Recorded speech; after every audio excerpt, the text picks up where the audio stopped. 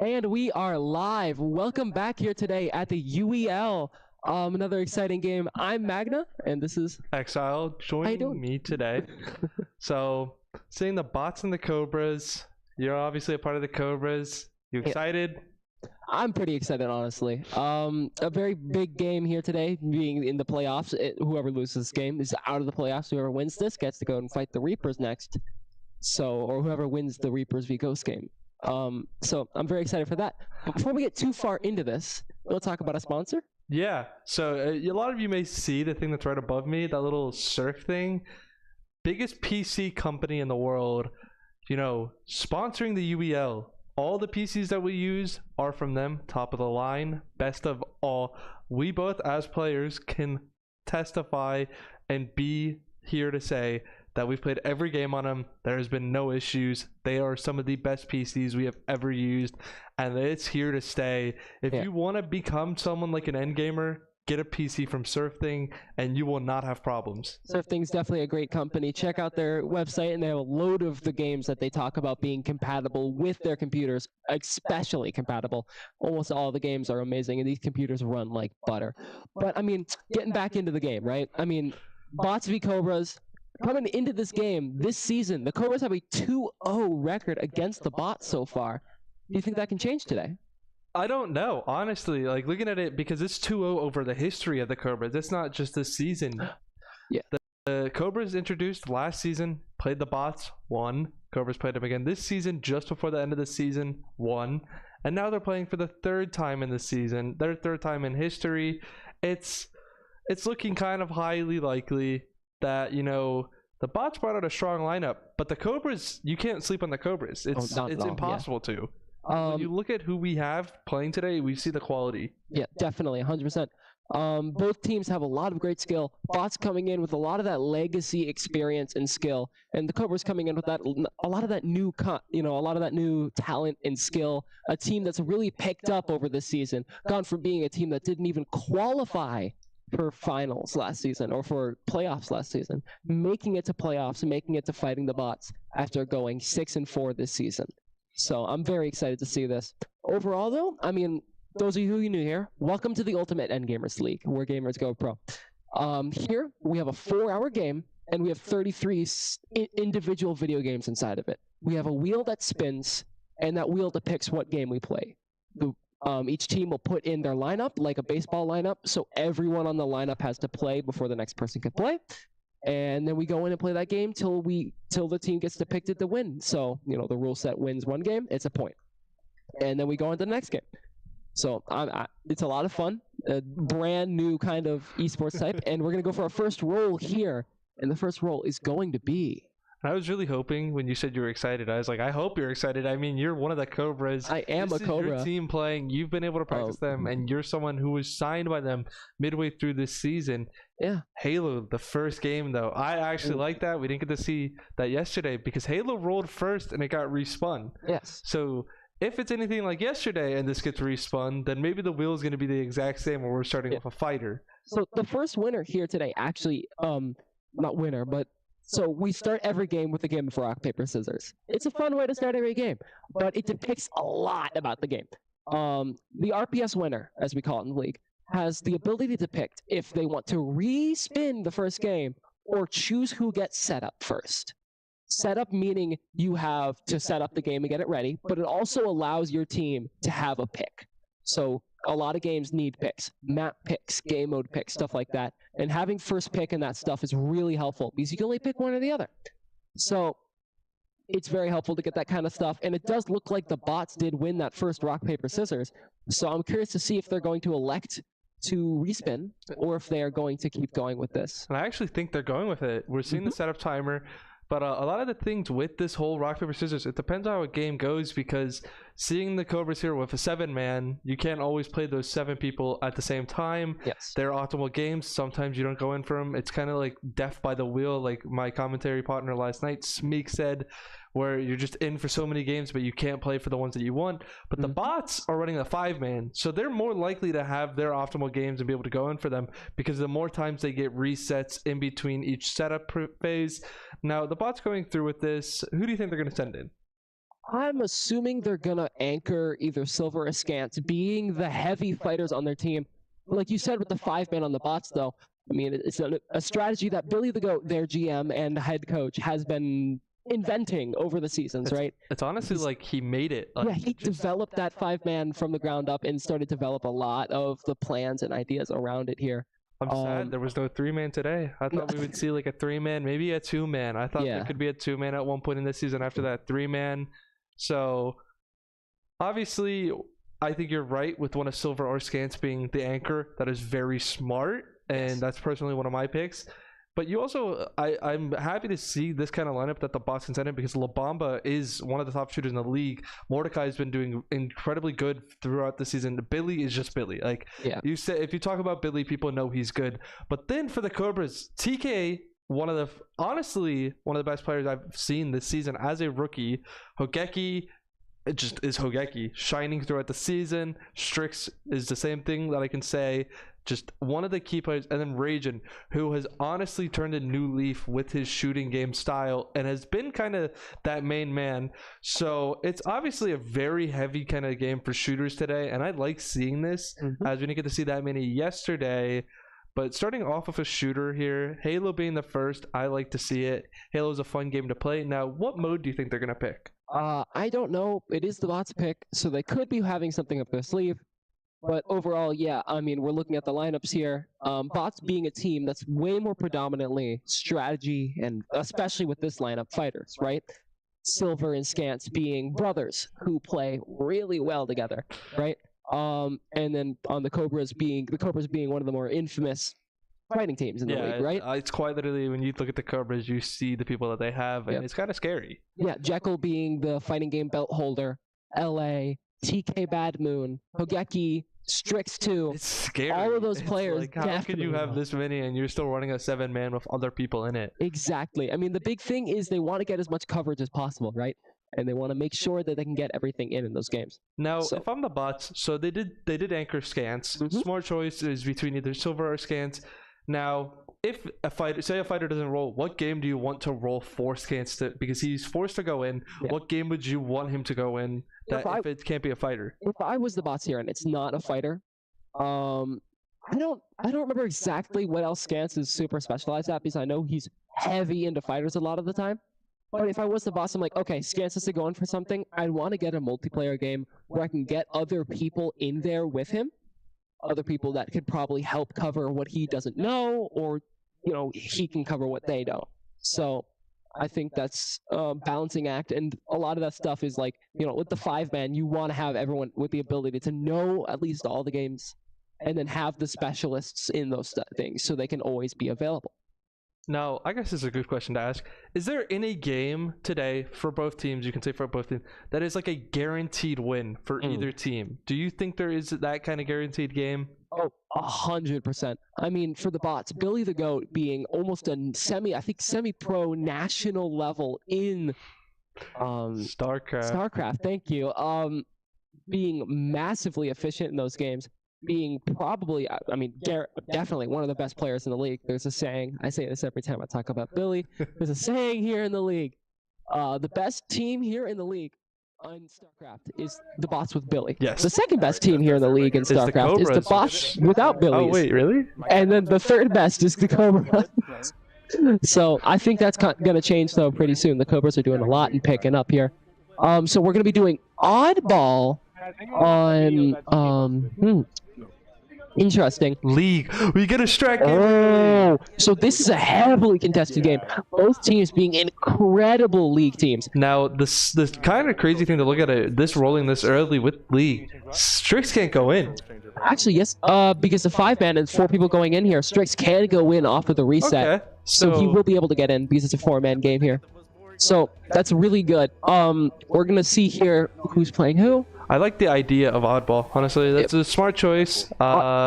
We'll see kind of people. The strat that I've seen from the league and I've seen people play is, if you're the person with the ball and you know you're going to go down, just throw it off the map or jump off the map with it so it resets and your team can get that kind of reset advantage.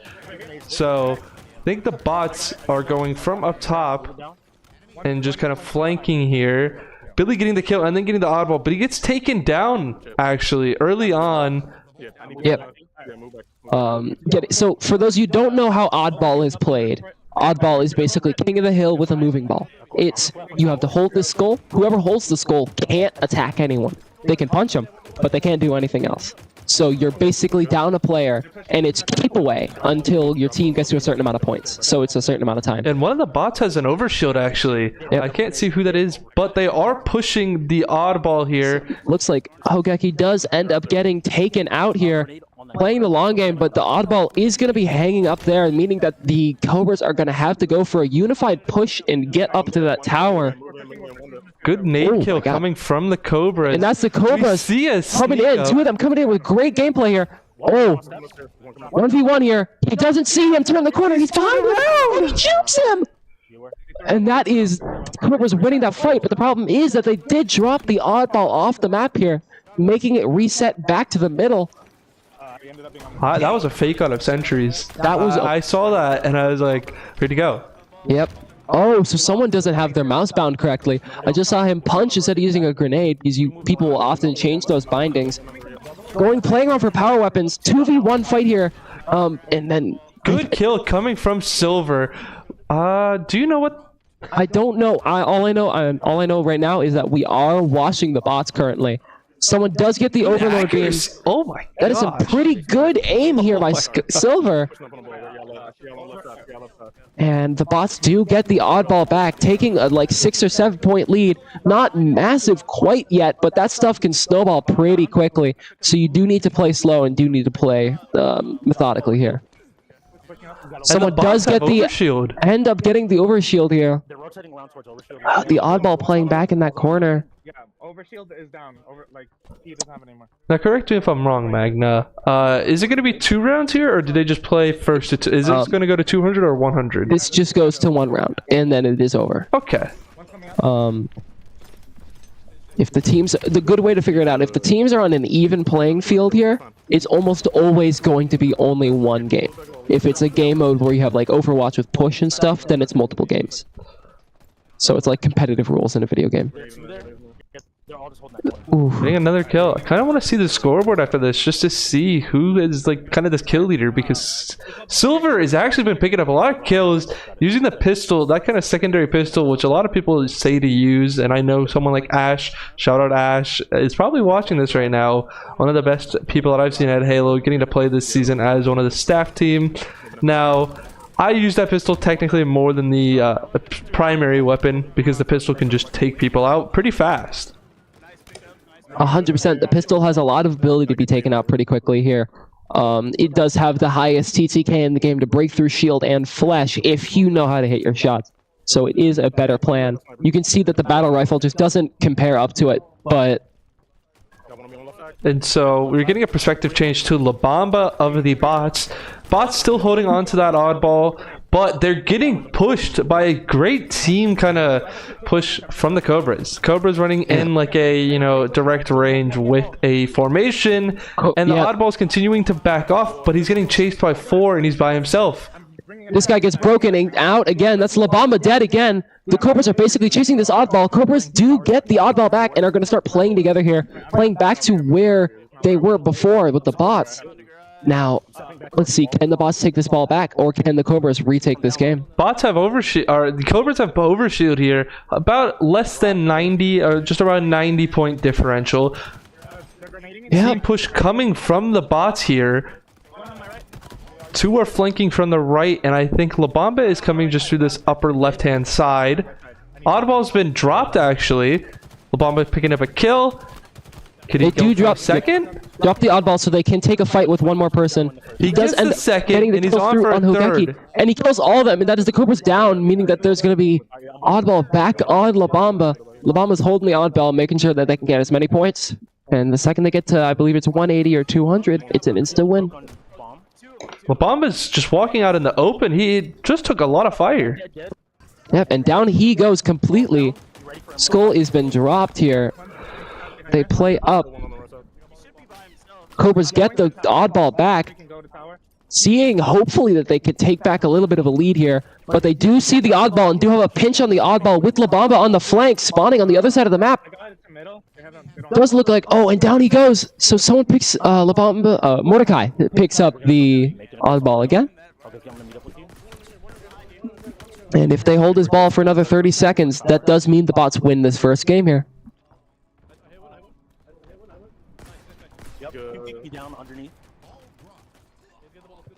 They do play Drops the through. ball. Smart choice, like you said from the earlier when the Cobras did it. Just get that extra man in a gunfight.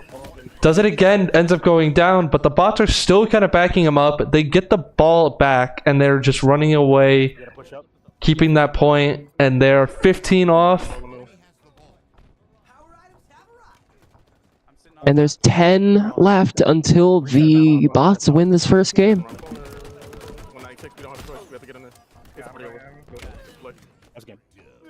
Ooh. Oh my. That Wow. was a headshot. And there you go. And that's bots' victory. That headshot was nasty. Looking at that. That was...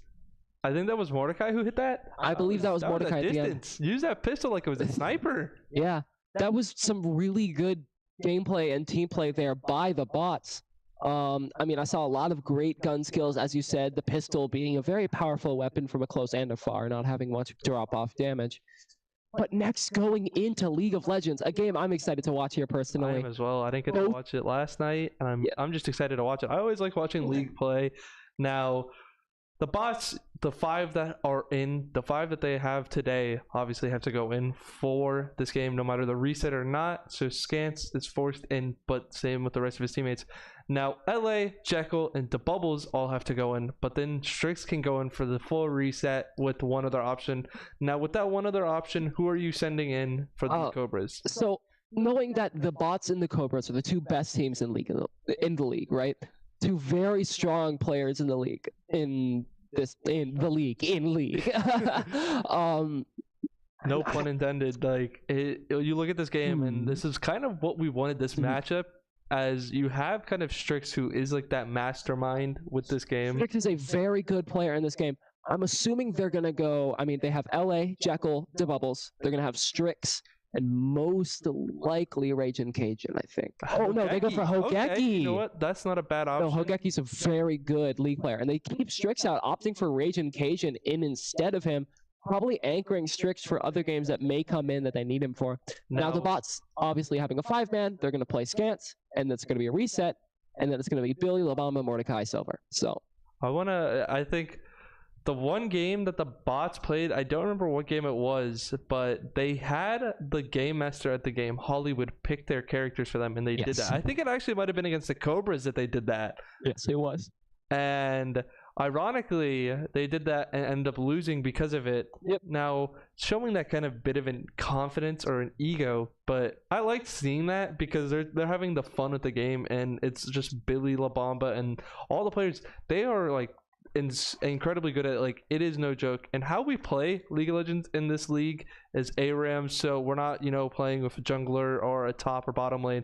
We're just playing ADC, and then it goes off point system. For a tower takeout, it's 5, so you just add it up to the score of kills that you get, and we will help you with that if you're still confused in the end when you see the score. If it's say 19 to 30, but the score with just the kills is 19 to 17. So, I mean, the big thing with how League works here, we play ARAM, as he said, which is just one lane. We do draft pick, and then we do bans, of course. So, after draft pick, people will go in, and they will all fight on one lane. It's basically a big team fight the entire time. As you said, 1 kill is 1 point. Taking the tower, which are the defenses that shoot at people in League, is 5 points. And there's two of those towers at the front, and then the one all the way in the back, and then the inhibitor, which is going to be 10 points, I believe. So going in here, we're going to be seeing the Malphite pick by DeBubbles, I believe. Oh, so the bans already went through. I see a Lux ban. Yep. That's a brand, and I believe that's a Malzahar ban also. Is that a Ash or Morgana on the far left. So that's Morgana, Swain, and I believe that's Jax. Oh no, that's Jin. Yeah, that's So Jin. But this is the pick. Swain being one of the people Jackal plays incredibly well, Jin being one of the people that Raging Cajun plays incredibly well, and then Morgana also being a Jekyll character. So they're trying to keep Jekyll out from having too many of his characters, but the problem is Jekyll has more than 3 mains. So he's just Really going to catch funny. them out. We just see a lot of people just pick more than one main. And Exactly. obviously, the bots have done research. They know these teams. This is what teams in playoffs do, and this is how you can call a team good or not. When they do research in games like League of Legends on who to pick and who to ban, because of team comps, you've just banned 2 of Jekyll's mains. Now, Sam here, telling me that he has more. Obviously, he has more, so it's not the end of the world. But I think Jekyll would want to play one of his mains, and it'd be easier for him. Jekyll, I believe, is going to be the one picking last here, unless he did go Karma. Misfortune, I believe, is going to be Hogeki here. Like I said, Malphite is going to be Debubbles. Hogeki. And then we'll figure out who everyone is after this. La Bamba's going to be the Twitch, I see. Silver's going to be a... Jekyll's going to be the Rakan. He's the last one who's picking. Okay. So Silver is a Warwick. A Nautilus is Scans. that's Xian. Is that either And then Mordecai or Malzahar. Billy? Oh, so Billy is the Malazar. I believe Labamba is going to be the Malzahar, because that is the character that I believe. I can't remember. We'll figure out as we get into the game here who is on who. But my biggest thing here I'm noticing is, like we said, these are the 2 best teams in the league. This is probably the most contested game on this wheel. Now, So- I'm not like a madman for saying, I'm kind of shocked seeing that Strix was left out, but I also understand where he's coming from as his playstyle.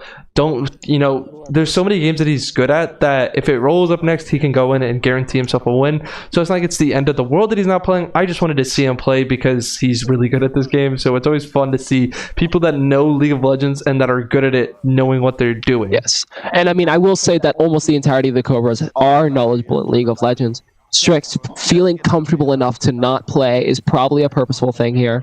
Looks like either they may be still buying or having some problems here. Both the Nautilus and the other one chilling all the way back, maybe trying to give them a lack of information. I would definitely like to see what is going on up there, though. Billy the Goat being stationary, and as they start the game, Billy gets everything ready. I'm betting he was getting his build ready. We have to have bush control. So we'll see how this goes. We are currently going to be watching the bots. So the bots are going to be on the bottom left side of the lane, and the Cobras are going to be on the top right. So if you see people fighting from above, that's going to be the Cobras. People from below, that's the bots. Already getting some early game damage here. Everyone's trying to get some pokes, some early game damage will be helpful, especially in this game mode, where it's really hard to heal. There's only certain sections of the map that let you heal, and it's only like these little health packs that give an aura off. What else I forgot to mention about this game, how we play it, is once it hits the 15-minute mark, anyone that dies cannot respawn. Yes, it'll respawn them in the game, but you're supposed to stay in the spawn because you cannot play. So say this goes to 15 minutes and the bots lose 2 people. That is a 3v5 now, and it really makes the scenario of the game change. And am I thinking that this game will go to 15 minutes? Probably, just with the caliber of the players. But we've seen teams like the Eclipse before this season winning a ARAM game against the Bucks in 5 minutes and 45 seconds to be exact. The bots have done it, I think, in around 6 minutes. And the Reapers as well, around 6 minutes. So these teams just taking to ARAM and just shredding as fast as possible because they don't want to wait. They don't want to take too long at it, especially in a game like playoffs where any point matters and you don't want to run out of time. Yep. Definitely. I mean, the Cobras have also had performances like that throughout the season here, having good amount of picks and a good amount of just absolutely swiping them. The Cobras being able to fight against the Reapers and the bots in the past time, beating the bots, like you said, on their non-mains. But you see that the bots have a lot of lower damage. And this is going to be the first kill here. The Nautilus does get killed. And that is going to be the Karma getting the kill. And I believe Karma is going to be LA. Good from LA there, getting a kill. So the Cobras are up just by 1 point, but they have a one-man advantage while we wait for the bots player to respawn. And the Cobras here are actually going to start pushing the bots back towards their tower. Now, it's also the towers do damage to you if you're in their line, and there's times where we've seen players, I'm one of them, I've made those mistakes before learning this game where you just die to a tower, and it's kind of embarrassing, but those towers can do damage, and the goal is just get these towers down, take out the Nexus, and you win no matter what. But if it has to go down to it, it'll go down to points after 15 minutes have been played. That Nautilus dies again. Oh, just barely not. He does get the flash out, though. The flash does get baited out. Flash being a very important spell in this game. Having the ability to basically get you out of any situation. But that Nautilus taking a lot of damage from there. Wow. And we're going to be going in and seeing what we can do from here on out. The Cobras are getting a bit of push. They don't really need to get a lot of damage on the tower. Like I said, they're going for a lot of heavy poke stuff with Kate and other people like that. Rakan having a lot of that stuff too. Jackal on Rakan playing very passively on support. You can see that the bots are playing pretty much just around the tower right now. I believe they're waiting for just level up and stuff like that, going for later game. They don't need to play too hard or fast or far up here. Well, they can play slow. You see Snowball gets missed here, so there's going to be no way to dive in. Is there a specific term, as you know, League, about the gold, like the currency that they get? And if, someone maybe in the chat is, new to this game, wondering why they get that from killing those minions and taking out players? Okay, so gold is just a thing you get in this game from killing people, killing characters, leveling up, and stuff like that, right? As you get more gold, you have the ability to go back to the store and buy things. The problem is, in ARAM, you can't go back to the store. You can't channel. So, you have to die to buy items in this game.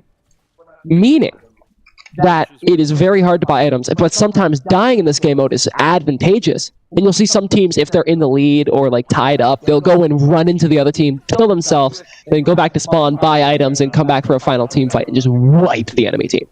So, more damage on that Kate. Oh my god, the Nautilus getting a lot of damage back down on him again. They're just not letting the Nautilus stay too far up. Does look like the Cobras do have the level lead by 1 point. The bots having only level 6 across the board, while almost all of the Cobras have level 7. Billy here, I'm looking at his gold, like you just explained. He has 2,400. Yes, that means he can buy basically one full item. Now, like you said, it is kind of a fear of, having to buy stuff because you have to die to buy it. And when your team starts losing numbers, you end up getting your towers taken out. Good flash. Oh, this is a team fight right here, and dives in. That's 2 dead. One dives on the Cobras. That's another enemy Cobra dead, down. Another person. But the Cobras go for the final kill. Cobras get another kill. 2-5 here. Hokeki does almost get down there. Very low HP. That team fight was detrimental to both sides. Able to fall back and get those items, as you see right there. And they're going back into the fight. Getting a lot of damage on the tower, but they are going to be backing up here and playing slow. Billy getting the flash, actually. Someone had to... Who flashed there? Did someone flash there? Yeah, I believe it was Billy. Once he threw up his ability, it hit 2 of the Cobras. Oh, but that's another team fight. They try to capitalize on the low HP here, and it does get the karma out. That is 3-5 right now. But the tower that the bots' first tower is super low. One more team fight, and the Cobras can probably take that first tower, which is a big problem for the bots, right? With Billy's death from that previous team fight, we did get to see him go in and buy. He did buy his items, was reading, and he obviously knows. So he's going to build it into a certain way with the character that he's using. So this early on stage kind of death doesn't really matter in the long run. It's just they are 7 minutes in. Once you get to that 15-minute mark, you'll start to see some players maybe die just before 15 minutes because then they'll respawn in time and they have a full build. Yes, so they see that the Cobras are just kind of going for their kills here, getting the minions out, getting levels, because the Cobras do have that level lead. The Nautilus does dive in, but they do get a little bit of damage on the Nautilus. People playing back, because the Cobras are lower HP right now, meaning that the bots do win this fight overall. This is going to be a theater of passiveness right now. Raging Cajun basically Like, you touch him and he falls over with that much HP there. Oh, and a lot of damage, and another one down. The Nautilus goes for a dive, but gets stunned halfway through it. 4 to 6. Someone playing into the bushes there. They do have the info. The Rakan dives in. That's Jekyll in that big team fight. The Cobras dive in. They can win this team fight right here and take it. That's 2 down on the bots. And the Rakan by Jekyll. The dive being amazing. Scaring someone off. The Nautilus getting cut off here, and the Nautilus goes down. Only 1 bot is remaining. And this should be the first tower going down. Unless they get back in time. Hogeki does almost go down here. 4 to 9. Cobras up by 5 points here. If they take the tower, they'll be up by a whole 10 points. Oh, and another one gets killed. The Cobras take another kill there. Yeah, I got you. Yeah, But that does mean that the bots are going to be able to trickle back, which is pretty smart, meaning that you can basically extend a team fight and get a lot of damage going in there.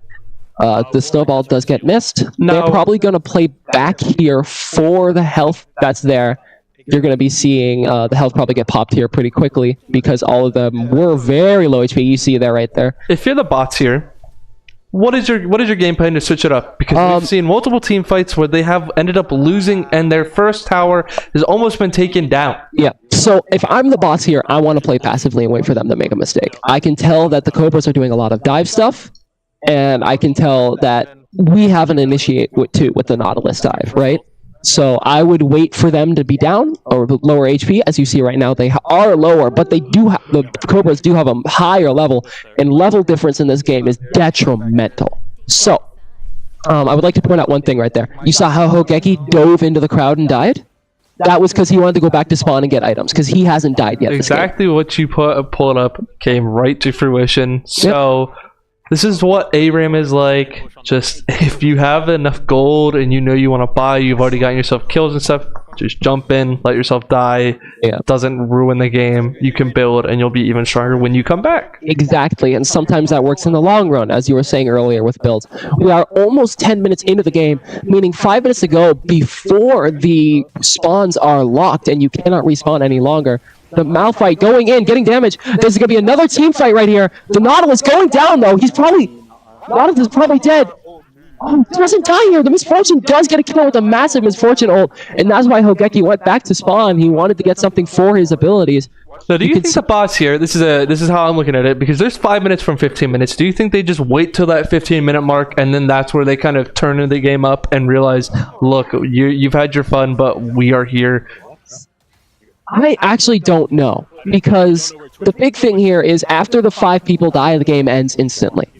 You can't just like kill the 5 and steamroll the base. We see a double here, and that's 7 to 14 for every 1 kill basically here. The Torn Ligaments is going to be LA, so LA is on Karma. Every 1 kill the bots are getting, Cobras are getting 2 back in. That's a triple from Hogeki. That means the bots are going to take, the Cobras are going to be able to take tower here. Tower goes down. It's going to be horrible for the bots. That's going to be, let's see. A 9-point difference. Yeah, 9, and then if they get the tower here, it's going to be a 14-point difference. And there goes the tower. They're going to take a team fight here because there's no defense. They back up for heals. They're playing passively. All the people are back here. This team fight could be massive to the game. Being able to take up, if the bots win this, the dive goes in here, and Cajun has to heal himself. And Raging Cajun does go down there. Oh wait, no, that was LA. Hogeki gets killed here too. And everyone, all the Cobras do get killed with a quadra kill by the Malzahar. And that means they are going to take damage. Raging Cajun is the last one alive, trying to hold them off point just a little bit so the tower doesn't fully go down here. But the bots are just able to take the tower. And so now the game is 16 to 22 right now. Okay. And that is a lot of damage towards the Cobras right now. Losing that much tower is terrible this early. 12 minutes in on the clock, and the bots have already started attacking the second tower. The Cobras kind of just took that team fight after they lost their first tower and just turned the gear up. Now, bots backing off a bit, letting the Cobras regroup. Obviously, one more team fight. I'm expecting at least a couple more team fights with how these players are playing. 100%. So far, just seeing this game, as the game hasn't ended, we don't know who's a winner or a loser of this game. Who is your MVP of this game? Who's been the most impressive? Of this game so far, massive stuff that I've seen has come from LA. LA having that ability, and then also on the other side, I gotta say Billy. I gotta give it to Billy. I think obviously Billy on mine, but for the Cobras, I'm not gonna go with LA. And props to LA, he is actually doing good. But I think my man of the match, or like the MVP for this so far, has been Hogeki. Oh yeah, Hogeki with the perfectly Hogeki's only timed died misfortune maybe, I ults. think twice so far, and both times, one of the times he died was just to go back to buy. Exactly. So it was just a strat of being able to buy items, not actually, dying because the bots, won that team fight. Switches with them. Exactly. The Cobras playing back up. The bots are still at that level disadvantage here, so they do have to play and wait for them to mess up. They do get a dive. That means they're probably going to get a kill here. But can the Cobras take it back up? The misfortune ult, like we were talking about earlier, all that massive damage. The Malphite, oh my goodness, the Malphite just comes in and slaps him in the face. The Nautilus, very low HP. The Nautilus does back off here. Raging Cajun does get in there, uses his temp HP, and gets a lot of damage off. The Nautilus Malphite going down. just going down. The Malphite being Mr. Bubbles. There we go. And down another one. The Malphite scaring him back. The last one alive here is going to be Billy to go. Very low HP on everyone on the Cobras here, though. There is just a minute before 15 minutes. And down goes Billy to go. Wait, this means they could probably take the tower here. It's 18 to 27 right now because 5 for each tower, and then each kill is 1 point. You can tell on the top right how many kills each side has. The left side in the blue is going to be the bots, and the right side in the red is going to be the Cobras. Someone does get hit in the Malphite. And Could go down dive here. there. They keep going in. This could be a mistake. He does get down. LA does get killed here. Labamba getting down. Labamba goes down. That was not a great trade there. LA does get killed, but LA had such a backlog of gold that he has the ability to get it back and respawn just before the game should not allow respawns anymore. So everyone that is dead currently can respawn, as it'll take over 15-minute mark, but it doesn't mean that they are stopped from respawning. They died before 15 minutes. Yes. So after this, it is at 15 minutes. Whoever dies next is permanently out. Silver dies. That's Silver down. The Malphite doing massive amounts of damage. LA just going in with that absolutely chunky character. There's 2 people down for the bots. Wow. I can't see what's going on, but the Cobras, you can see on the minimap, are pushing in towards that tower, trying to either take a team fight here or get a lot of damage. Raging Cajun gets another kill here on the Nautilus. They have to take tower here, 27 to 15 or 32 to 20. So there you see Labamba left. Both players, so the people that are already out have left. So that means that the game is probably over, and that is going to be a Cobras victory in the league. Very dominant there. Cobras basically getting 2 kills for every 1 kill the bots got, and that does answer the question. And they left who's the Strix best in the out. league? They left Strix I out. know, and that's the thing. That does answer a question though of who's the best in the league. The bots versus the Cobras being the heavy contentious fight here. I think we got what we wanted. I mean, it was definitely a show. I still think either Ragin or Hogeki goes down as my MVP. I honestly, no, I can't even say just those 2. There's still Bubbles, Jekyll. The massive LA, dives by it's like Jekyll that and whole Khan. team. That was a very good game there by the Cobras, but also by the bots. Bots showing a lot of their skill and a lot of their knowledge. Billy being able to basically carry a lot of that game there on his back. Labamba following suit. But I bet you, I mean, you saw the Nautilus diving at times he shouldn't have there. Getting in and getting absolutely wiped out. And I think a big thing is just the people who don't know how to play the game can I be think it was just heavily also detrimental. kind of like a worry of seeing that time clock go up, getting closer and closer to that 15-minute mark, and realizing, look, we have a hill to climb. We need to start winning. If we don't start winning, well, we're going to lose this game. And we don't want to lose this game because now we've tied the game up. I mean, only 2 games have played so far in 30 minutes, but you don't want to lose. You don't want to walk away and like that one game of league could be the deciding factor for the rest of the night. Agreed. And next game up is going to be FC24. A lot of the Cobras definitely play this game, but I know a few of the bots definitely do too. I'm going to put my money on the Cobras for this, as I've been practicing this game with them a lot. All right, okay. Do you know who the Cobras are going to use? Because I know Bubbles and LA really wanted to play this. But I don't think they can play. No, Bubbles and LA are actually available. The only 2 unavailable currently right now is going to be Hogeki and Ragin Cajun. So, okay. I'm looking at this and I'm thinking, do I want to full send this or do I want to save people? What do I think of everyone's skill level here, right? I mean, looking at the bots too, who do you think is really good at FC on the bots? Honestly, I just see Billy with sports games. He really just picks them up. It's like he's just. Fair. I can't explain Billy like without just saying how good he is. Like for anyone that's watching this for the first time and you see that name Billy the Goat, there's a reason why he's called the Goat. He is because he's just that good. He's an incredible player here at the UEL, being the bots, not only owner and GM or owner and head coach, not GM. RPG's their GM, but like having a lot of heavy role. He is a heavy hitter in a lot of these games, right? Like I've said that with the StarCraft earlier. A lot of the strategy games he is dominant in. He is very good in a lot of the games, and he's been here since D1. He's been here since day one, so he knows what he's doing. Now I'm thinking maybe it's going to. So a timeout coming for the Cobras. It may be just an issue from that change from the PC to console. Now I'm going to assume it'll probably just be Billy Labamba, maybe Billy Mordecai, kind of just a team that involves Billy. Do I know the team comps? Not necessarily. I mean, we've played both teams, I think, in FIFA. I know the Cobras like to do this thing where they like to just cross. They play off crosses, acrobatics and stuff. That seems to be their little meta. Yeah. I know the Cobras are going to try and do that. I think the last time I saw them play, they either played Portugal, so that has Cristiano Ronaldo for the height. But the bots might have figured something out. And last night, I knew about the Ravens. They always play PSG. They used that kind of three from PSG, including Mbappe, Neymar, and then one of Hakimi or Marquinhos. Yeah. But the X-Gods last night did France. So basically, France or PSG, either team you pick, will have Kylian Mbappe on it. One of the best players in the game, one of the most meta players in the game. I cannot stress how insane it is to play against him. It's always a pain to play against him no matter what. If someone packs him in Ultimate Team, it's always going to be a juiced out card. Stats are always going to be juiced. You don't want to have to play against him. And maybe the bots do that same kind of thinking of, well, we'll just use Mbappe.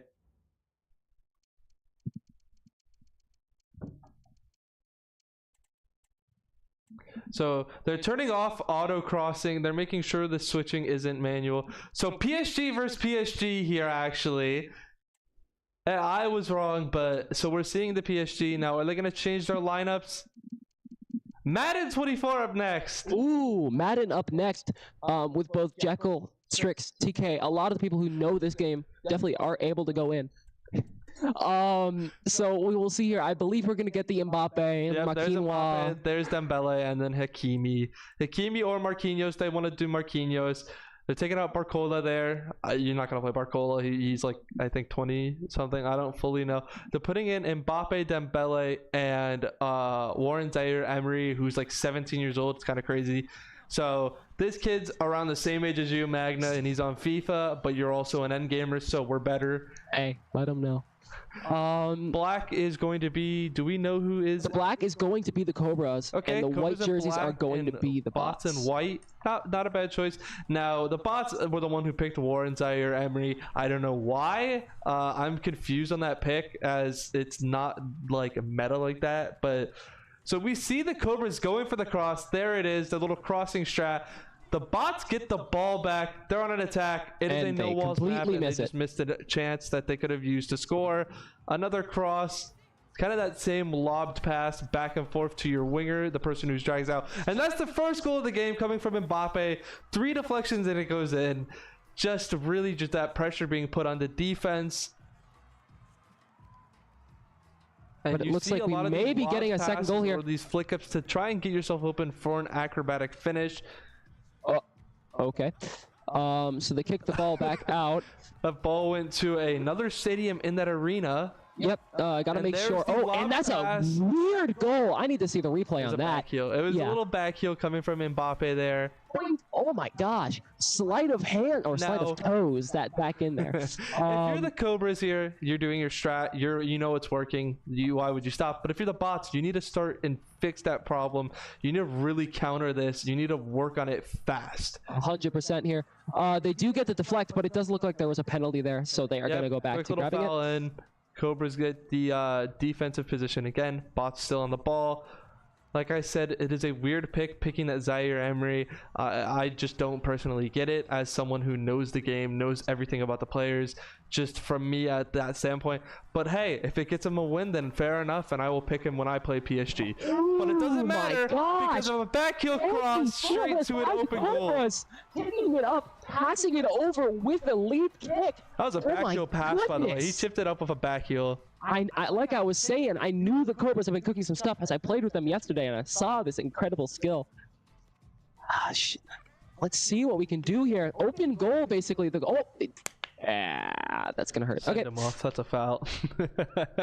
And he passes straight to the Cobras, but the Cobras give him it back, but they get it back. So the gift of giving and receiving coming from these two teams, kind of like the Christmas spirit, but we are in May. Don't get how it's happening right now, but hey, this is ultimate endgamers for you.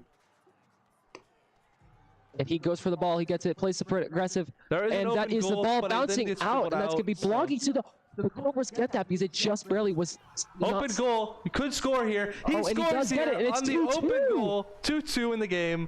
Now we see Juki behind them coaching, so giving them a little memento, a little mentoring. I don't blame him. Juki's really good at what he does. We've seen him throughout the season. I've seen him at firsthand when we played the Cobras, when my team, the Ghost, played him. That's another open goal. If he gets tackled there, barely, that's guaranteed a goal unless he somehow misses. We've seen some bad misses. The pressure, but they use Mbappe to defend. So Mbappe's pace to defend, kind of funny. He's the fastest player in the game, or just around that. And hitting the crossbar with a header. The net is too short, and he just barely doesn't get the header in there. And we kick going it out. for a header in Volt is funny to me because those goals are not even the size of. It's not even up to your kneecap, depending on where you are. But we see that header, an attempted bicycle kick getting blocked by the defense, going up for another header, just a little too tall. You could angle it downwards, but it is just all Cobras right now. Actually, it's seeming like this attacking possession is going straight to the Cobras. They are winning every time they tackle. Another attempted bicycle kick. So Mbappe, both Mbappes within the span of maybe 10-15 seconds have gone for a bicycle kick. Another scissor kick there. Now, to be fair, it was a foul, so we'll give him that. Apparently he just slipped on a banana peel. It's fine. Plays up, goes for a goal. Oh, that would have been clean. That was very close. It is with Volta. We see tons of teams in the league going for bicycle kicks, and that barely missed with 0 seconds on the clock. And he gives him the ball, so he gets it. I thought that went in, and I was about to get up from this table and start screaming, start celebrating, because that was from maybe the corner towards around that, so almost out of bounds with the defense blocking the goal. Let's get the block on the ball, but it doesn't go all the way back full. You know what? If the bots manage to win this, I will put a bet onto it that I will respect them picking Zaire Emery. I know I was slandering it at the beginning, but if they can come away with this win, then I have to be impressed. Yeah. Just tactically, from my standpoint, I don't understand it, but hey, these are the bots. This is a team that makes decisions, and when they make those decisions, they know what they're doing. Another header getting just there. A pop-up to a bicycle kick gets deflected now. I would have wished that went in, because that just would have been a really good goal. So they're just getting the ball ready, getting control. But they get oh my goodness! Oh, that would have been cool. Almost gets it full screen, just like the bots did previously. Blocks the ball, headers it out. Header there, almost going in, but it gets blocked and chipped up. 2-2, a lot of control here by both teams. I will say that I think Mordecai is definitely. That's an off-balance shot now. Lucky. It's not even lucky, it's just how Mbappe is. You shot that off of Mbappe and he's 5-star. So no matter what foot he shoots with, he's always going to be good at shooting. A chip up pass to a bicycle kick going just out of bounds, but we saw a little bit of flair there. Yeah, definitely. It kicks it back out. Both teams are going for this kind of little crossing strat. Almost he saves it. When he gets it out, can he make it all the way down here? Ooh! He tries to do some fancy footwork, almost gets past the goalie. Oh, it was a foul. But he does get fouled here. Stops the oncoming attack into a bicycle. Set a fancy footwork by the Cobras coming out Just here. a bicycle kick, but it works. You see that little chip up to Mbappe. He's going for the acrobatic finish. It's going to work. Bots had that lead for a little second. They're still dribbling with the ball. And that's another. You got a minute and 40 left. The bots are, taking this game. But the Cobras aren't saying no. The Cobras aren't giving up. The Cobras are still fighting. 100%. I ended up going out of bounds with that, getting the bots ball. I don't know if they know it, but what a lot of people tend to do, Oh my god! going for a bicycle kick from outside the box from a header. That was a header to a passed up lob. He just scissor kicked that and it went in. Now there's another bicycle. That also goes in. Oh my god! And there's that dance. I would be dancing as well if I scored a bicycle kick like that in real life. That's impressive coming from the Cobras. Going to grab the ball. Gets tripped. No foul. foul. No. Ref? Where are you at? The ref is blind. The ref is blind. Doesn't even matter. There is no ref. Ref doesn't exist. Alrighty. Passes it out. Almost gets the kick to the goal. Actually, good choice of a shot. Plays back defensively. Gets tripped. Ref. There we go. Plays it back down. Marquinhos with the good passes. Playing hyper aggressive because they do need to get one more goal to win this game here, and they only have 58 seconds left. He has that play style plus of pace. That hyper aggression, he does end up picking it out just so they don't have the ball back on their pressure. Does end up running out too far. Emery grabs it. Mbappe has an open goal here. This is Mbappe's dreams. Oh, and almost gets it in. 45 seconds left in the game. Can the Cobras come back here? Nice little dribble to fake out your defense using Dembele's playstyle, which lets him get more boosted dribbling. Mbappe's playstyle of just pass or pace, actually. So it's really ironic. The little rocket just shows how fast he is when he's running, and it means that he's rapid. Rapid like a literal rocket, no pun intended. 24 seconds left. Do you think the Cobras can come back here? Yes, I think seeing the that's an open goal. Oh. Good little fake. We have an open defender into a pass. Shot going to the corner. Looked more like a through ball to me. We're clowning that as a through ball. Shooting from his own side of the pitch. If that went in, would have been impressive. 9 seconds left on the clock. Cobras with the ball. They go for a Hail Mary kick and it just doesn't work, but they do kick it out. They can win this here. This is incredibly slim. Oh, it hits the post! But it hits the post! That is a bummer, and that is a win by the bots. He hit the post of that. That is last kick of the game. You go for a bicycle kick and you hit the post. I'd lose my mind. I think I would retire at that point. If you're telling me you're the chance to tie up a game, you're in extra time. It's the 97th minute of the 7 minutes added on. You kick the ball. It's a bicycle kick. You think it's gonna be the greatest goal scored ever? Nope. You hit the post. Yeah, you get rejected by a post. Not even by a goalkeeper. Not even by a defender. Next up is going to be Madden. Jekyll is available. TK is available. And Strix Billy the Goat is available as well. Billy the Goat is available on the bots. As you said, Billy the Goat being nigh undefeated ever in Madden. He actually got defeated this season. Oh yeah, he has, like I said, nigh undefeated. He's close, but he's not there anymore. So this was the first season we saw from the entire time that Billy's has been here. Kind of crazy. You're telling me he's been here since the beginning and we're in season 8. 8 seasons of this, and it took till 8 seasons for Billy to lose one game of Madden. And it's kind of impressive. That little record of 8 seasons, I think I'd be sad to lose that, but it shows how good he is at that game. Now, obviously, I think, in my personal opinion, and I'll ask for yours, I think it's going to be Billy and La Bamba. But what about you? Yeah, I think it is also going to be Billy and La Bamba. That makes the most sense here. They want to save the fighters, the Cobras being a very scary fighter team. Now, I joked with, obviously, the Cobras. You heard me since you were out there. But I also joked with everyone. Yesterday's wheel, if you were watching yesterday's game, you saw that wheel where it rolled almost 5 fighters in a row. Yep. And I joked that we're not going to get any fighters today. We so far haven't gotten a fighter yet, and I hope I'm not true because I think both teams would hate me because of that, and I will have to apologize greatly after this.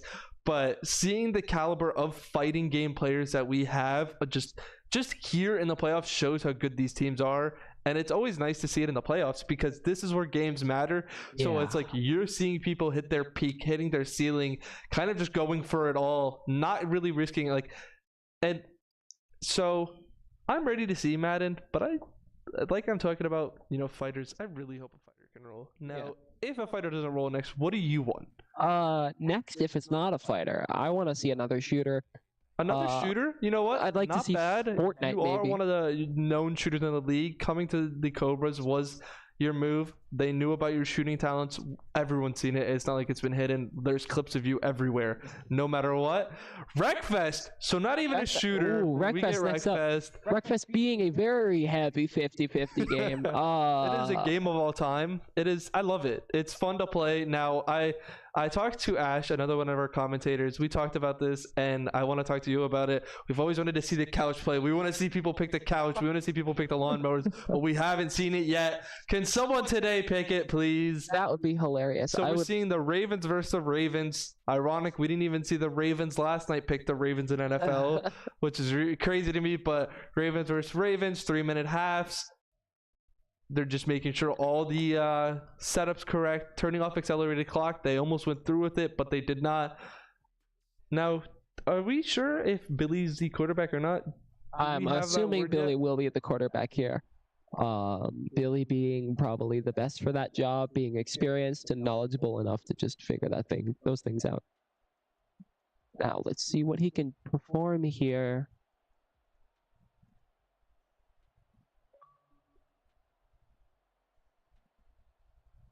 Okay, let us see. I believe it's going to be the Baltimore Ravens on one side and the Baltimore Ravens on the other side. No way. Yeah. I don't believe this. So we'll be seeing a mirror matchup at its finest, almost like a fighting game mirror matchup, but this isn't even fighting. This is nowhere close to fighting. Yeah. So I don't know why this had to be the game for a mirror matchup, but hey, I don't mind. Both teams know what they're doing in Madden, so I personally... So you have played a lot of games this season. Obviously, before you came to the Cobras, you were a Bandit. You've been at a Cobra you've been a Bandit for a while. Yes. One of their main players, one of the kind of just key people in this league as a gamer. Now, when you play Madden, what do you prefer, being the quarterback or not? I don't like this game. But when I am forced to play it, I will usually play receiver because it's simple for me, and I cannot grasp. My tiny brain cannot grasp the games of brain. You know what? Game. You're not even. It's not even a tiny brain. I agree with you. I mean, I personally do not like being the receiver or being the quarterback. I don't want to make that mistake. So the people that are the quarterbacks and the ones that are incredibly good at this game, you'll see them. They just dominate games. They pull the strings like a real quarterback. But a sack coming down. And I believe, yes. So currently in possession of the ball is going to be the bots. The black background is going to be the Cobras. So on the left side of you see the black where it says Baltimore. It's like the black background or the black scoreboard. That's going to be the Cobras. The purple scoreboard is going to be the bots. Still 0-0. But that sack was terrible. Makes a run. Running with Lamar, actually. Ooh, gets a good pass, but it gets almost intercepted. Very good try on the aggressive pass, and it was just a little bit too far. And a lot of people in this league actually try to play with that little shot meter, that little throwing meter that you saw where they have to time correctly. Yes. A lot of people don't seem to get the grasp of it. But obviously, we see that pass. Very good defense coming from the Cobras. Already going for a punt, which is a very, very scary thing to do. Yes, but it's also a smart thing because hits a wall like a truck. Good ref. But that means they are going to be at the 36 here, and that means the Cobras do have possession of the ball now. So the question is, can they run it up here? We have 3-minute quarters, as you said, but the problem is the bots. You know, the bots. The bots receive first. The bots receive first, and they got intercepted. And that's the biggest problem. Okay, so big thing they're going to do here. Billy loves to eat through the clock, right? Billy the GOAT, known for eating the clock in Madden. And I don't blame him. It's a smart strategy. You know, it gives you the time so you can guarantee that if you say end up scoring. Oh my gosh, that's God! Can we stop tackling? And it was damn God. Yeah. Pure hit stick and vibes. Just it's crazy to watch. But Billy doing that little time, just kind of chewing up the clock, he does it so that if he ends up scoring, he has to score a field goal to just go up by maybe a point or so. He does it with maybe 1 second left so that when he kicks it off, the other team has basically 1% chance of scoring to win, whether they return the kickoff or not. Exactly. And Yesterday, the Ravens did that. They waited all the way until maybe 20 seconds or just about 10 seconds left in the game, kicked a field And he goal, and makes it was to the able to win down. Madden. Jekyll, I believe this is going to be Jekyll on the QB right now. Yes, Jekyll and TK. Jekyll's going to be the QB, and TK is going to be the receiver. It's so funny that team comp of Jekyll and TK. You could hear that team comp going for a game, and you're thinking it's a fighter game, just how good they are, but they're going in for a Madden, and they're still good. Just shows how versatile and how good these players are. Exactly. The Cobras definitely coming. Oh my! Make it to the next down. Okay. Off a run. That's 15. Oh, it's 17 yards off of a run. Oh, they're just doing runs at this point. They realized runs are working against Billy, and they're just going to start running and running and running and running. And that is going to be the first quarter over. Cobras still have possession of the ball here. First down. Oh, second down, actually. Now, the Cobras also, say once it goes to halftime, they get the ball back from kickoff. So it puts the pressure even more onto Billy and the bots. Because not only do you have to score, you have to then score again at least before halftime so that you can at least give it a chance to be in a lead when they get the ball back, or you have to immediately win the ball back once you kick it off. Yep. And the big downside to all of this, right, is it forces Billy to play like the Cobras instead of vice versa. And the interception! And the Cobras pick six. Oh no! 30 on the 31, the bots get the ball back. And that was like the same issue from when the bots threw it. They timed their pass, but the defender was there. Now the Cobras weren't able to intercept it when they first did it, but the bots were there. Both quarterbacks using that little meter, so both quarterbacks obviously have some knowledge of the game, have picked it up, and that's what we like to see. Open pass to the receiver, good little shimmy there, ends up getting taken down no matter what. Look at how excited that man is. He just basically punched the opposition. But I liked, that defense there from the Cobras. They only had one man open there, but they were able to close him down with a 3-man. Running it down exactly. Pass knocks him back down. Ooh. This can be bad for bots here. I mean the bots are at 2nd and 8 here. Doing a lot of runs. They do get the 2-minute warning, meaning their clock is going to be frozen. But Billy not able to run his clock much here. Already in the second quarter, 0-0, 2 minutes left in the second quarter. And no matter whatever happens in this quarter, the Cobras get the ball no matter what. Mm-hmm. So if you're a Cobras fan or you're just a Cobras player here, you don't care if the bots score here because you start with possession and you have your time to do what you want. You can be strategic. Exactly. This is why you want to play slow and chew as much time out of this clock as possible. Billy making sure that he doesn't have the ability to do that. Doesn't get a great pass. Passes it out, and it's he caught that? Yeah, he did. That was a first down. Oh my gosh! Like tippy toes had to touch the grass there because he caught that out of bounds. Billy obviously pulling the strings as a quarterback, but I can't just put down Jekyll. Jekyll's also pulling the strings. They're both kind of like two little magicians, and they're doing their tricks. Does get the intercept there, is onside, so that's going to be a lot of time. I mean, again, if I was the Cobras here, I would be chewing the heck out of this clock. I get this ball back in 1 minute and 20 seconds, and I don't want him to have it any farther. So if I was Billy, though, and I got the third, Billy does get the pass. Short pass, but it's an open run. Gets his first down. Gets even further than first down, and they use their first timeout. And they're going to go for this first touchdown if possible, but that does mean that the Cobras are going to get the ball back with like 30 to go, meaning they probably have 1 or 2 good plays left in them. Now the question is, can the Cobras utilize that? Ooh, goes down, and that's 2nd and goal. Good defense there. Clock is now going to be Cobras. They know what they're doing. If the Cobras play the smart here, they're just going to sit on the screen for a minute. We're just going to sit. Oh, maybe not. Doesn't run down the clock. And they're going to try to go for a pass play here. He gets it, but it gets dropped, and it's complete pass. But he doesn't get many yardage there. 14 seconds left on the clock. Not even a timeout used here. Yeah, no huddle called, and he goes for and he gets sacked. He gets sacked for. Billy calls the timeout here. 6 seconds left. That's one good play. He's going to go for the kick here, which is fair enough. But oh no. Okay, I thought that was gonna go wrong, but that was the power side of the kick, not the aim. Whew. I thought it was gonna get sliced. I thought that was gonna go. Just go to someone in the crowd. And you're like, here's a gift for you. So bots taking a 3-0 lead.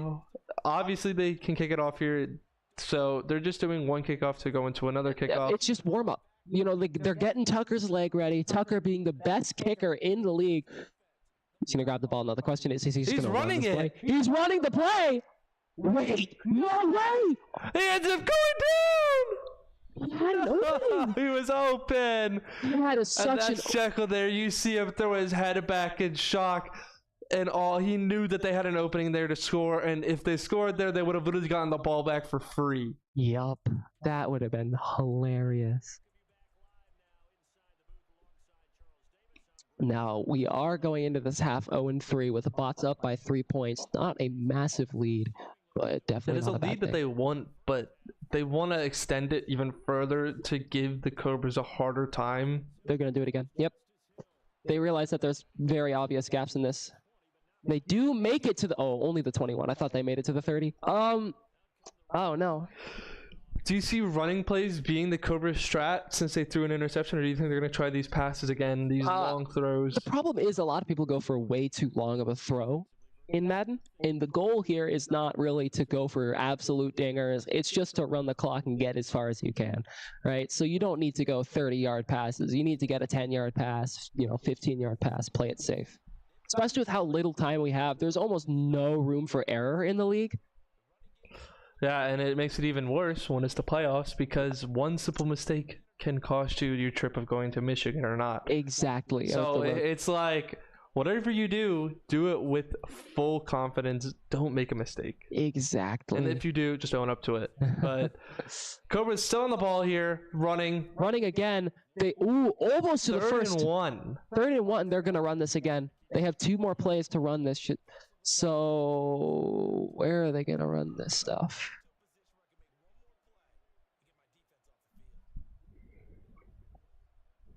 Let's see what play they make here. Jekyll's waiting for Billy, but Billy's waiting for Jekyll. Kind of a game of chicken here. You don't want to run the clock? You want me to run the clock? I dare you. You do what I do what you do. Exactly. So it's like two masterminds at games. Like, it's like, oh, I know what your strat is. I'm gonna do it back. they get it to the first. Nice blocker. That's a pretty good run there. Gets it to the 10. And He's weird schmoovin'. celebration, but we'll take it. He's That is schmoovin'. a Cobras 1st and 10, able to get it off 3rd and 1 with a passing play. They didn't even have to run it for that first down. Exactly, and they make it pretty far up to the 45 here, almost halfway down the court. Lying about every play there. Oh my goodness. Running it straight down the middle. It just doesn't work. They need to switch up their plays a little bit here. If they're going to go for runs, they may want to go around. Maybe practice some RPOs here. I don't know if you noticed it there, but I think one of the bots who was controlling their defender went to go and try and tackle, but they were a little further away, and they just dove. They just Get down, dolphin dived Mr. like it was Call President. of Duty 2 or Yeah. Black Ops 2. Okay. Does get the pass here. No intercept. Oh, I thought that was a fumble. Oh my I gosh. thought that was a fumble, but it was a complete pass, and he did. We know it wasn't incomplete. Oh no, that was incomplete. I thought that was a straight fumble. I mean, that was a...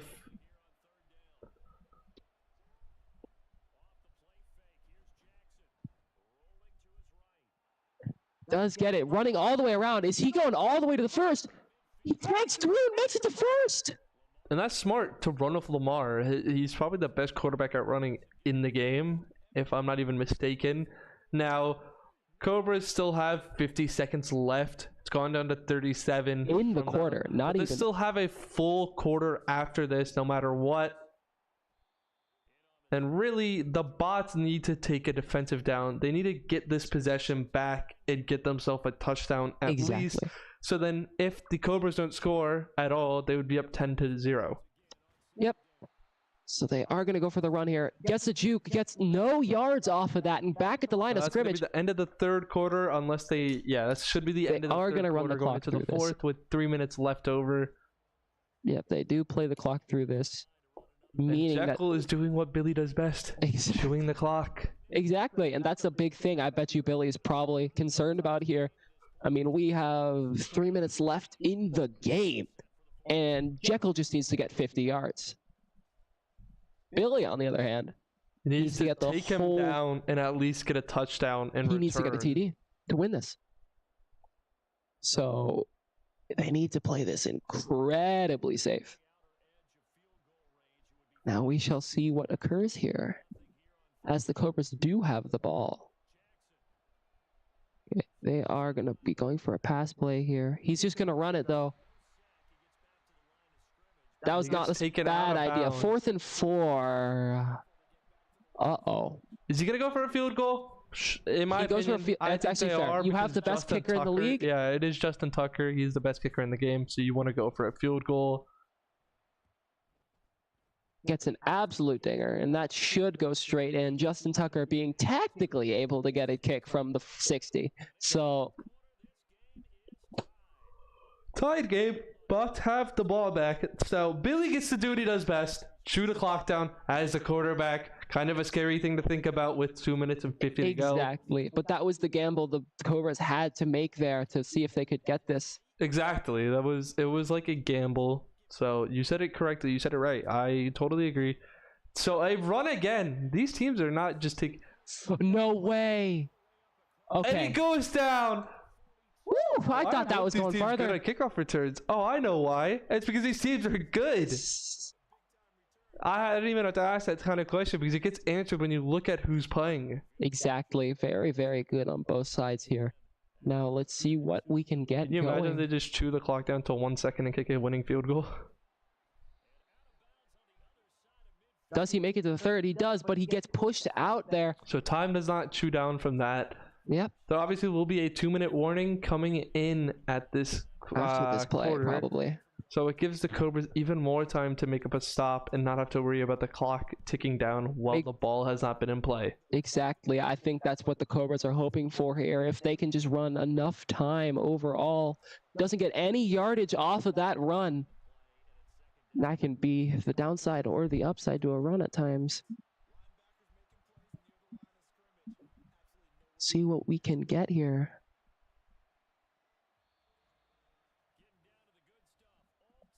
Ooh, 2-minute warning already. Like I said, one more play, and then it was probably going to go to the timeout. But the Cobras all have their timeouts left, and Both so do the teams Bots. have 3 timeouts each. So Yeah. it becomes a game of, do we start using our timeouts or do we let the clock run? Exactly. Now the Bots, if they want to let those timeouts start getting used by the Cobras, they got to get first down. They can't just get away with, downed possessions. Is that caught? That's a good pass, and it's complete. And a nice complete pass. But it ends up there. going out of bounds, so clock does not continue. So This is actually exactly what the Cobras do want. Yes, you are exactly correct. The Even if Cobras they do get want a TD here. no matter what, even if they concede here, they want this clock to stop ticking. They want to be able to have time to create their own chance.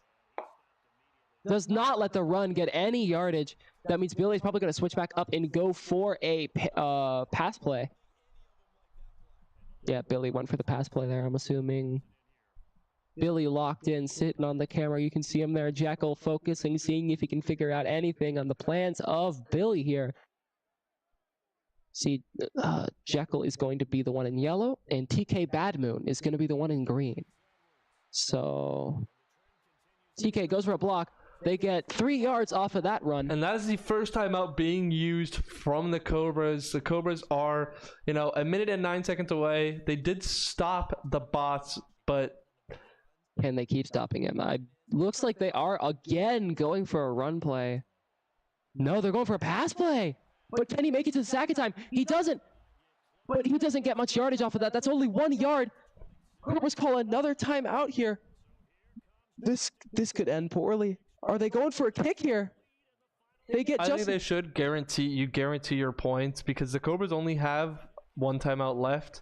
You have all 3 of yours to use. Fair. So kick is good. Both kickers knowing what they're doing. That is Justin Tucker. Close game. I expected a close game. I don't think anyone would come in looking at this lineup and think, oh, the Bots are playing or the Cobras are playing. It's going to be a blowout from either team. And a perfect kick by the Bots there. Can you imagine he runs it back here? He actually does because of the amount of time he has left, but he gets pushed back to the 15. Oh, this is not good. Cobras have one timeout left. They do need only one TD, so if they get one good run here or one good pass play, they could 100% make it past. Now the question is, can they make that? And I think they will. I like, you know this team better than anyone right now. You know this is your team. You know your teammates. Yeah. You've made this connection with them. You know how they play. And this is kind of the nice thing about having you with me today in commentary, because you're that vital to them. You know how they play, and you can tell us. Yeah, definitely. They did end up running it out there, getting it the clock stopped again. I think that's gonna be the main part of the Cobras plan here. If I'm the Cobras here, I'm just trying to get that touchdown. I'd rather confirm the game, win it without having to go to overtime. Optimally, yeah. You don't want to have to go to overtime. If I got Tucker on my team and I make it to that, if I make it to that 50, I'm kicking it. Like, you know. Now the bots could stop them. Oh, dodges the sack. A fumble! A fumble! No! And that's not what the Cobras need. The Cobras did not need a fumble. Option to run of Lamar was always going to be a risk. Even with how good he is at running, he can fumble it. And here, the bots are just taking a kneel. They're going to just start kneeing, and it's going to run the clock down. The Cobras only have one timeout, and here they go to use it. Now, if the bots wanted to, they could quite literally kick a field goal. In theory, yes, but that would not be smart because it does give it back to the Cobras. And actually, I think they have enough time between the knee and the clock. Yep, they won it. They confirmed it without having to go all the way down to 0. We see the bots taking it with an interception and a fumble coming from their side of defense. It shows how good their defense was today. Yeah, 100%. That was a very good defense by both of them. Bots being just a little bit more consistent than the Cobras there, and that meant that the bots do take that fourth round there, 3-1. Next up is Wreckfest, known to be a 50-50 overall. It is.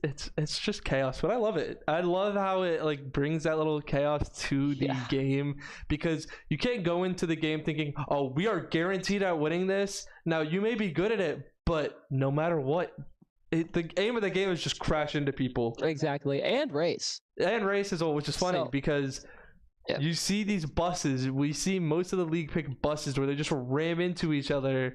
Now, it is the bot setup. They've had enough time to get it set up. Obviously, they have to run all their 5, but the Cobras, who are they going to put in? Strix goes in for a full reset, but then who are the other 4 that you're sending? Knowing what games are still on the wheel, knowing what categories are left. There's a load of the wheel left, right? I mean, there's 29 games left. That is a lot. No fighters have rolled. No, what is it? Sports have rolled, shooters have rolled, racers have rolled. Only Strat, Sports, and shooters Strat has rolled, yeah. We started with Halo. So every category... from Halo to League. This wheel is weird. This is one of the weirdest wheels we've seen, just because of both teams and how they play. Exactly. Now, no fighters yet is, I think I spoke it into existence. Yeah. So to the Cobras and the bots, to your owners and everyone associated with your team, I apologize. After what happened yesterday, I just had a feeling, and I see a bunch of green school buses. Hell ride. And just immediately pitting them out. Trying at least, but not getting any damage at all. But that person does take some of their own damage from that fall. I believe we are watching Silver currently, and next game is going to be Crash Team Racing. Are you kidding? We see 2 buses there, side to side, kind of flipped up. But who's in first place? Do we know? Yeah, by the looks of it, is Scants in first place Scants currently. In first place, okay. TK Bad Moon looking, I think, to crash him out. PC12, oh! Someone gets spun out here, doesn't make it on the ramp, but he gets hit. Pretty hard hurt there. Oh my goodness! It's his own teammate, Scants, Mordecai, and Billy all ahead. And that is going to be a decent amount of points after this lap here. Now the question is, do the Cobras get any... Ooh, slide up on TK and get a bit of damage on him. Go for Silver this time now. TK just trying to bump into them. Now, as a player, since you have the viewpoint as a player, we're both players. Have you enjoyed playing this game when you've gotten to play it? Yeah, this is actually one of my favorite games on the wheel. Looks like someone actually got fully wrecked out, and I believe that is going to be one of the bots. DeBubbles has almost all of his HP gone. Now, I think that being your favorite game, that's actually pretty valid. I had this talk with Smeek last night about we were watching Need for Speed. Yes. And this was one of the first shooters that I played it, and I've had to practice it this season as a rookie. But I've just loved practicing it because of how fun the game is. Yeah, Wreckfest exactly. is almost in the same quality, and he just drifted to block him, taking damage on 2. Silver and La Bamba hit each other, losing a Actually- load of HP, though. PC-12 gets a load of damage on La Bamba, but they take a lot of damage themselves also. Critical damage here. Go for the loop! Go for the jump! Nah. You're telling me you see a flaming circle and you don't want to just go through that and look all cool? Yeah, everyone basically low HP at this point.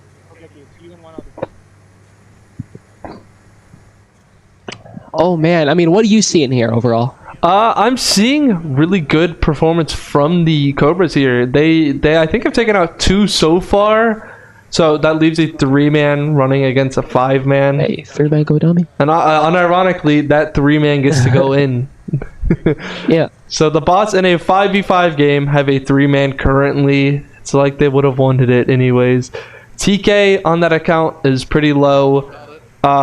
Silver, the person who we are watching, is in critical damage. And there's 2 buses bodies there. There's 3 buses littered there. Everywhere. Now I the think question the is, can Cobras they actually make have this? 1 racer left. Maybe. They could also have, I think there may be 2 Cobras left, which is not good for the Cobras. They could lose here from that. Why does he slow down? Is he waiting for someone? That's La Bamba! We just crashed his Oh, own maybe teammate. wait, no. We're watching Billy. Why? Let's see. What? Why? Nope. Damn. Huh. Are we blocking this area off? I'm so confused. Does he not know that he can reset? Oh, okay, there we go. So there goes the reset.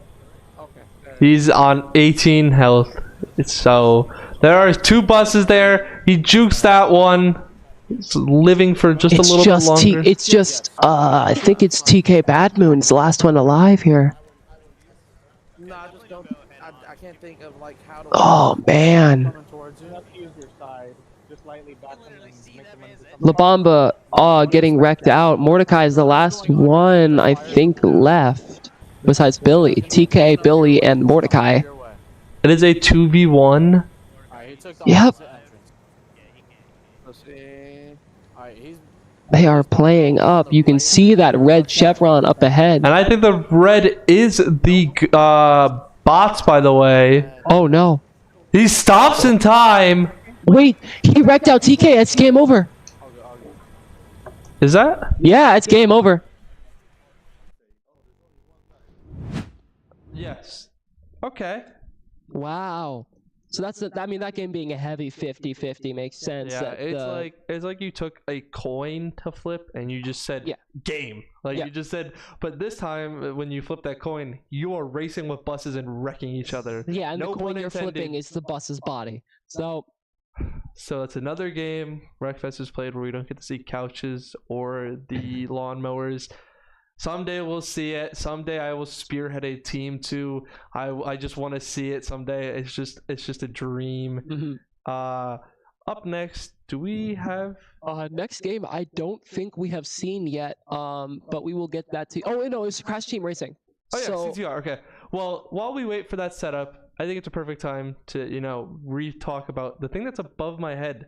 That SurfThing. You see that logo? That really fancy logo shows how cool this company is. Us Endgamers have been sponsored by SurfThing. We are using their PCs. All the PCs are built for us Endgamers. They are approved by us. Magna here can vouch for it. I can vouch for it. Every other player that has played in these playoffs can vouch for it. These PCs can run 33 games, all 33 games on the wheel. Zero problems, zero issues.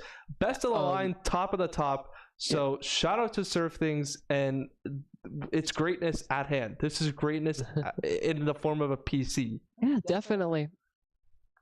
So we got a minute left up on that setup timer. So CTR, who are you sending in? Well, I'm forced as the bots to send in Silver and Scans. Okay. And then on the Cobras, It's actually crazy looking at the two that'll go in. No matter what, it has a fighter in it yeah. for both sides. I actually don't know what's going to go here because I don't think a lot of the Cobras here play that. I think personally, I don't want to say. I would want to say anchoring Strix because of how good he is. Yeah. But TK is insane. Like that is no joke. That is not even me like trying to lie. Like we've seen him this season, one of the stars of the Northern Division, and this is his first year. This is his first complete season. Yep. Now, definitely. I think maybe anchoring Strix is smart because you still have games on the wheel that Yes. he needs to be in for because of how good he is. But there's also the same could be said for TK and or LA. You see them go in and you're like, okay, they're that strong at this game. You know you're going to see something good. 100%. So we will see who goes LA, in here. okay, And LA and Strix. Strix. Okay, TK, I get that. Okay. Anchoring TK for fighting That is games. honestly not even a bad decision. Now, Scance and Silver have to go in, the two brothers. Now, they might have that connection, that little, teamwork.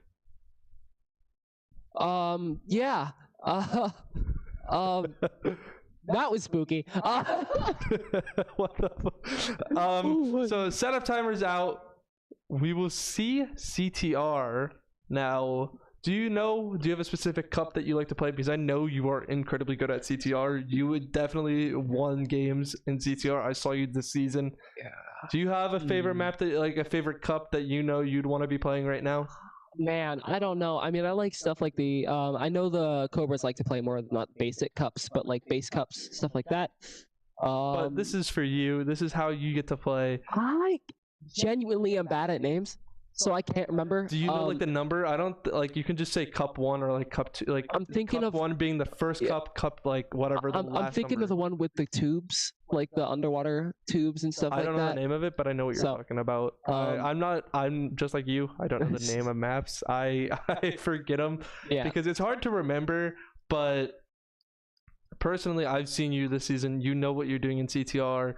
And I've also experienced CTR this season from my own teammates on the Ghost who know what they are doing. They've taught me and they've shown me everything that I could know. Now, obviously CTR, it's a game of skill. Like you actually have to have skill to get your drifts in, time them. There's also shortcuts that people can hit in the maps. It's just like Mario Kart, but this is better. It's harder Mario Kart. It is higher skill level Mario Kart. It is definitely a higher level.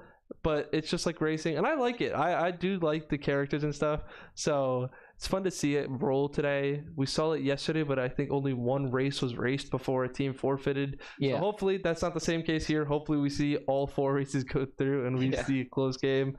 Hopefully. But, I'm excited for this. Now, for this game so far, what's been going? Obviously, are we this close to half? We will get information on the clock in a little bit. But so far, the game, is it going the way you thought it would be going, or are you thinking just the wheel gods have been in like kind of just the death by wheel? I don't know so far because a lot of these games aren't necessarily the Cobras games, right? They did win League, which is one of their big games. Which is basically a lot of people look at League and they're like, Billy's in for League. Okay, that's a Billy game, but doesn't matter. This is the Cobras, and I think the Cobras have won it again against the bots. So 100%. I think the Cobras have the bots' phone number when it comes to League, and they're like, yeah, you can't win it against us. Yep. I mean, I'm looking at this. I'm seeing the fighters. I'm seeing a lot of the other shooters. I think the Cobras have just kind of gotten hurt by the wheel here. I think a few of them have been upsets though. The sports games, especially. It is the death by wheel, and unfortunate to see that kind of going into place for such a good team like the Cobras. Yeah. But the bots could also be in the same situation because they've won in Halo, they've won Madden and FIFA, 2 sports games, but they haven't had any fighters roll yet for Scance, Silver, Mordecai, Labamba, and or Billy. All games that you would want to see him in. Like if MK rolls, you want to see Billy in. If any, like I want to see Tekken today. That's what I want to see. And I didn't get I forgot to ask both teams because obviously we know they're good at fighters. What fighting game they'd want to be. I know if I asked Jekyll, he'd probably say Guilty Gear or maybe Tekken. If I asked TK, I don't think he would matter. I think TK just loves every fighter game. He's just that good at them that it doesn't affect him. Yeah. So going in here, I will get you information on who is who in a second. F1 up next. Okay, interesting. Are we actually gonna get all racers today? We are seeing a lot of pretty high speed overall.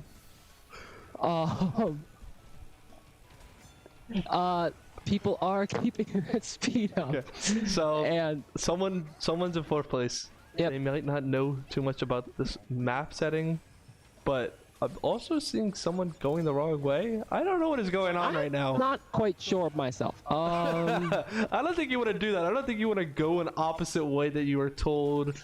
I think the bottom 2 are gonna be the bots here, fortunately for the Cobras. So, yeah. So we are gonna keep going here. People are starting to get a move on. Getting that blue flame. Can we keep it? No, we don't keep the blue flame. Okay.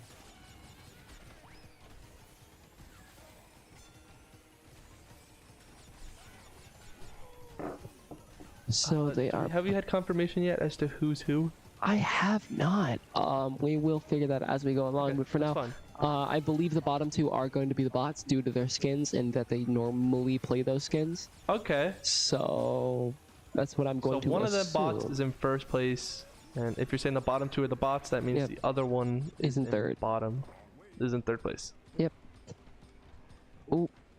I think that same person in the top left has done that same wrong way twice now. Yeah. I'm kind of confused, but maybe if this was a certain team setup, they got to pick the map and they picked a cup that they knew, but the other team didn't.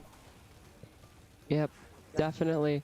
Gets the blue flame, keeps it for a minute. Are they going to be able to keep it for longer? That 2nd place getting a lot of speed here. Hopefully able to be. Now this is a question I could ask you, and it obviously, if you guys end up going through as the Cobras, have you been practicing with them, teaching them your ways, your your skills, because we know how good you are at this game. I will say that the Cobras have been a lot more focused on a lot of other games currently. Okay. So But that's not bad. Yeah, I don't think we've seen many of the games that the Cobras have been labbing, and we have been working, and I've been working towards teaching them in. And Okay. they've been working towards teaching I me mean, and that's each not other. bad. Like I said earlier, you were signed here on transfer deadline day, Yeah. last second, and it was a vital signing because we knew what you could bring to this team. They obviously knew what you could bring, and it's important to see kind of this development of the team. And we saw you guys pick up shooters, and ironically, you guys won shooters against the bots, and people had you guys as a non-shooting team, but Yeah. you won it right after you came to this team. So I think you're just a good luck charm. I think you're just that Definitely. like kind of good luck charm, and people, we know what you can do. I think if you're right and the bots are on the bottom, That one means of them it- just finished first, Yeah. and this looks like the second one's gonna finish second.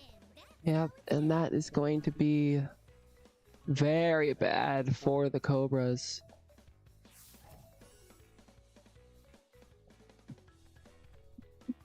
I am curious to see what is going on here, watching them down in that camera.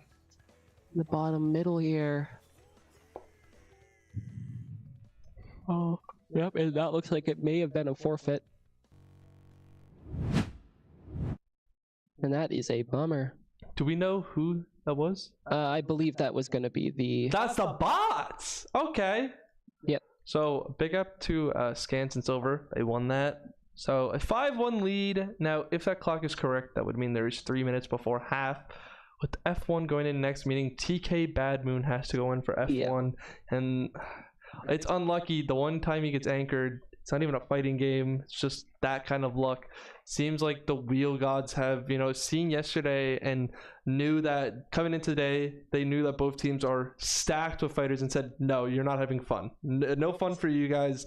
Look, we are just going to play every other game possible. Yeah. And I guarantee you, say this wheel doesn't roll fighters today, I will put a bet down that the last game of today, which say we do one final wheel spin where we cannot play it because there is no time left on the clock, will be the first fighter of the day. And I know that for a fact, if that is the case, there will be a loud sigh coming from the arena. There will be just everyone putting their hands in their head in their hands, going like, why now? Why did this have to happen? Why couldn't this been earlier? Definitely. And we will see as we get along here going into F1 who is going to play. I'm assuming it's going to be Billy on the bot side here. F1 could be a fun game because how Smeek described it yesterday. Shout out Smeek, and I'm gonna start using this now. He said the cars in there are like plastic. Yes. So I love thinking about it because you just see someone either get crashed up by the bot and their wheel just breaks off, and you're like, you can't race anymore. Your wheel is gone. Yep, it's over. And the bots don't really respect you at all. They don't like you. They don't care for you. They don't find you funny. We've seen teams this season do that where they just ram straight into someone no matter what. Like they start the game. But we've also seen racers this season just go for full races. They've finished the race. They've done isn't it 5 laps if I'm mistaken? It's 5. 5 laps. Yeah, I believe so. Maybe They've 3. run all 5 laps, and I think the example I'm thinking of was Chicken Tech versus the X God. So Chicken versus QWERTY, and that race went to the literal just time frame in the end. That's how long it took. But then there have been other races, and I luckily haven't had to experience that yet because the times where I've played F1, the one time I played it, it actually went to the decision. But I've seen, I think some games where I can't remember fully, but it's like that first lap they're going through, and then a bot, like an AI in the game will cause them to crash into another one, and it takes their wheel out. Now it's actually not Billy, it's Labamba. Oh, it's Labamba. So it's the brother of Billy going. So don't worry, you think you can't have Billy, you have his brother. TK going in, obviously. TK, I think, is going to be... We get the first fighter, but it's a sports game! Yay! And Billy kept himself available, meaning that he's going to be able to come in for this and take a fight.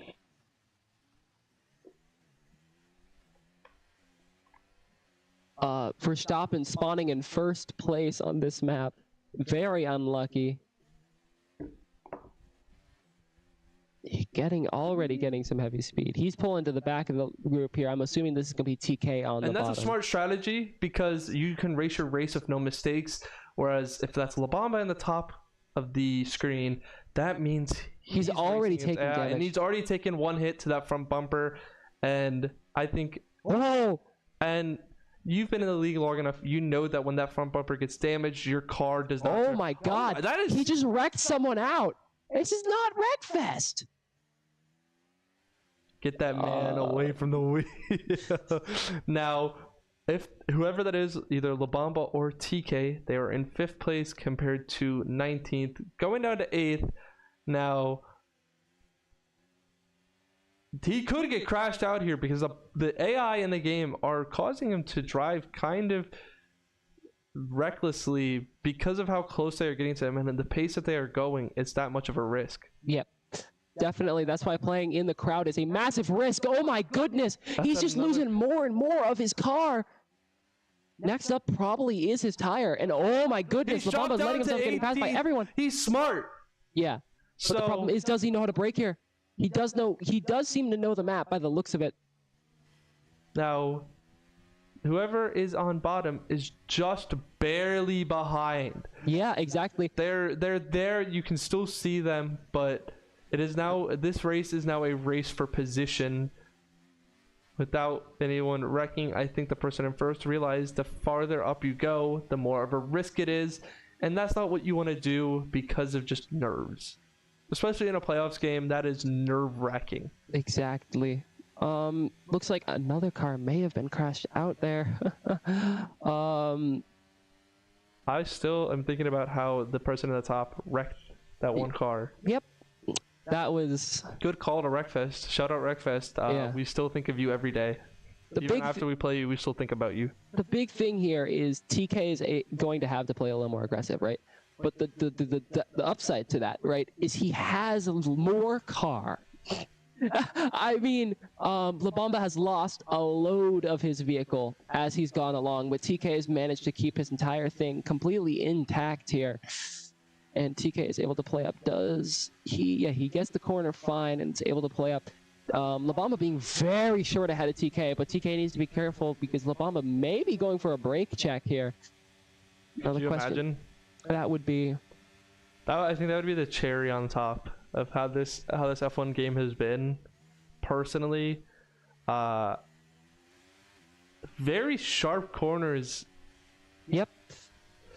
These are, to me, I mean, it's smart going from being first place down to letting the AI go ahead of you, because then the thing that can wreck you is yourself. The person that crashes is yourself, or just your opponent, who is in this case directly behind you by 1 place. And they keep looking back. They know. TK. Oh, And that's damage to the front bumper. my goodness. TK almost fully just crashed himself out there, almost hitting his tire in the front right.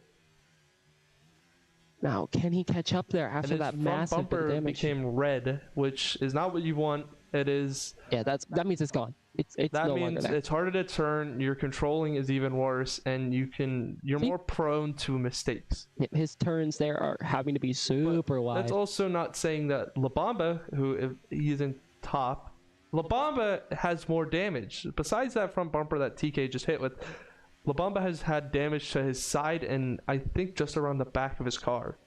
Yeah. And that's where we see those kind of turns become extremely wide now because of that damaged area in the front. And now a 2-place difference. Still. Wow. Another wreck? That is crazy. Beyond another wreck. That car got like no clipped into the ground there. Oh my goodness. That is 2 people getting wrecked out today, and it's neither one of the UEL players.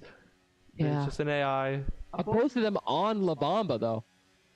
I believe has gotten penalties for it, so needs to be careful, because if he gets another couple of strikes, he's gonna have a lot of problems. And that last penalty was a 2-second one. Oh no. Wait. Who set up this game? Because he just head on didn't lose a tire.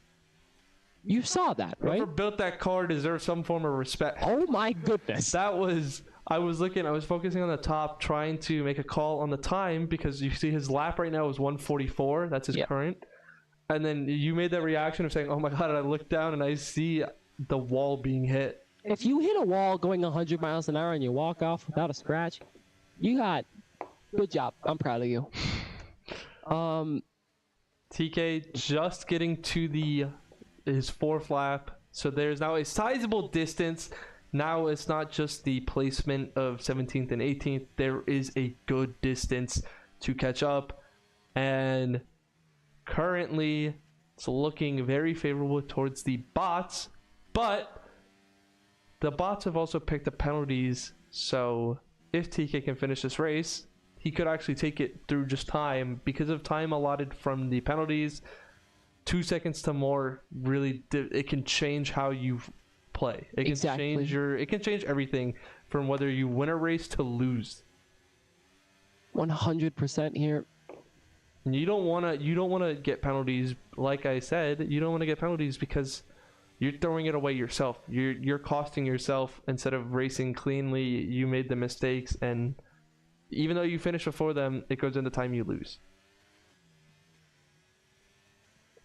Yeah, definitely. We can see that TK is playing a pretty clean race after this point, getting pretty good on track, but Labamba just getting these very good laps, 145, 144.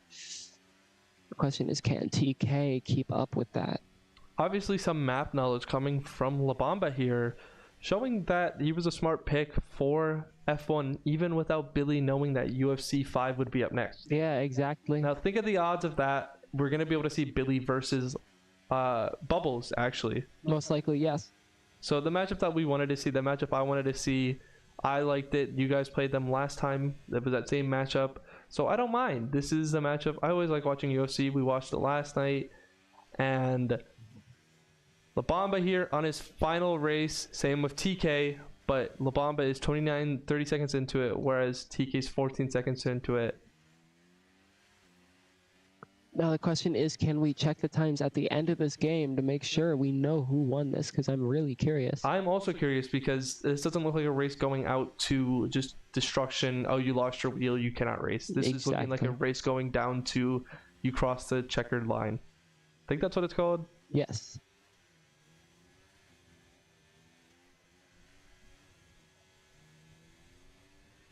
He's trying to send it here. TK realizing he is that going he extremely fast. needs to make sure he can get up back on La Bamba, hopefully getting that final bit of the lap.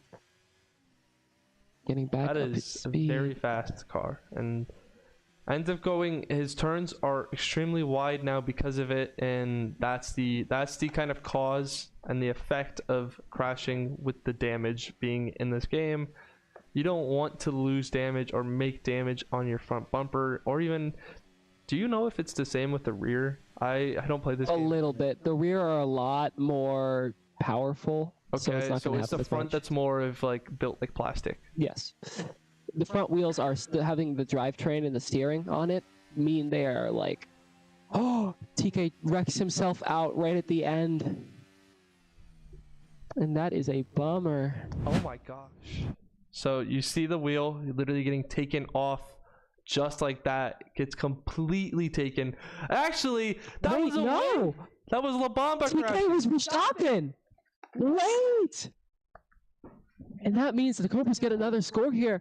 5-2, 52 minutes left in the That's half. a win for TK Bad Moon. Hey, TK. I didn't know TK played like that. I actually didn't know that. That makes me very happy. I expected it coming from TK. Just he's been this is his first season in the league, and he was considered for Rookie of the Year, considered for a lot of the categories in that rookie awards. So you obviously knew this man is good at games. He's a star to this team. He is a Cobra. Yeah.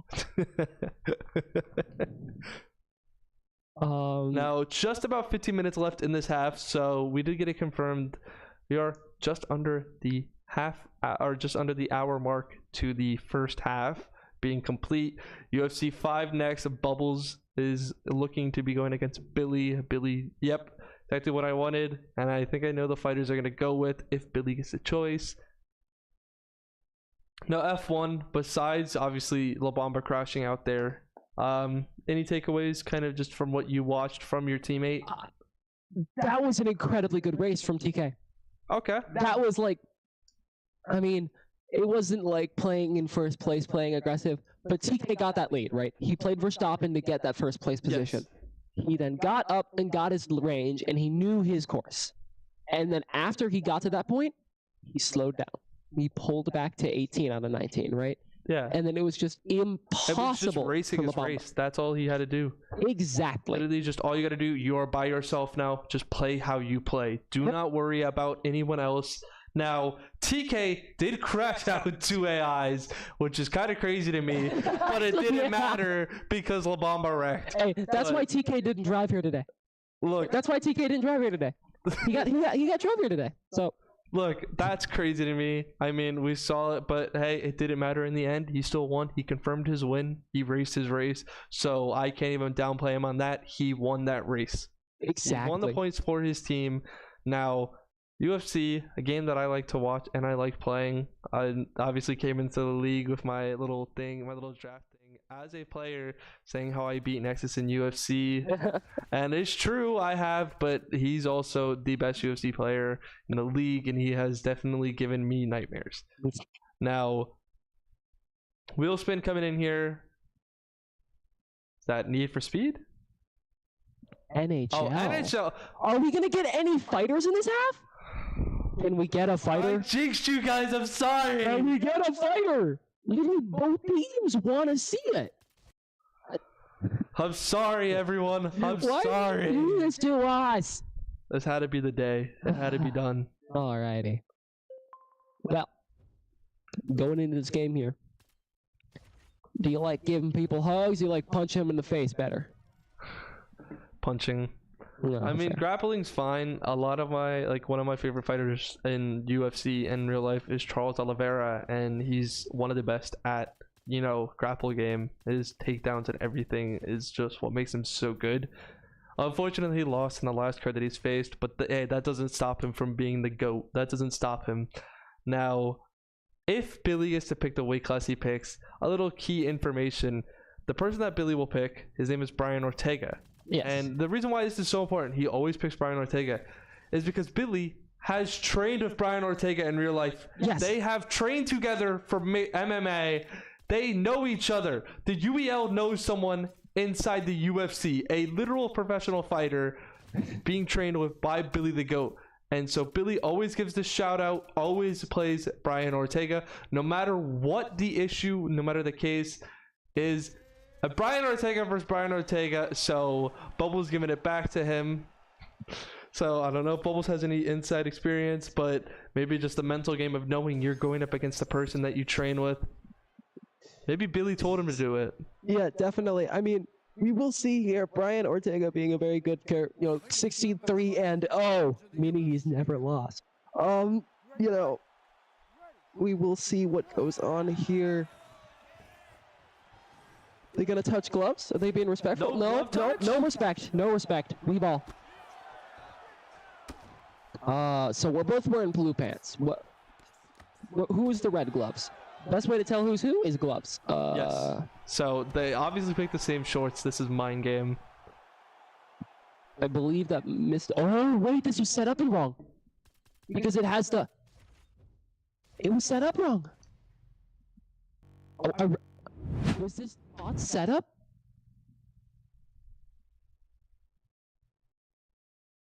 I think it might have been. Yep. Wow. Your reaction is the same that I have. I just couldn't process it fast enough. And crazy to think that Billy, knowing what he does in UFC, caused that issue. But, that is fine. NHL up next. Bubbles cannot go in for NHL, and that's a shock. Yeah. One thing I'll say is massive, and I say this all the time when I commentate. It's one of the things I say all the time. Momentum is key, right? Yes. And the big thing, right?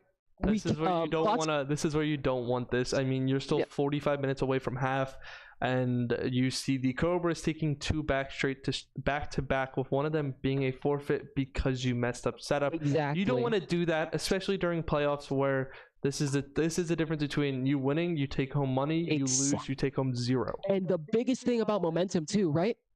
Odds out how many in a row? 4. And then they came in, TK came in and went, no, and took him out in F1. And then they won UFC. If they win NHL, because I don't think any of the bots, I think Mordecai knows how to play. You definitely want Billy in for it, but you can't get it. So it's going to be LA, Hogeki, and Ragin. And that's going to have to be Mordecai, Silver, and Scans, which is, I don't think, an amazing lineup. We know the Cobras being a very heavy sports team. This is a game of luck. This is whoever scores more goals before the quarters end, you win. I mean, you can score, and I love playing NHL. It's one of my top games to play. So besides FIFA, I have other games, and it's funny, but NHL I love to play. And so yesterday we saw NHL. We saw someone who claims to be the best in the league, Bosif. He obviously was pretty good because he ended up winning, so it didn't matter. It's not like he lost. Did really good. His team did really good. He shows in practice, but I like watching NHL, and I'm glad to just see it played by different players in the league because you learn different things. But how we play in the league is 3v3 Chell, so we don't play the 5v5 with offsides, any other penalties like that. We play Chell, where there is no offsides. You can have someone sitting cherry picking at the other goal, and you just lob a pass up there. They deke the keeper, and they get an easy 1 point. But we also play with the money pucks that either take away a goal, give a 2. So either you -1, -2, -3, or you either +2, +3. So obviously there's not going to be a +1 money puck because that's quite literally impossible to consider it a money puck. That's just a puck. Yeah. It's just if those are money pucks, then that is like a minimum wage puck. That is a cent puck. That's like a minimum wage puck. And then all the lower pucks are like fine pucks. And you get like fine for that with stuff. These money pucks, they're in an order, so it goes like randomly. There isn't like a set. But there's times where you'll see a +2, and right after you score, whoever scores a +2 gets a +3, and that instantly wins them the game because you just need 5 to win. Yeah. Or you see a +3, and then right after it's a -3. So the team that scores that +3 immediately concedes a -3, and their 3-goal lead goes down to 0, and they're behind by 1. Yeah. So it's a really fun game to play, and you see these money pucks really being that little jack of all trades, being the decider of how these games go. Or what we could see, and I probably just jinxed it, we're going to see no money pucks, and it'll be the first 5 pucks that you see in the little line in the top corner is going to be all puck. The chances of that are astronomical. And if that happens, someone give me an award for being a commentator's curse, the walking commentator's curse. Yeah, I Everything mean, I seeing say as is- no fighters have rolled yet. I think if no fighters continue to roll and this entire game has no fighters, I might change my name. Either my name, Exile the Exiler. that's a good one, or just the man who cursed the Cobras and the bots to no fighters. No fighter, man. You put him on a team you really don't want to play fighters against, and he just stops him. Yep. You don't want to play fighters against a team? Put me there. Boom. There's 0 fighters. Oh, I'm not playing. Just have me commentate. 0 fighters will roll. Yep. So we are going into NHL. NHL here. And big thing about this, No. I mean, Lightnings have dominated all the teams' picks forever. Well, yes, but there have been some other teams. I personally have had my team pick other teams. My team pick Ghost, and I also have seen other teams, which is the Edmonton Oilers, because they have Connor McDavid, who is just he's just so insane. It's just kind of instantaneous what he does. It's like you just know what's gonna happen. You just have to accept your fate, your destiny. Now it's really just how good he is, and. So the Lightning, obviously, being a lot of people's favorite just because of how high rated their goalkeeper is. And obviously you want to have a good goalkeeper because the more shots they face in this game, which is a lot of people's strats in the league, just shoot as many shots to them in the league and they will end up 2K up next. We have seen almost every sports today, by the way. That's not a bad thing necessarily. That's something I will tell you. Rocket League yet. The Cobras have strategized playing the sport specifically because is that a messed up setup? That's a.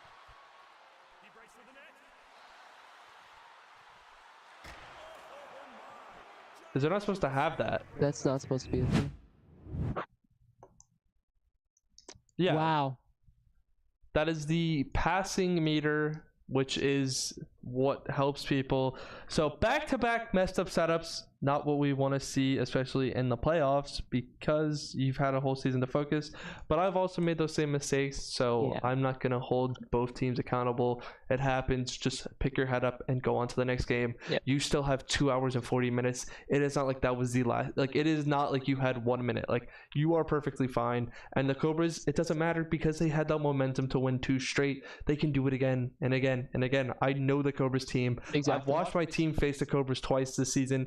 I know you've seen them play. You know this team. Even as a player on this team, you've seen them practice. You've seen just your highs and lows. You know what they can do. And I think it's all just spearheaded by the great knowledge of what this team is made of. Definitely. Now, 100%. obviously, it sucks to do that in playoffs. Like, they didn't even play the game. You don't want to do that at this time frame, but it doesn't matter. Like, don't let it get to your head and think the game's over, because the game is not over. It is. We saw yesterday the X-Gods make a comeback and go into halftime with a 3-point lead over the Ravens when the Ravens had won so many just in a straight row. And it wasn't even like a caught off guard. Like, you knew how good the X-Gods were, so you knew it would happen. And we obviously knew how good the Ravens were. The Ravens ended up taking that game no matter what by making another comeback. So that lead that the X-Gods had ended up getting a comeback to the Ravens. The Ravens took the go-ahead lead, which is funny. But 2K up next. Have you had to play 2K in the league when you were playing? I played it twice. Okay. You played. One time I played 2 big men. It was really funny. Who funny. have you played with? Do you mind sharing? Cool Fire. Cool Fire, okay. That's about it. That's the only in-league example of me playing really. And that's actually not a bad choice, because I know he plays that game, doesn't he? No. That was the only time I've ever really got him for this game. Overall, though, I have been practicing it a lot with the team recently, and I know the team definitely knows how to play it.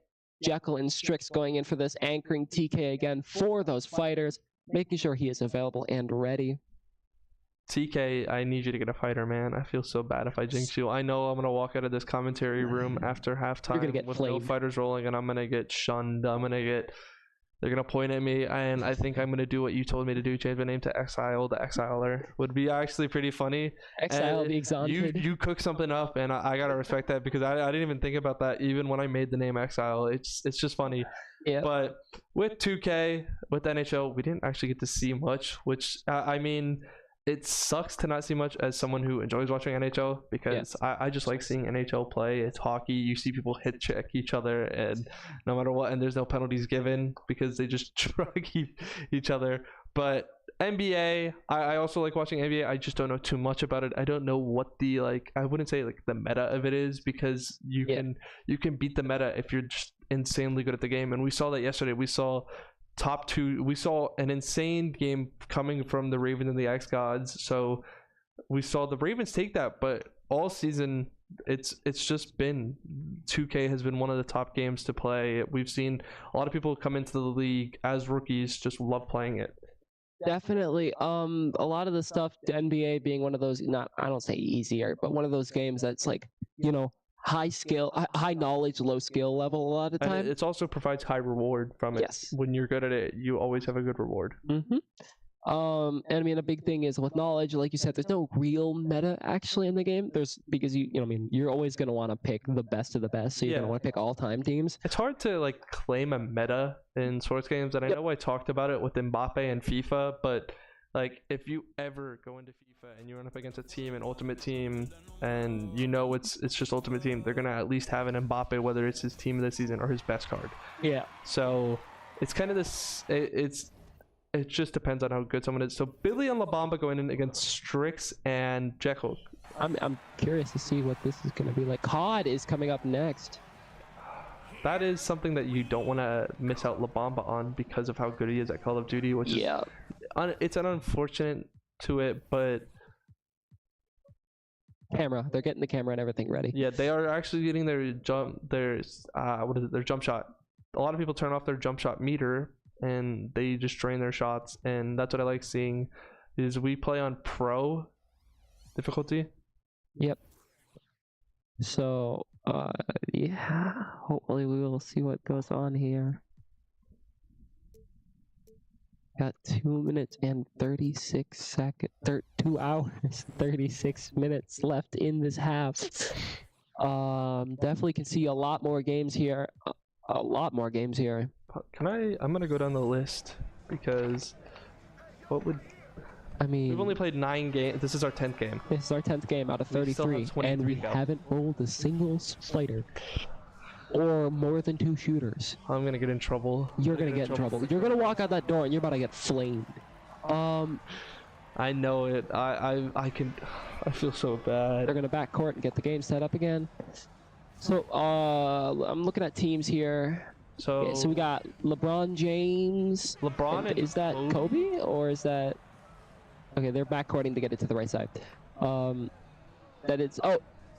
Michael Jordan and LeBron James, and then we have Kareem and who that? I can't. Okay, straight off the bat, going for a dunk. Does not get the dunk. 2-man cover and he still greens his layup. I'm trying to tell who. I can't tell who the last one is. I'm not seeing a reaction come from. Yep. You'll see when someone greens a shot, like a 3-pointer, they always do a certain celebration, and they're on that team. But here, okay, So I'm gonna for the teams here. Let me get you that info. Let me the ringers. Who are the ringers? I don't know. I can't. That's not it. Unable to time it correctly. Backs it out. Miss. I need more screening. If we're gonna be going for shooting, we need more screens. Yep. I don't know if they know what screen. I don't know if they fully know about screens. That was open as heck. Okay. And it's an important thing to have screens because you get yourself open into shots. You can take those open threes and you can get them correctly, and you can green your shot, or you can even just get it in by being uncontested. 3-2. I can't tell who is who. Ballers are in the white, so ballers are going to be the Cobras, and the ringers are going to be in the black. So ringers have 2, Cobras have 3. Cobras are in white, bots are in black. Okay. Already getting that 1-point lead. Going in with Kareem, a very good big man, very dependable, very scary. But why aren't we shooting? Yeah. Yeah, the good old screen. 3, 1. Oh, but Kareem gets it back because just how massive Open he is. shot goes in. We were looking at stats the other day for some people in NBA, right? And I believe Kareem is actually taller than Shaq. So Shaq is 7'1". So he's not small. Tries to cut in, but gets cut off completely. Backs off. And that is Tied up the game here. So that was a 2-point deficit. Tied up. Good shot. I'm trying to fully see who is Kobe because they obviously know what they're doing, and that's good to see. Definitely. Now Kareem driving it under the rim, ends up missing. They get a rebound, has to dribble it out the zone. Blocks that. Kareem grabs that, and then it's back out, and that's a 3. Oh, just barely isn't able to get it. He's gonna. He ends up getting the ball. Oh, he gets it stolen. But it ends up going up for a shot. He gets the ball back. He goes for a shot. That's in. That's it. Ooh, and that's a clean 3, which counts as 2 on half court. So far, massive so far. But they get a 2 right after. Oh, but not. If they go for a dunk, they can basically secure it pretty. Oh, and that is in. Oh my goodness. That is clean.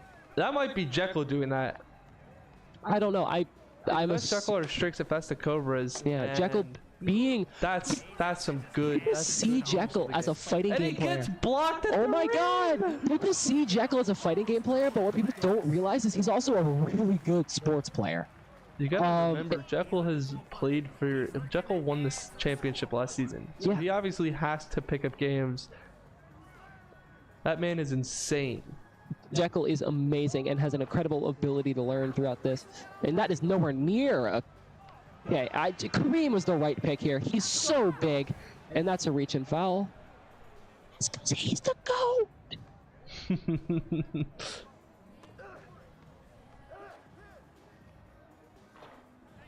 The screen and the block and the clean, but Kareem is just too big. He gets each rebound.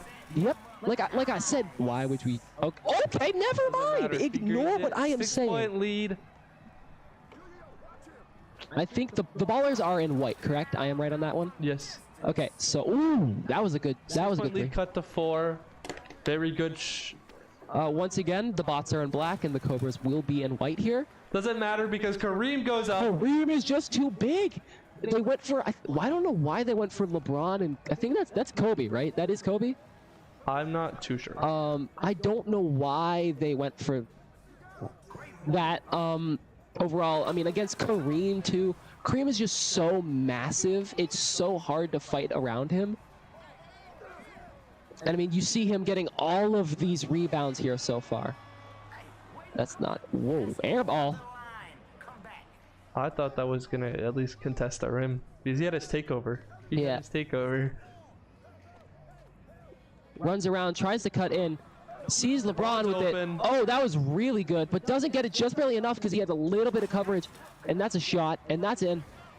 And that is 13-8. This game is 221, but you have to win by 3 points minimum. So getting a few steals or rebounds is heavily important in this game. Backs him in, goes for the reach in, and he gets a foul. Okay. Playing in, turn the turbo off, and that's the goal. No, it's not. No points. Well, traveling. I'm so confused. I'm not confused, but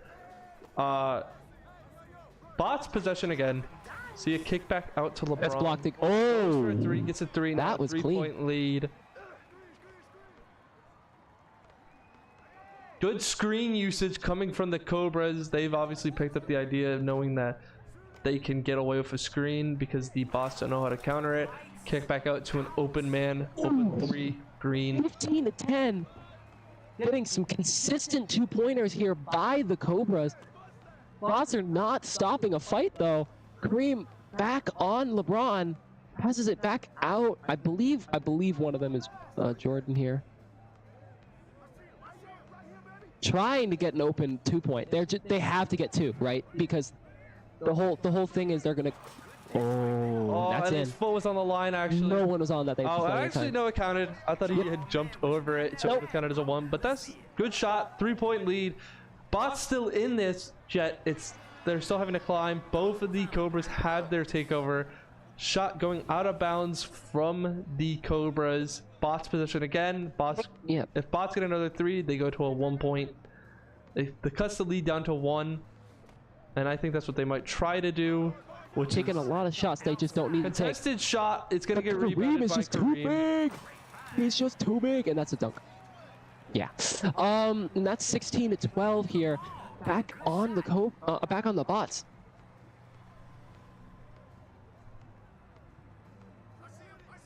Trying to make sure that he doesn't. He runs in, passes it back out, but he blocks it. That's not in. Kareem is just super important in this game. You can see how massive he is with those rebound grabs. There's a lot of shots coming in from the bot side where they're taking them contested, just trying to get the 3s, and it ends up just going out for a rebound, and it gives the Cobras the possession. And that's what you want. That's not what they want to do in a situation like this. And then going for the dunk is actually the dunk is a terrible decision there, because now that now they can just go for basically dunks for the rest of the game, and they win. Because even if he gets it back here, he gets a 2-point. It's 15-18, and then he gets a dunk again. It's 15-19. So the Bots basically have to get purely 2-pointers or two points so 3 points for the rest of the game, or they lose. And you're right. I don't think that was a smart choice, but. And then Kareem, with just how big he is keeping so much control on him. It's almost impossible.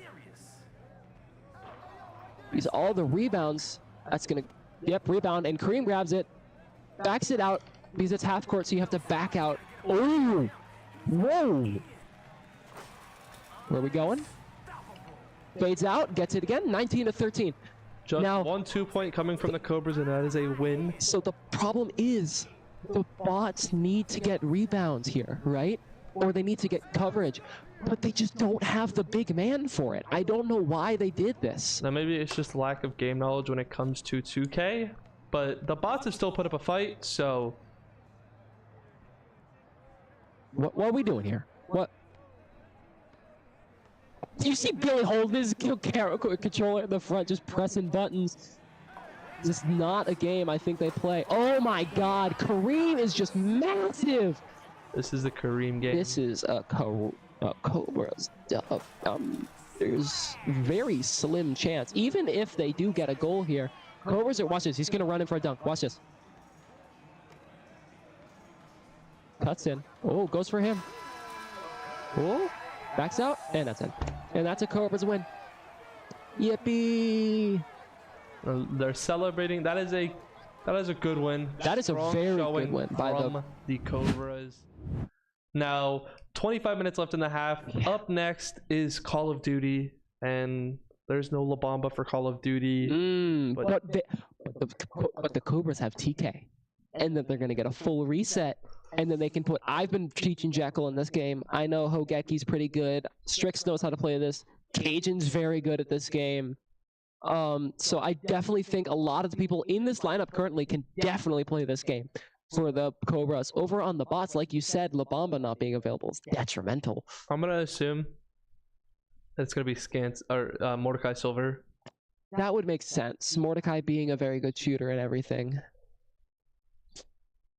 I don't know here. Ooh. It's just really unlucky for the Bots in this situation because they don't actually have La Bamba, who has been their best shooter when it comes to Call of Duty. I know that he is gonna, be upset for missing out on this, but at the end of the day, they know that they want to win, so he's gonna back his teammates no matter what. Now TK going in, I think they're gonna do TK Ragin. I've seen Ragin with his shooters this season. He's picked it up and he's been doing really good when it's come to his time. He's made himself known, has had his awareness. I don't know their level of skill on Call of Duty, but if it was somebody better than us, then we drop with them and just do stuff. But it depends on what map we're on. I call it out. So we will see. The one with the castle. Oh, the one that we. We will Now get. he's loaded into COD. I think he's waiting for an invite. They're all in the lobby, so all they have to do, they have to search it up. And do you mind explaining to the people that are watching for their first time what Call of Duty, what we play?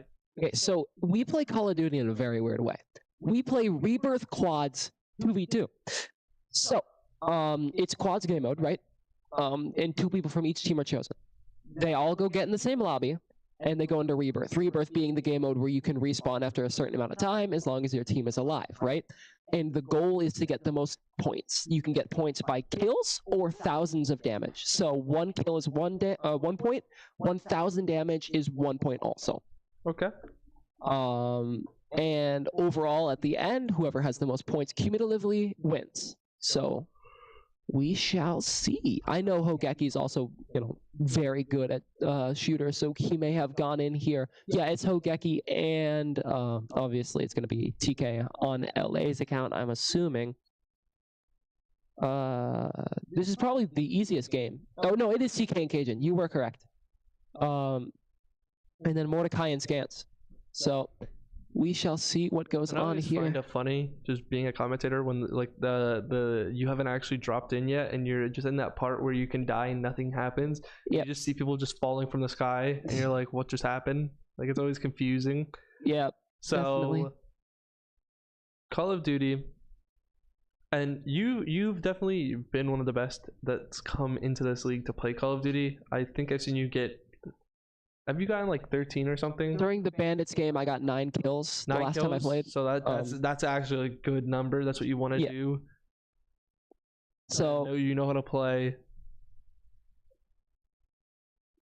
Yeah, we will see. And I mean, playoffs time is important, and this game is really important, right? We get that momentum back, hopefully. I mean, this game could last a whole, and this game could go all the way till half. It could technically go all the way to 20. It depends on who is the party leader here. If they had a low level on party leader, though, it's probably gonna go to the end, right? Because low levels, you're just gonna you're gonna pub stomp. Yeah, you're right. I have seen lobbies be changed over low level or already gets it down here. I believe that's going to be. I don't know who's on Africant right now. Africant being La Bamba's normal account. Trying to get. So that's one of the bots then. This is one of the bots currently, yes. Bots doesn't pick up the gun, runs off here. Does not pick up the gun again. Gets down. I'm confused. Please shoot him. There we go. That may have been both bots just getting down there. And this is why Control Center is a really bad location.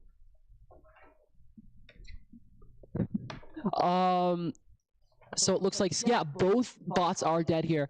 Oh, they listened to me. Okay, so my biggest thing when I've been playing COD recently is I've been dropping the boats on either side of the map. And the big thing that looks like the Cobras are doing here is they landed the boat and they rotated in, right? They're on the other side of the map. They're completely opposite to the bots currently. There's 2 boats on the map and they're opposite sides. And basically what the Cobras are, you're not going to see with the Cobras with a heavy amount of kills currently. But when it gets later game, the Cobras are going to have loadouts and better stuff to fight.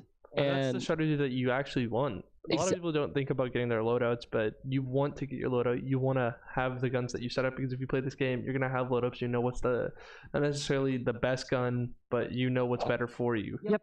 He turned the corner and punched him. I think he thought he was playing Halo for a second there with Halo muscle memory, because sometimes when you peek a corner with Halo, you just punch someone, it backs you off of a punch. So I can definitely see where that went wrong there. We're going to be, I can't tell who we are. Oh, Scans goes down. Wow. Scans getting hurt here. Oh, and we freeze. I'm curious to see what is going on with the Cobras currently and seeing. I'm also curious. I would like to. Oh, and we're back to us for a minute as we see what's going on here. Coming from the game, unsure, but I did get to see the scoreboard during. So we're restarting. It crashed. Okay. Someone's crashed, so we're restarting the game. So we'll come back to that in a minute. I did see, by the way, Hogeki had 3 kills. Dang. Okay. So, So already in that time frame, he had 3 kills. I know Hogeki and TK are good at this game. They're at or above my skill level in this game. No, it wasn't Hogeki. It was Hogeki's account, but whoever's on Hogeki so might be raging. Probably I did Cajun. get that wrong, Yep. but whoever was on Hogeki's account had 3 kills already at the start of the game. Now, the bots with their PC crashing have some time to maybe regroup and realize their strat, maybe switch settings around, but just while we wait, while we wait, on the topic of, us being in free time, we could talk about SurfThing, our sponsor. Back over to SurfThings again. Our sponsor currently, SurfThings being a computer manufacturer that we have here sponsoring us here at the league, as I said. All of the computers we play on here at the league are SurfThing PCs. Really fun PCs, really good PCs. Smooth as butter. I love them a lot. They look really good too. They are sick looking. They are the best of the best. I mean, I would go through the specs, but I don't even have to tell you how good they are. They are worth every single thing. They can run the entire wheel without a problem. Downloaded every game on the wheel without problems. They are perfect. Like, it is, if I had to say a 10 out of 10, I would, but I can't. It's an 11 out of 10. That's how good it is. Yeah. It's like a step up from a 10 out of 10. This is how good SurfThings makes PCs. And I'm so proud to say that us at the UEL, as players, as people, as staff, as just viewers, we see these PCs. We see us bringing these PCs. We see us having the whole existence of the UEL PC becoming a SurfThing PC. Yeah, and it's very good. Now looking at I didn't see next step was Forza. Forza, yeah. Ooh, that could be really good. I know that. I don't know if the bots practice that. I know it's not one of the Cobra's strong suits, and we're getting back into the COD game here. So we shall see.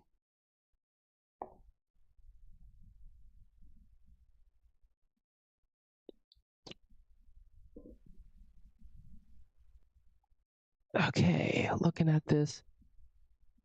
Back readied up. So the party leader is LA. So LA being a level 5 here. I'm not seeing anyone at like super high level. The highest I see is Hogeki's account at 40. Yesterday, I think it was Genghis. His account was 391. Yeah, Genghis is cracked. I'm at level like 78. I saw it because I saw a rank up 391, and I was like, that is huge. That is a religious player of this game.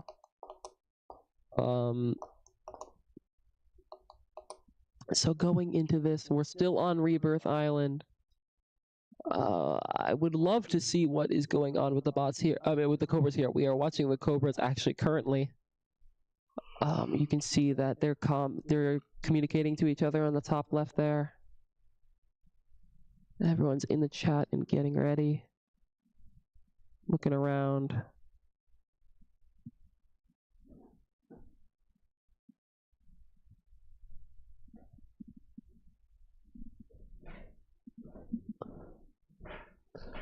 So we still haven't actually loaded in. It's just the start of the game. Nothing.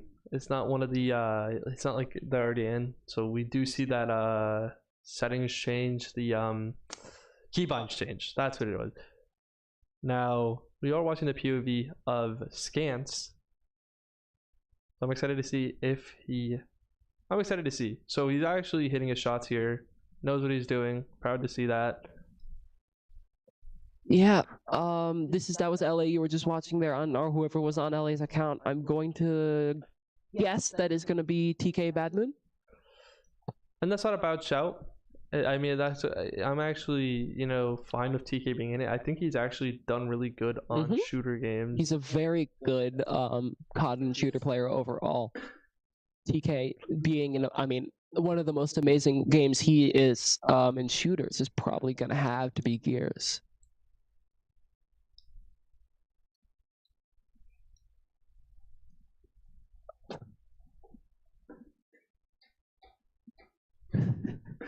So we're dropping in now. Do you think they're gonna do the same strat they did last time, where they spawn separately? So both teams go and I think they actually are. I'm seeing the 2 arrows going all the way to the left, whereas Mordecai is dropping in straight ahead.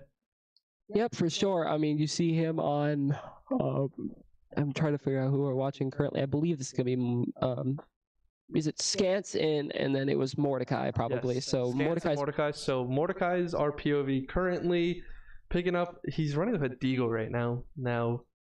Oh, I love this gun. So this is one of the floor loot guns this season, and this is an amazing gun overall. Like it's a gun. Oh dear, both Cobras got absolutely killed instantly. Everyone is out there. See, this gun deals a lot of damage. Gosh. Yeah, it doesn't feel good. 8 lasers. Not even that. He was hitting his shots, shredding. Yup. He does have an airstrike. And it is 1 kill for the bot so far. See if they can find another one. Wow. Looking to see what is all going on here. Now, I had talked about this last night with the collabs in this game. What is your favorite skin?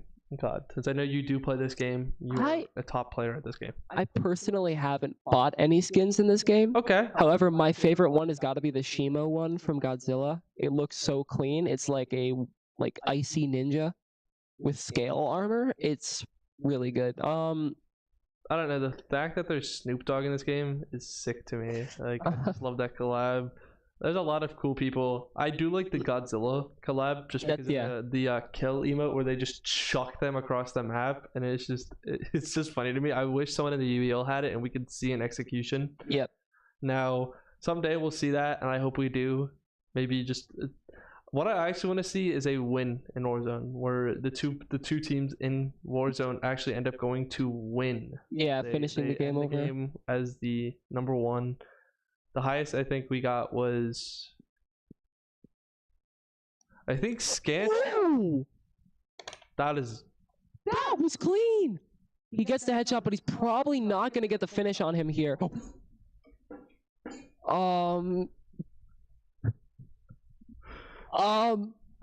that was a very clean headshot and a lot of damage on that too. Damage being another way you can get points in this game. I wanted to point it out, but before Mordecai hit that, he just domed that guy. That was LA. But, that was who I was probably TK. Scant got revived by his teammate. Yep. Like, I think by teammate I mean like the Cobra revived him. Oh. Huh. Actually, no. We are watching LA's POV, so he did get revived his actual teammate. Yep. So actually, it looks like whoever is on this account did get the down. I see 5 kills on someone's account. I'm sorry, does whoever's on Hogeki's account has 5 kills? That is probably Raging Cajun. Most likely, yeah. Actually, no, I'm not going to put down TK like that. I mean, either one. That just shows how good the Cobras are. Yeah. Definitely. I mean, just standing still plating, of course. Game ends. Yeah, sure. Now, you saw that little orange thing on whoever's POV that was. Do you know what that was? What do you mean, orange thing? The little, like, where it shows when someone's near. You know someone's near, it shows a little orange marker. Because they were getting shot at. Like, oh, it's probably just him marking it. They're probably heading to loadout drop here. They see the shadow of someone and they're like, oh no. A sniper. Yeah. Oh, there's one low ground. You see him on low. Drop shot 360 no scope. This is LA currently. Ooh. You know what I wish you could see? I want to see someone hit a trick shot in Call of Duty. Just send it. Yeah, 360 no scope with a 50 cal. If they end up doing that, I think I would go to them and just say you shake them, bow down, and just appreciate their greatness. I would make sure that heli. The person jumped out of the heli. Yeah, the person jumped out of the heli, so the heli kamikaze. That was no real reason to do any attacking on that. Oh, they see someone up on the hill there, though. See another one down low. That's an AFK. They just get a pick off on. That's Hogeki and LA going crazy. Looks like Hogeki has 3 kills currently. Or is that 5? That's 5. Whoever's on Hogeki's account has 5 kills. So, performing very well. Getting another down on him. Doesn't get the finish because he's got to handle the other guy. Sees the guy. His teammate's down, but he doesn't revive him. Because he's got to take the fight first, so he's going to loop back around. He knows he's low enough HP. He can also respawn here, so it's not a big concern if he's dead. But he's gonna try to come in and save him, and And he he just doesn't barely doesn't die! make it. Oh, that's a bummer. No! Ooh. So Hogeki has 7. I don't. Oh no. That's 10 to 12. It's 10 to 12. It just kills. I saw 4 and 8 and 8 and 2. Does that mean the Cobras are behind by 2 or ahead by 2? Behind by 2, I think. Okay. We gotta start telling people when we're the commentators that if you're on Call of Duty, start flexing the scoreboard for us. Just start please. spamming it, rapid spamming. Spam the apostrophe button. Ooh, and that is going to be Scans getting a pretty good amount of damage. And down he goes, just fully sees the dude and runs away. Was that the skin that you were talking about? Yes, that's the skin. That thing is sick. I know, I love that skin. Talk And about the luck that shows up in this game. yeah, Hogeki does get able to rest himself here. He actually got down there. Hogeki with 6 kills now by the looks of it. Or is that 8? Is that 8? That's 8. That's 8. Oh, the dual wasp swarms. Dual wasp swarms goes absolutely stupid. That's 9 kills right now on whoever this is. Behind you. Oh dear. Okay. Drop shot as well to finish him. Yep. Back watching Scans Scans currently. Scans has 5, and I think the person on La Bamba's account has at least 8. Yep. So that's gonna be Mordecai on La Bamba's account going off. Let's see. Both Hogeki. Oh, Mordecai gets downed though. This is just Scans alone. Scans got a good final kill on that. That's Scans, crazy to me. What? You know how we talked about the skins that we were talking about, and I mentioned Snoop Dogg, Snoop and you Dogg mentioned is here the too. Shimo Godzilla one. You Yep. saw the Shimo Godzilla, and we just saw Snoop Dogg. I'm gonna go buy a lottery ticket. We are that lucky. Well, I mean, we still haven't seen a fighting game, Exile. Hey, I'm Exile the Exiler. He sends away a category whenever he commentates. No category for you. Oh, you like this category? No. Not anymore. Now.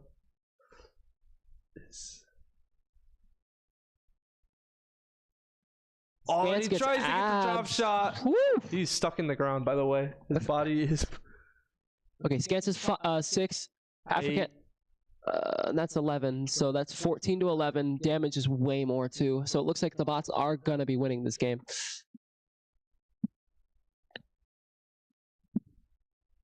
And it looks like the game is still going though. That was, I believe, I'm gonna say Hogeki is probably Cajuns. We could ask at halftime. Yep. And it's crazy because this game I think is actually going to go to halftime. Yeah. Well, actually no. With the restarting of the PC, we will still have Forza after this, which I'm actually excited for. I like to play Forza. Yeah, definitely. Forza's a fun one. Racing games are fun to play.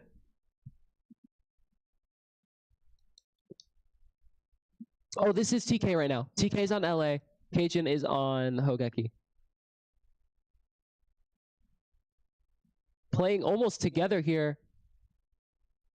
Gets the knock. He does, TK does end up stealing a kill from the bots. Which is neat. He is low. Yeah. The question is, can he finish off that kill there? Who are we rezzing here? Hogeki. Okay. Wanted to make sure we weren't rezzing someone like Scans or something.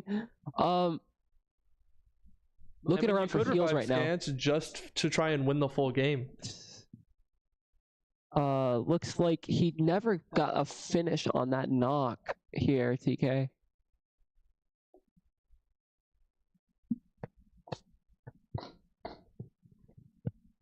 TK playing through this stuff, trying to find angles and stuff.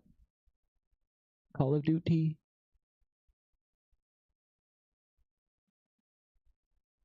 Press the button again. I want to see. Hold tab. Hold your tab. I want to see it. Give us the numbers. Oh, so no. Actually, so another important thing. Rebirth has been disabled. He's holding the. No. Oh dear. Hogeki's got 19 to to 12. pick it up if he wants to win this here. He's got to get over 6 kills and not let any of them get anything else here. You know what's funny? They listened to us, but I was also going to say, the numbers makes it. What do they mean? Just a violent amount of damage Pure the Wasp Swarm sparkles. has. I mean, That skin on that gun actually looks kind of cool. Yep. I actually rate that a lot. That's cool. But it looks like Mordecai gets another kill here. He's getting shot. So someone knows that he's in that building, and they end up popping shots at him. He has to back off. He is going to back off towards the storm. Ends up going down. Not what they need here in this scenario. At all, especially because he cannot be rezzed here unless he... He is getting he gets rezzed. He actually gets physically rezzed. Oh, someone has the Moors. Mordecai has a very scary sniper called the Moors, and it's a railgun. You don't have a gas mask, my friend. Okay. He backed out to heal, which is okay. He dies here because he can't make it out. Unfortunately, I don't know why exactly he's opting to kill himself. Oh, because he has the lead. 23 to 13. 23 to 13. Yep.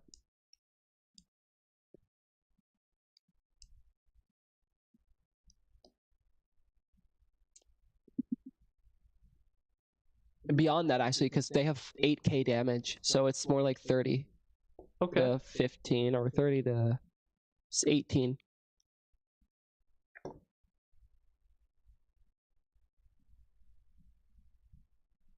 Yeah, that was actually a good kill for LA here, which is gonna be TK. Everyone except for TK is dead. If TK can buy back right now, he can technically buy Cajun back. Gets into another gunfight, does end up winning it. Gets the kill, backs out to heal. This is actually intense. TK could come back from this. It's not entirely impossible. TK just needs to play it slow. There's a buy station in circle where it is rotating to. TK wants to, he could go rotate and go and get the buy station to get Cajun back. But he's just going to opt for taking a fight here. Doesn't get many shots hit. Sees the knock. Where are we shooting? Okay. So 16 to 23. 7 off on kills. Finds the whole team.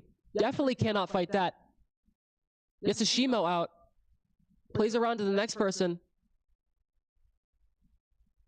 Indecisive on where he wants to go. I can tell you right now his adrenaline's off the charts. He is... Oh my goodness! He gets a kill! TK could do this! Nope. No, they got second! Bummer! No! We actually almost got a win! We almost got a win! And it looks like we're not gonna have time for...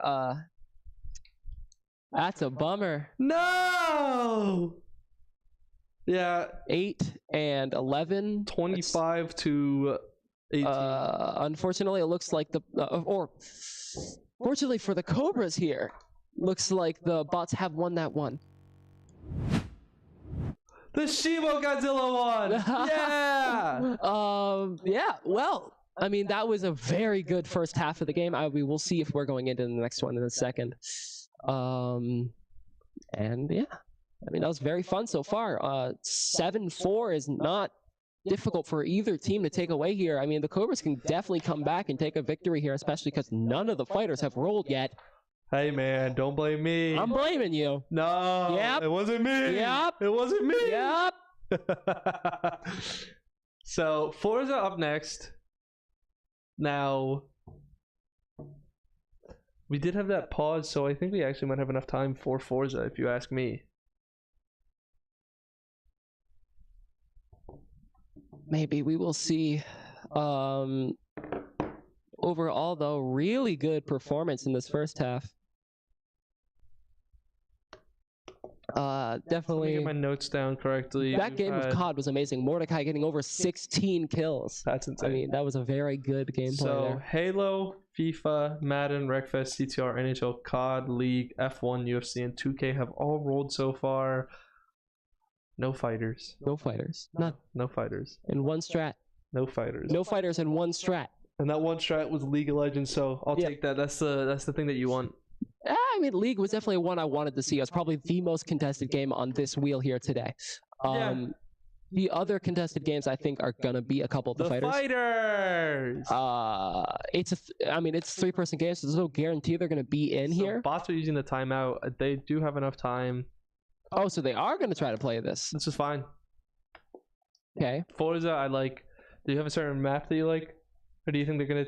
On I know there's a Forza- 10-minute long lap one. Yes, there's the Nürburgring. like 30-second long lap one where it's the whole big circle of the NASCAR track. Yeah, the NASCAR Daytona map is really good, especially if you want to do that stuff. But the Nürburgring, the 10-minute map is so much fun.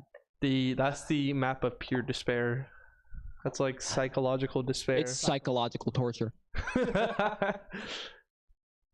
I mean, if this game rolled maybe late in the second half, or like you knew you wanted to preserve your lead and waste time, you You would could just do run that. time. That's been a theory I've heard so many teams use, but they just haven't had the opportunity to use the Nürburgring yet. And I'm so glad for that. I don't want to play that map. I don't want to commentate that. I'm not gonna lie. Like the players just get to drive. I have to talk about them driving in circles for 40 minutes. But I mean, overall, Forza is a pretty fun game. How we play here in the league, it's 3 laps, I believe. Yes. And it's realistic damage, so it hurts really badly. But the biggest thing is you can't play any of the same car. So everyone has to pick a different kind of car in this game, which can mean there's a lot of fun stuff. Because there's a lot of different like choices and ideas. There's meta cars and non-meta. There's, stuff that works for speed maps, stuff that works for turning. It's what you like. And this game's a lot about that. I like that. I agree. Yeah. I just like these racer games. I think I love these racer games. I'm enjoying playing them. I think the only one I don't like might be F1. fair enough. It's like, I mean, I'm learning it and I'm picking it up, but I think if you had to give me like an enjoyment one, it's Need for Speed. You have Forza. You have CTR. Yeah. All fun. Yeah, definitely. CTR being one of my favorite games on the wheel also. Definitely a good game. You know what game I want to see today? I want to see DBD. Dead by Daylight, or Yeah, I want to see Dead by Daylight. who do you want for as a Cobras? Do you want you guys to be the killer or the survivors? Yes. My question's been answered. Jekyll, Hogeki, TK, Strix. Everyone else on the team kind of play it. Everyone of those can play killer. Everyone on that lineup you see can play DBD on Survivor. And we have made sure to you know teach the them. funniest thing, now that you mentioned that? What? Me being exiled the exiler, I'm making sure you don't get it. It's not gonna happen. make me You're in the sad. commentary room with me. These games aren't gonna happen. I'm sorry. And that is the I'm time sorry, up. Sam. It's going to. It's Yeah. the way of life. And that is a timeout up on the bots. I'm curious to see if they got the game up or not, because that can be a very big problem, because they're going to be forced to forfeit. And then not only did they waste a timeout, they wasted a half then, right? Because they just got rid of their last game. It just fucking was gone. So Bubbles is going in, Strix, TK, and LA. Fair enough. Anchoring Jekyll just in case some of his stuff comes up here is a fair enough And then the choice. 5 have to go in for the Bots. bots. So no matter what happens, It's going to be the entire team. And then Silver is going to be the only one available again. Meaning for solo games, which are Yu-Gi-Oh! That's the last one. yeah, So, we have not gotten Yu-Gi-Oh or Pokemon today, which I do want Pokemon because I know you guys as the Cobras, when we played Pokemon before our previous game, like the game before we played you guys ended up looking at what our team was, what we used, and you made your own team based off what we used. Yes. So I know that you guys like to do that. TK, I believe it's TK, Hogeki, and Cajun, and then Strix knows a little bit, are all incredible at Pokemon. And to call another timeout. Interesting. Huh. I know TK. He made like a reference last night to a Jolly Politoed, and he was cooking with that. So I hope he watches his VOD back. Shout out TK for that. Hi TK. Hello. You're I know on a lot of camera, TK. No. I know one person's reviewing this stream, so hi Strix. So we got 2.5 minutes left on this timeout. I mean, it doesn't matter if they burn their time out. They're gonna burn another one. They just want a long halftime. No. That would be so funny. We just weren't told. We're just stuck in here for the But it doesn't matter with these timeouts being used because they go down to 2 anyways after the half. Yes. So it doesn't change. They obviously had this in plan. And they obviously want to play this game because they could take the lead either to a 4-point or go down to a 2-point. Definitely. I mean, this is one of those games where like having that knowledge and having that skill is pretty important. DeBubbles being a person who definitely plays this game pretty heavily. Hopefully, yeah, I think the Cobras can come out on this. It's not a strong suit game, but it's also definitely not a bot strong suit either. So we shall see. Minute and a half left on this timeout. We shall see what goes on here. Is there any other game besides Fighters that could be rolled that you would like to see for your team to play? I mean, like I said, DVD. I mean, no matter what, the Cobras win in Fortnite. Bubbles is in, or me. So Fortnite's good. Look, let me take a little gander at a list here. Let me put my glasses on as I look at my notes here. So I'm thinking Gears of War would be pretty good also. Overwatch would be a pretty even fight. That's the one game like I want to watch Overwatch the most. I love commentating Overwatch. Just I love playing it and commentating it. It's so much fun. Not really any sports left I want to see. I want to see DBD. I want to see Pokemon. No Rocket League. Looking at racers, I think Car X Drift would be great with Jekyll in. I want to see Car X Drift with Jekyll v La Bamba because Jekyll is way more cracked at that game than people think he is. Oh, hey! I wanted to see that. The game he was asking for. Yay! Man, this car goes quick. Someone's in this. There's like 3 people off track. Oh my goodness! Goodness gracious. Okay. You can't do that. That's not allowed. That's mean, unkind. And his entire whoever. Yeah, you don't want to race with your car like that. You have to pit now. Overall, though, he hasn't lost the transmission, so it's not a terrible thing for him. Just drifts in the corner here. I would like to tell which team is which here, actually. So let me take a look at my notes. A little gander upon them. The person that did crash there was someone on the Cobras. Okay, that was the Cobra. So blue team is going to be the Cobras here. The bots I have this on my notes. The bots here are PC 7, 8, 10, 11, 12. Yep. So that's going to be blue PC team. 1, 2, 3, 5, 6 is the Cobras. Yeah. So the bots are going to be in the lead here. Cobras are all playing kind of as a pack. This is that long map. Oh, wait. Is this the Nürburgring? Yes. No! Yeah.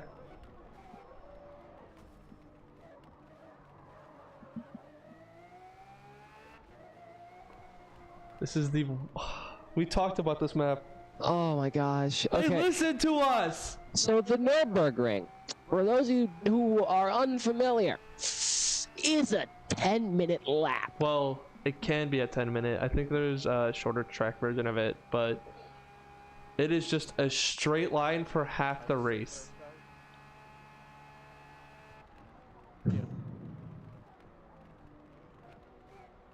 With like a curve every now and then, because you need a little curve every now and then. Drifting into the corner here. Nürburgring race. This brings me great anger and pain. No, this is where you need to be your best at racing, because the further out you are, that means you're nowhere close to having to pit, and you cannot pit, and that makes it even stronger of a challenge. Because without your pit, we saw, I think, TK getting wrecked into, and that did so much damage. So they're gonna keep racing around here in a circle. Wide circle. A very large circle. So 2 is in... Who is PC2? Strix.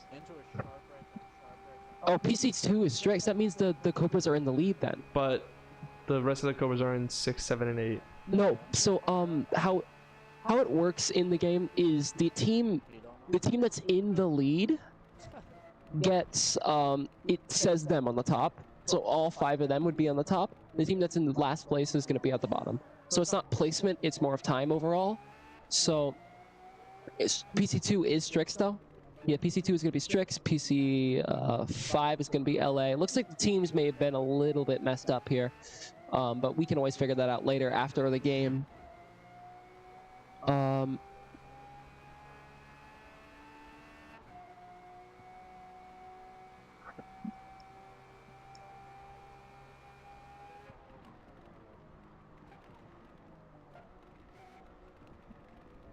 Playing up here.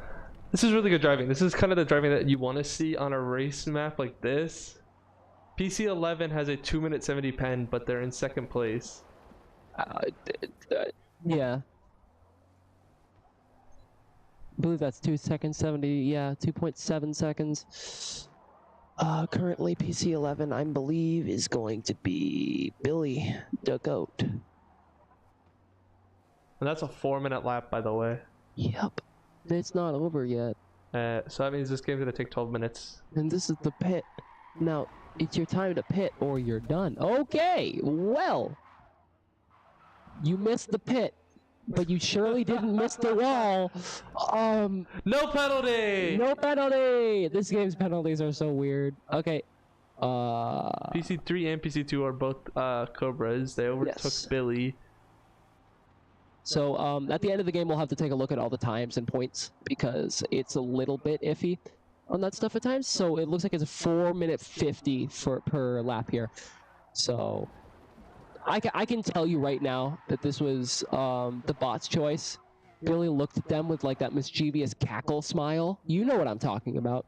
Yeah. And then he just said Nürburgring, and you're like, okay, well, we're stuck here now. The Bugatti being a pretty good car in this game, having a really high speed, but not super good handling, right? So it's got a 10 in speed. So Billy's stuff is catching up, actually. Yeah, but he's gonna over-accelerate here. Went off the track, he lost nothing for that. Okay, PC5 is going to be a Cobra. That is going to be LA again. Ends up overtaking LA.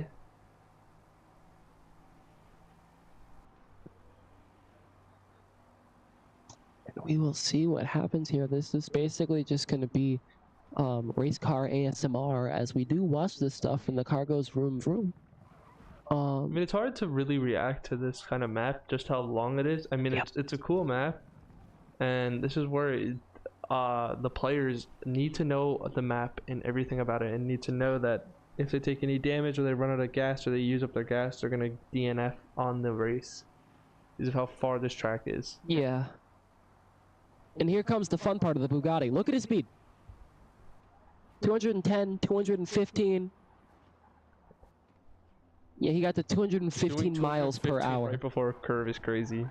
But he obviously knows the curve's there, and he knows to brake. He's drifting with the Bugatti, and he actually drifts.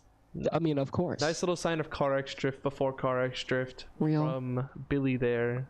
Remember me what rolled next? Have we not seen what rolled next? Gears. Gears? Oh yeah, Gears rolled next, yep.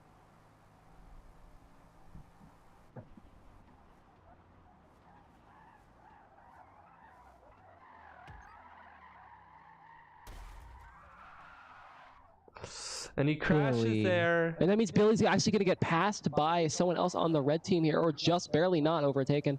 You can see in the minimap below him the red dot on him, right behind him. But Billy gets back up and gets that speed going. Like a shark. That's Bubbles in first. I believe this may be Strix, actually, because that's Strix's car. Huh. I may be mistaken with that.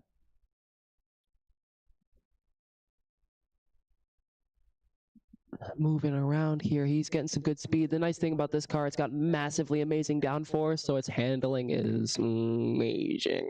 He's low on gas, though, but it can get him through the next lap. Oh, yeah. Also, gas. Oh, that's not going to get him through the next lap. He needs to pit. He needs to get here and pit. Who? This car right here. Look at his gas. Yes, but it says estimated 2 laps. And he's on his second lap, just about to get onto the third. Maybe. Okay. I don't know actually. I mean, I think he'll be fine, but if he DNFs, it's a Over. risk. Yeah. So he made it to a new lap here. Whoever this is a Cobra currently. Actually, I think this may be Bubbles. Yes. This is Bubbles and Bubbles' speed.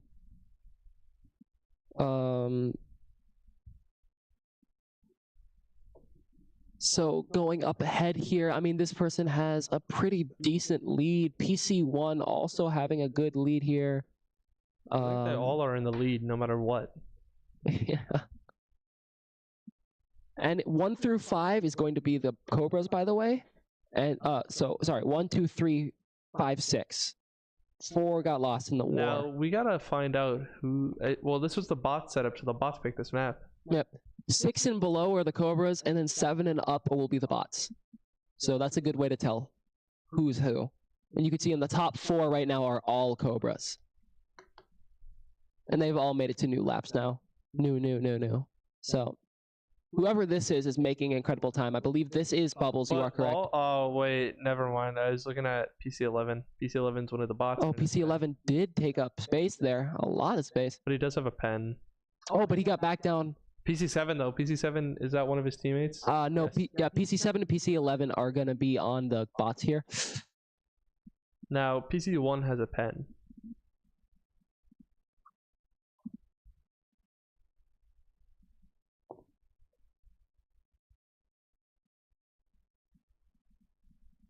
I'm watching this car go very quickly down a very very long road.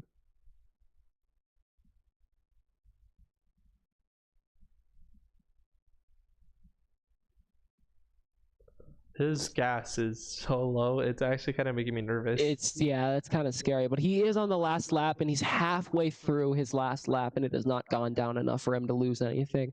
So honestly, it's an advantage for him because, you know, he's going to have that speed. But I mean, the whole point of F1 cars is for them to have that, you know, that massive amount of stamina, basically, endurance.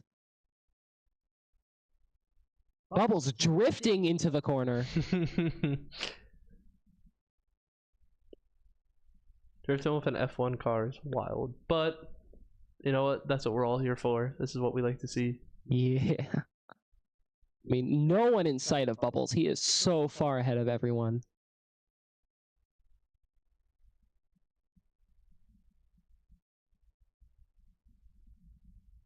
Needs to slow down his speed a little bit here. The brakes on this car being absolutely incredible. It ends up getting no penalty for going off the track there. I mean, I didn't expect the penalty. He was off the track for maybe half a second. If no penalty, then no worry.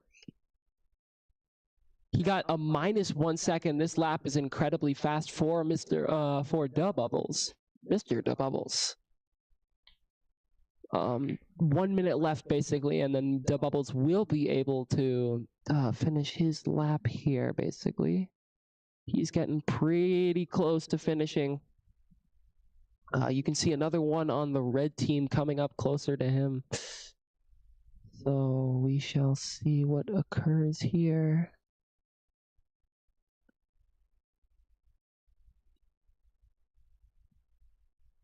I mean, really impressive showing coming from the Cobras. They obviously have taken this Forza race to themselves, and especially with a map like this, a long map that is tiring.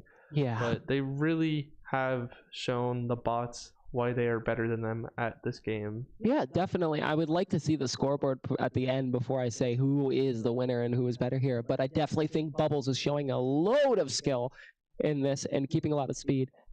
Okay. Bubbles has finished that race, and he's the first to finish by a lot. Okay. From what I'm seeing, a lot of the bots are last place. And they're not going to be able to finish in time. Yep. Race ends in 40. Like, even if... Because... Oh, my goodness. Wait, this could be really bad. Oh, okay. So this is Strix right now. Sorry, yeah, this is Strix's car because he likes the F1 car. I don't know if Strix makes this. Oh no. Bubbles may have had to wait at the finishing line because he was just too quick at it. Fast, yeah. There's 9 seconds left, and I don't know if that blue car ahead of him is going to be able to make it. I don't even think the blue car is going to make it, no, because it's over. I think Bubbles was the only one that that did it. Oh, 2 made it, and they were both Cobras. So that means Cobras are going to be declared the winners of that one, probably. Wow. Well, that was a pretty good first half of the game. Cobras down by only 2 points. No fighting game still, Exile. And going into the half, we will have Gears of War. And we will... Yeah. We'll see you after the half. Yep. So Gears of War next, a game that you wanted, so that's fine. Exactly. That's a game I definitely wanted to see. Yeah.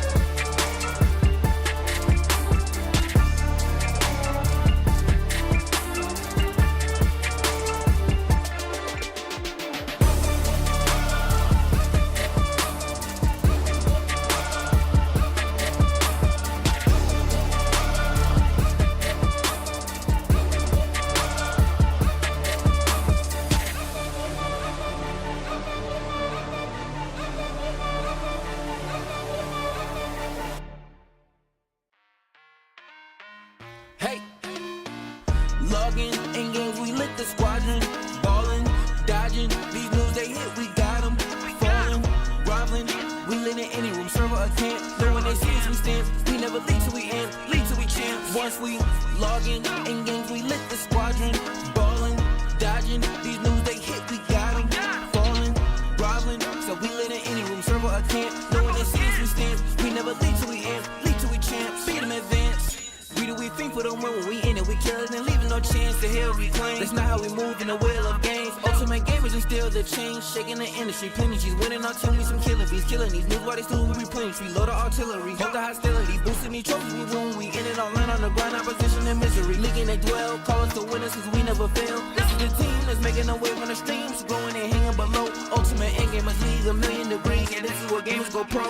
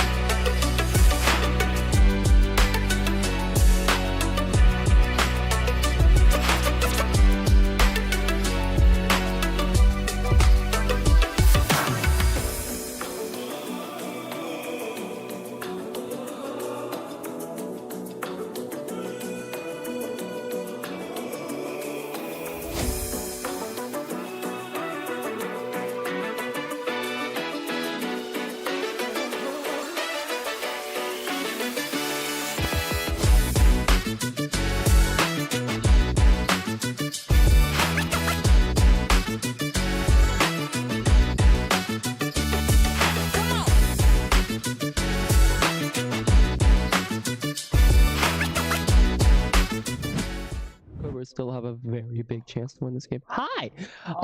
So like, as I was saying, Cobras have a very big chance to win this game still. I mean, 5-7, 2 points down. All right, welcome back, everyone. This is the second half of the Cobras versus the Bots in the second round of semifinals coming from the UEL playoffs. Here, we came back to see a 7-5, like Magna said here. Gears of War up next.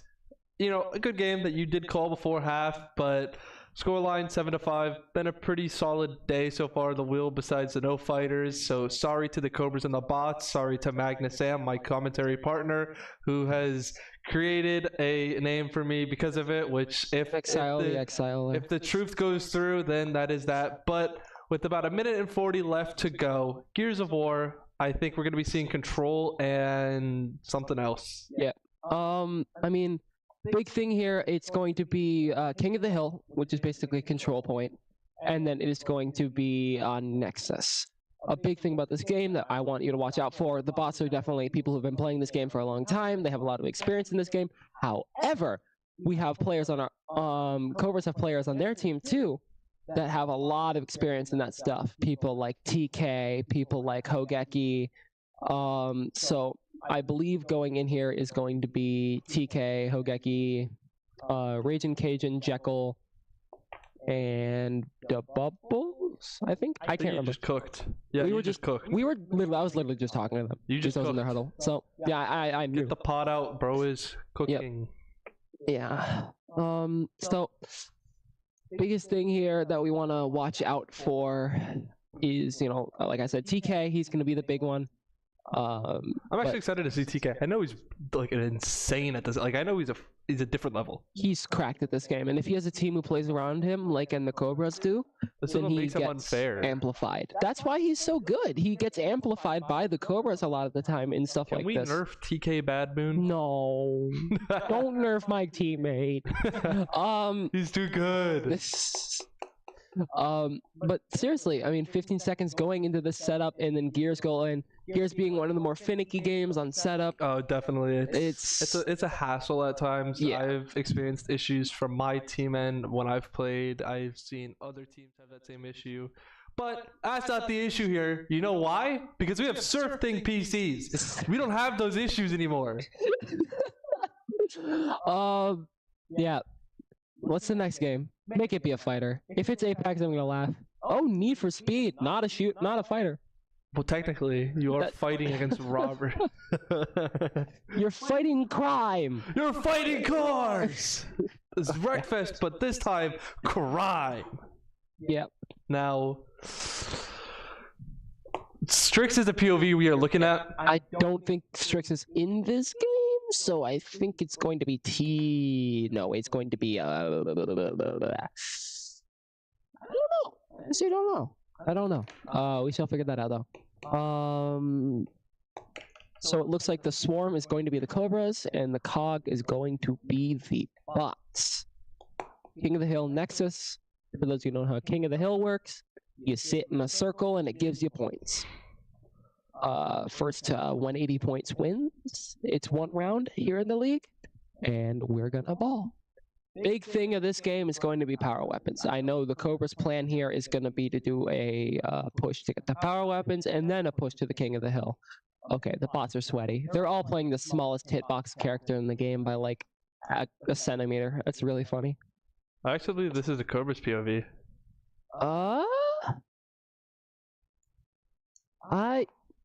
I don't know. I thought I could have swore that the Swarm was, because when the arrow is facing down, it shows the POV of the team, and since Strix isn't in. Oh no, that was Mordecai. So this is it's just outdated, the arrow. Oh, okay. Oh, so they do not end up getting the boom shot here, meaning the Bots get control over the point and the boom shot. Flamer though, dealing a lot of damage. An explosive 3 kills with a grenade. Mom, get the camera! Oh, baby, a triple! Oh my god. That was actually a triple. But he shot too early. Incredible. They do end up picking up the boom shot anyways though, so that means that the Cobras do have control over that point. Cobras already getting some points off of that, some early. Oof. Got clipped. Got buck like Milwaukee. So Mordecai going back in, throwing out the flash. Now the bots, you don't want to let them get too much space into points, but that is a flamethrower. That is a You don't want to get close to a flamethrower. You got too close to a The flamethrower. flamer hurts a lot, and it also catches you on fire if you get hit hard enough, and it's got an AoE effect. It's not a fun weapon to fight against. And this is going to be a heavy fight, and looks like I'm seeing a PC10. double kill. PC10. A triple kill. PC10 is going to be La Bamba going absolutely off. Still hasn't been able to capture the point, but that is going to be the rest of the bots pulling up on La Bamba to help him out here. But that one, almost rolls into certain doom. It's out of bullets on the flamer though. So holding the point here, it doesn't have much time left, so they are going to be heading towards next, but hopefully the Cobras have been starting to head to next. And Cobras already capped next by the looks of it.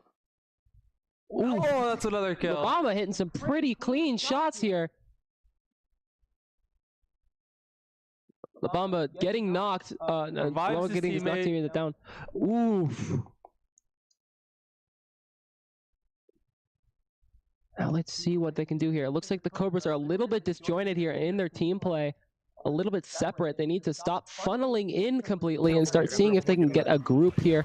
Gets one down, but he does end up getting rest here. Flashbang. Ooh, that's a triple good kill from the flashbang. grenade again. Oh my god, the grenades! There's another one. So, a big thing, I was sitting with the Cobras during halftime as they were talking about strategies for this game, right? And their big thing was, I know we need to get power weapons, and then we need to get grenades. Grenades are amazing in this game mode. The Cobras having a 30-point lead on a game This to is Billy 180. Goat's POV here. Ends up Ooh, getting gets taken out. capped. Next up here, oh my goodness. Ends up getting contested, but it looks like the Cobras are able to take the point back and get a little bit more on it. Cobras taking a pretty hefty lead here. 70 points to 22. Almost halfway. If they fully cap this point, they are going to be halfway on their way to making it to 180 points, meaning the Cobras will win that. So, let us see what happens here. 85 points for the Cobras. Hopefully they are moving to next and are prepped the capture point. Oh my goodness! I'm watching that kill feed. I don't even watch the game. I'm just watching that kill feed. Everyone going down on the bots. The Cobras have that. Cobras are doing incredible with the skill. Like I said, TK Badmoon, who is on PC1, getting a load of those kills. Also, Hogeki, PC6, with his incredible shooter skills, definitely doing a lot of work here. The more time they hold, the better it'll be.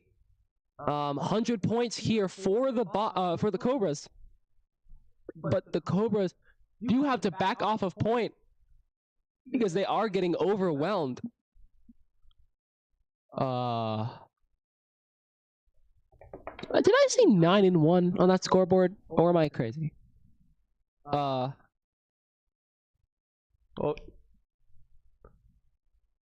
Now TK, I'm actually excited to watch TK play. Yeah, TK is very good I at want this to be game. another triple kill. He plays this very slow and grenade. Oh my god. Get him up. And then they take the fight together. There's no reason that you should take the fight alone. So TK is going to back off here and gets finished though, but that could cost that guy his life, and it ended up doing that exact thing. Cobras are, neither team really able to cap this point for very long because you have to spend a certain amount of time in it before you can get it. So now they're getting points from it. But they're at the bots are at an 80-point deficit right now. Cobras do end up getting the boom shot. Ooh. And that is almost the entirety of the bots dead. You can see the Cobras just executing onto point. But the bots are actually going for the next point. Wow.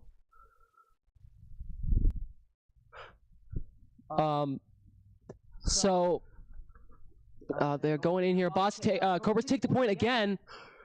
Pushing up, playing aggro onto the team, making sure there's one on the hill right now on the bot, two on the bots on the hill. It means the bots are going to start getting a few points here, but the bots are still at a 60-point deficit. TK flanking from behind. TK ends up going down. Dealing massive amounts of damage though, and that is the Cobras getting some points here. Even a small amount of points just accentuates their lead, right? Exactly. And TK is going to hang around these grenades for a second here, picking them up here. getting him prepped. He's got the flash grenade. He's got the frag grenade. He's going to go boom, and he's going to throw it, and he's going to go bam, and then he's going to go bada bop boom. Those grenades are Pow. insane. Oh, just no. Oh dear, he's going to get pulled up by almost the entirety of the bots. But he's going to pull off to his grouped up with team. team. He ends up going down. Ooh, but he does get knocked there. Oh man. Oh, but the Cobras take it back again. Cobras on the King of the Hill right now, taking a decent amount of points here. Cobras having almost 3 times the points of the bots right now. Oh, playing on the boom shot. A Cobra bot was camping on boom shot. Did end up getting it, but it's not going to be too much worth it for this current point, as it is very low. So they're going to start heading towards next. But that, ooh, PC6 on Hogeki. Hogeki being MVP here. Hogeki going 12 and 10 and 1. Now let's see what we can do here. And is that a forfeit? No? Okay. He was checking his settings, I'm assuming. But it's almost over for the bots here. They have to do a Hail Mary push in right now, or they're really going to be struggling here in a second. Oh my goodness, the boom shot going crazy. PC7. Wait, PC7's Mordecai. Was I wrong about teams?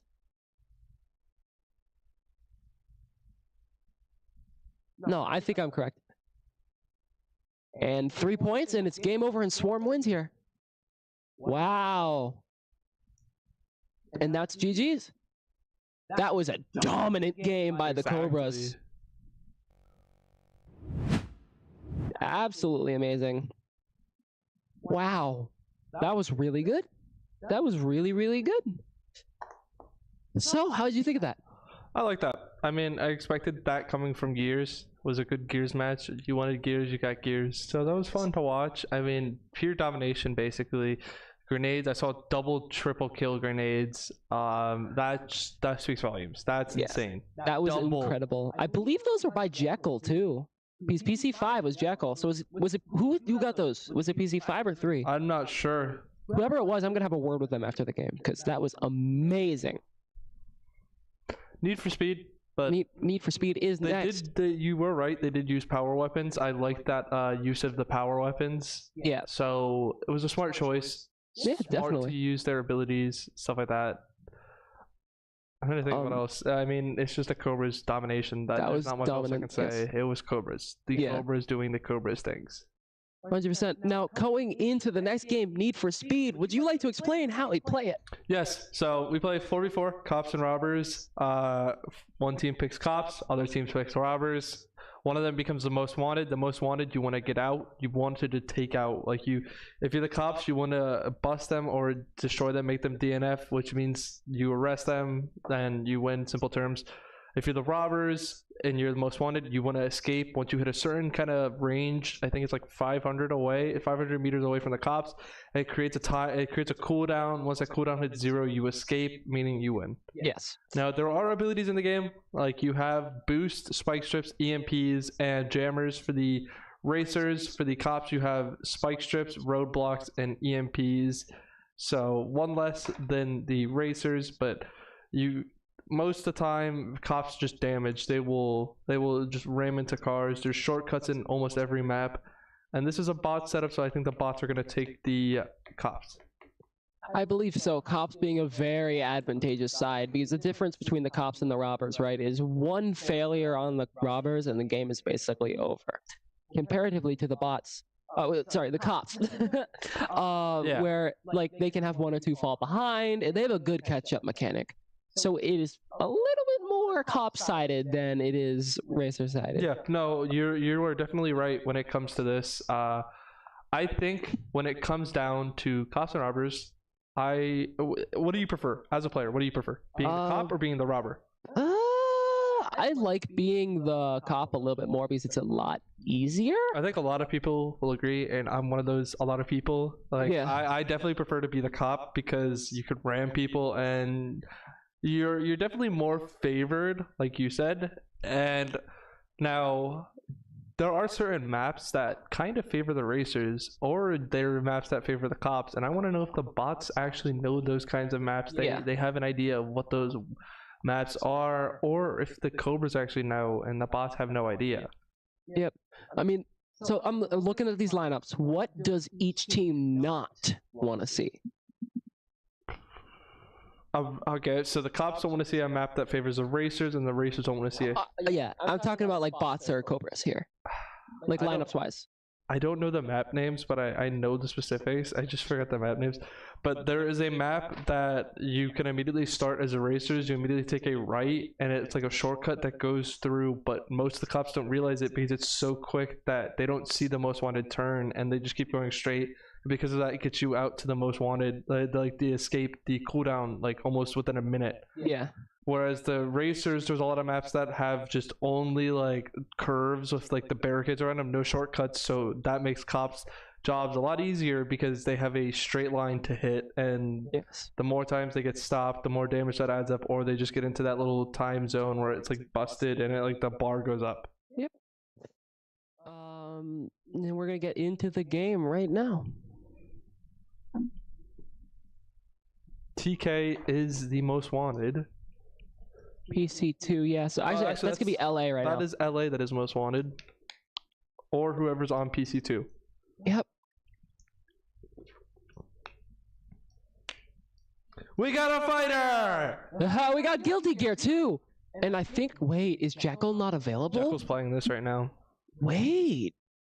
And Strix. Uh-oh.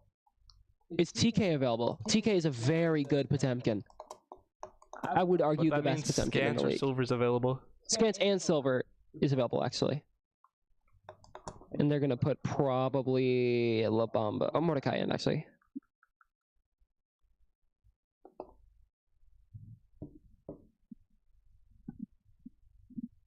Oop. Bumping his teammate here a little bit.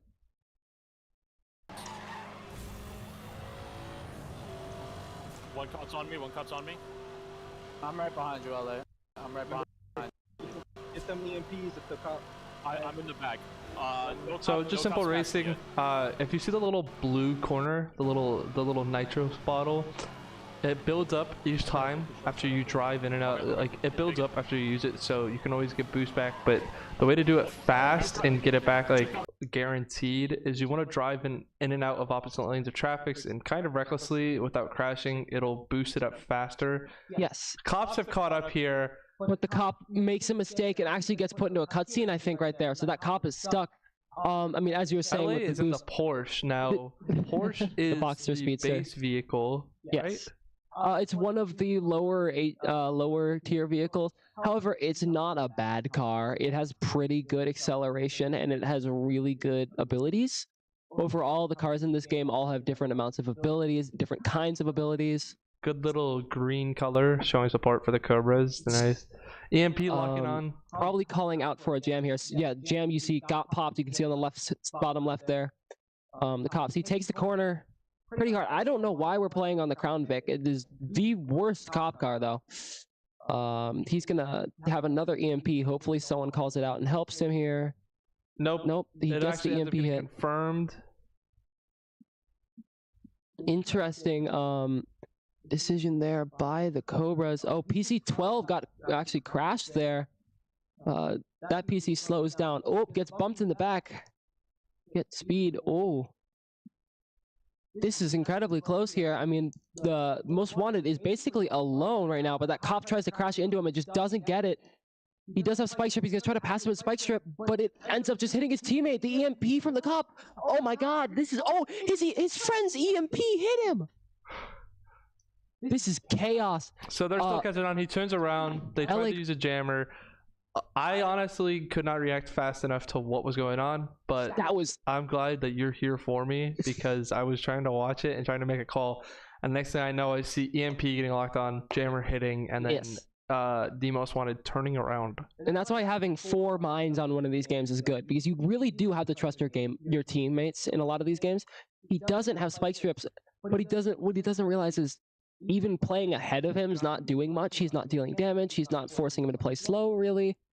So he's just looking intimidating with the spikes, which is smart, but he gets hit by an EMP here, which I believe is a friendly cop's EMP. It's actually, I think, the most wanted. Oh, that was a cop on copy scales, blue and blue. Ah! So You don't want to do that. You don't want to... that's not a good thing. LA does take the shortcut through a parking lot. Absolutely. Oh, what? He got busted! Okay. Well, Need for Speed goes to the bots.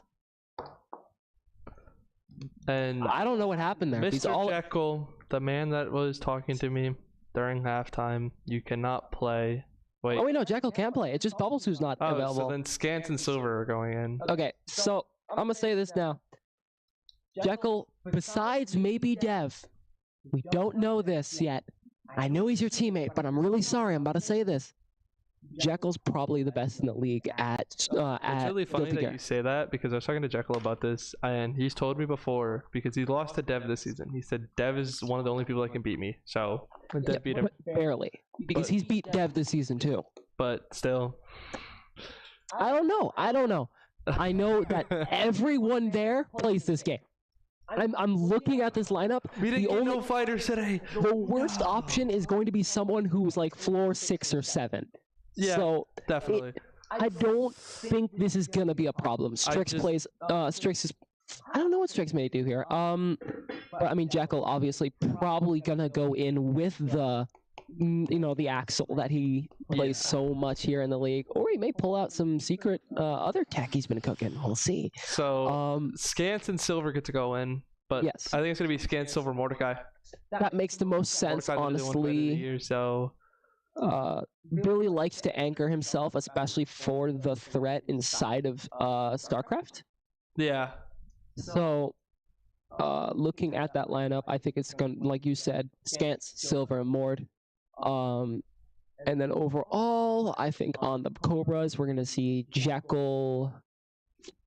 They've been anchoring Strix a lot this game, so I think they're going to keep Strix out. It may be Jekyll, LA, Hogeki. They Just may be put Jekyll, TK LA, in. TK, just run your strongest fighter lineup. But the thing is, we really don't want to full send at this point, right? The amount of fighting and shooting that you need the rest of that team for Yeah. is incredibly high. So, like, you have 3, you guarantee this win. And then what do you do after this? What do you do if Tekken rolls? The Thompson brothers, Silver and Scants, being known as amazing Evo level, best in the I world. want to see, and I know I jinxed it, but so I'm gonna go after this game because they were talking to me. They're like, try and get a fighter game guaranteed. So I might just be like, yeah, I did my magic. Exactly. I mean, I think it was like an eye for an eye thing, and because I said for us to get Overwatch, I want to watch Overwatch. We're not gonna get Overwatch, but we'll get fighters. So we're gonna go into Guilty Gear here. Of course, Jekyll's going in. I mean, there's no way he's not. Mordecai versus Jekyll first off. Is this Mordecai versus Jekyll first off, or is this someone else? That by Oh, this is Jekyll. These weird controls are Jekyll. Yep, that's Jekyll. No, wait, Mordecai? Wait, who is on Kai? Who's a Kai player? Okay, never mind. Ignore what I'm saying. I'm very curious to see what goes on here. Who uses fighting game buttons on their... He has his buttons as his Roman cancel and everything like that. I think he may be on a fighting stick, honestly. Okay, so left side is Jekyll. Okay, I was right. Oh god, not the Axel Low. No. Yes. But the problem is going to be against the Zato. Zato is a puppet character, and he controls shadows. So, okay, let me explain how fighting games work since this is our first one today. So here at the league, we run fighting games in a weird way. We have lives as if they are a commodity. Well, not commodity, but like a resource, right? So in each game, you have a different amount of like that resource. So in this game, right? You have 2 lives. That's it. And then you're out. So it's maybe a button check here. Yep, this is a button check. I back out to character selects, make sure it's all right. But you in this game mode, you have 2 lives per person. After your 2 lives are over, it goes to the next person, and whoever basically the enemy team's goal is to kill the entirety of that person. In other games, it's different amounts of life or different like 1 health bar instead of like, different lives. Here we go. Axel low. Jekyll being one of the top 100 Axel lows in the world, making it up to Celestial, meaning he's actually one of the top 500 in the world as of last season too. Jekyll being scary, very scary, but Zato just having this incredible pressure, as you see here.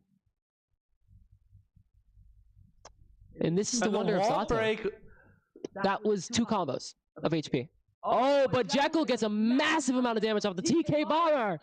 Okay. Goes for a hit. And Jekyll's just gonna zone him. Oh. But Jekyll gets hit. That could kill. And it kills Jekyll. That's Jekyll's first life off. He needs to play a little bit more cautiously here. Dodging his I wish I knew the name, but it's annoying to deal with. His grab though. That animation's kind of sick. Oh, burst because he doesn't want to get comboed. Zato combos hurt really badly. Jekyll gets another combo. This combo's gonna hurt, but he bursts out of it. Gets a hit again.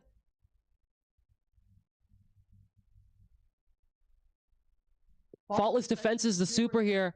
I'm sorry, I'm being quiet because this is like enthralling currently. It's so much happening at once that it's hard to read. It's like it's art. It is pure artwork. I actually am impressed. This is what fighting game people. I mean, we have the Fighter of the Year versus the fighting game belt owner. Yep. Mordecai doing work, but Jekyll's just able to get more on him. Oh no! The Jekyll goes down! Jekyll out as the Axel low taken up by Mordecai. Sweeping. And it's not looking good for the Cobras here. If Mordecai's able to take all that life off. So crazy. You take out Jekyll, you gotta go through TK. Take out T. So it's actually going to be LA and Strix in this game. So LA is going to come in next. No TK? No. I actually wanted to see TK play. I'm sad. TK is a really chill guy, so. But I'm not going to downplay Strix or LA. LA is insane. We've seen what LA does in these fighting games. He just goes in and he just dominates. And Strix, I know, has learned and also taught people.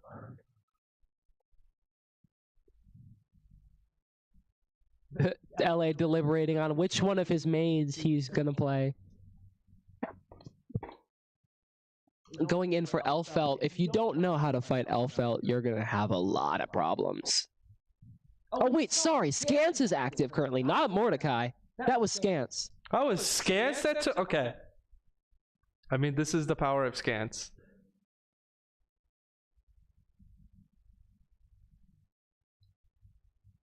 Inputs are going in here. Gets a little bit of Elfelt damage. Oof. Good grab to counter the Elfelt pressure. Oh dear. Gets hit by another grab. This grab is not a fun one. It gets grabbed again. Is he going to put in grab loop? Gets comboed off of a grab. Counters the combo. Ends up still taking damage. Okay. This is not looking good for the Cobras here.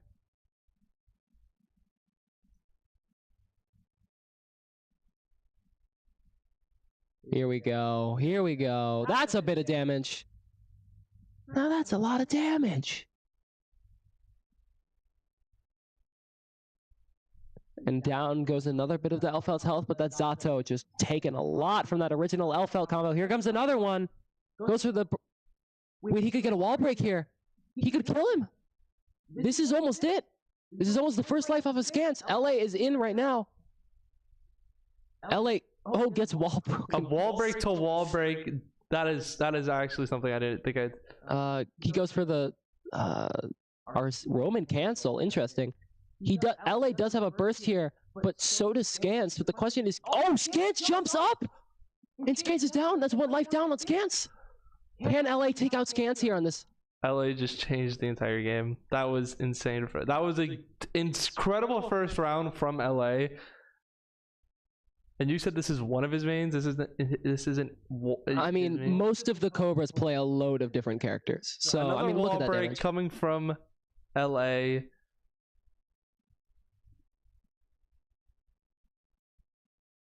He's going to go for a grab here. Elfelt, now he's introducing another layer in here of difficulty on the Scans. And Scans goes down! So, LA down to 1 life, going up against his second fighter now, which is going to be between either Mordecai or Silver.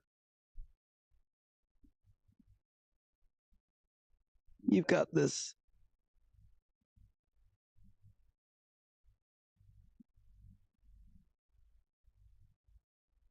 Oh my gosh. Silver coming in next. Silver is probably going to be playing Soul Bad Guy, if I remember correctly.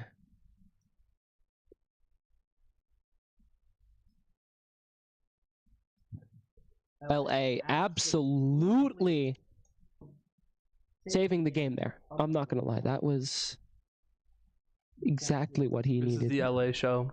Exactly.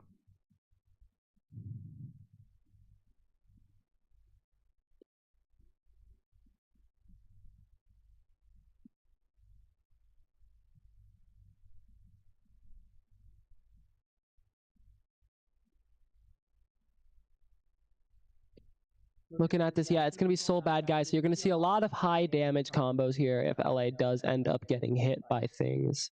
LA is going to need to be a little more passive because, as I said earlier, you have a certain amount of lives, and LA only has 1 remaining.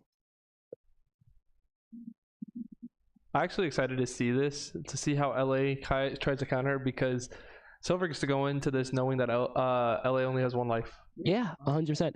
Silver's going to go on this with the thought processes of, our team is in the lead by 1 life, right? So I want to get him down, so I'm going to do some reckless stuff. Silver playing passively here, not... Ooh, ouch. Oh, they're button check. Okay. Oh my gosh. I was like, hello? Why did you get hit by the overhead? The reason he did is because of that. Okay. Going into the game, Elfelt v Soul. Soul not having many zoning options while Elfelt has a gun. So curious to see exactly what goes on here.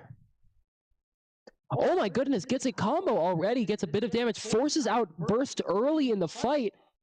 LA does get 6P'd out of that interaction, 6P being a thing that gives you basically invulnerability in the chest. Here he goes with a load of damage. And look at all that damage. Now that's a lot of damage. Nah, that's not gonna feel good on Silver. This could actually kill here, but he drops the combo. But LA's trying to get damage, and this could kill Silver here. LA gets the first life off of Silver. Can LA sweep? This might be a potential sweep coming from LA. I'm at awe. There's a reason why I'm barely talking. It's because I'm at awe. This is greatness at hand. 100%. A lot of skill is being shown here. Both of them get their burst back. He does not want to get combo, but he does end up getting block. Silver, but oh no. Silver whips to grab. LA gets a combo off on him. Him and Silver are... Wait, LA can combo here. This could kill. LA could kill him in this next combo. The amount of pressure that Elfelt does give in this game is just too much for Silver to handle. And down goes Silver. LA takes another one out. It is up to Mordecai to stop the Cobras from winning another game against them, winning the first fighter game against them. Mordecai, the fighter of the year here. Now the problem is...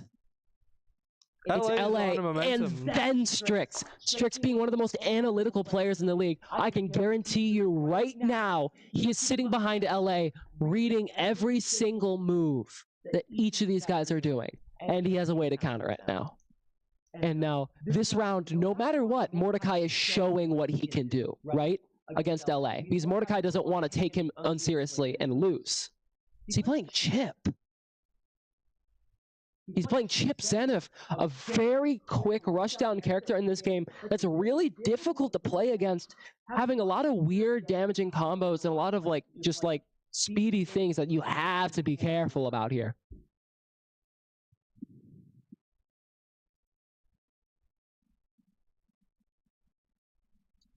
Alrighty, so Chip Zenith's gonna probably, yeah.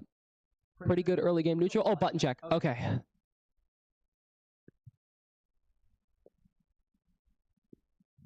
Gets all of his command grabs ready. As you saw there, that was a Chip Zenith command grab.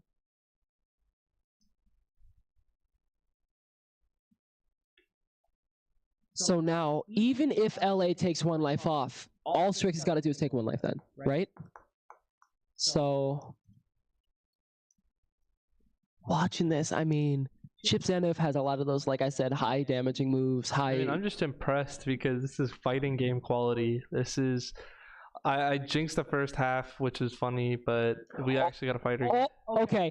So, other thing I forgot to mention about Chip Zenith as he was talking, sorry. Oh, no, he's the lowest health character in the game. Yeah, he is weak. So, 2.5 combos kill him.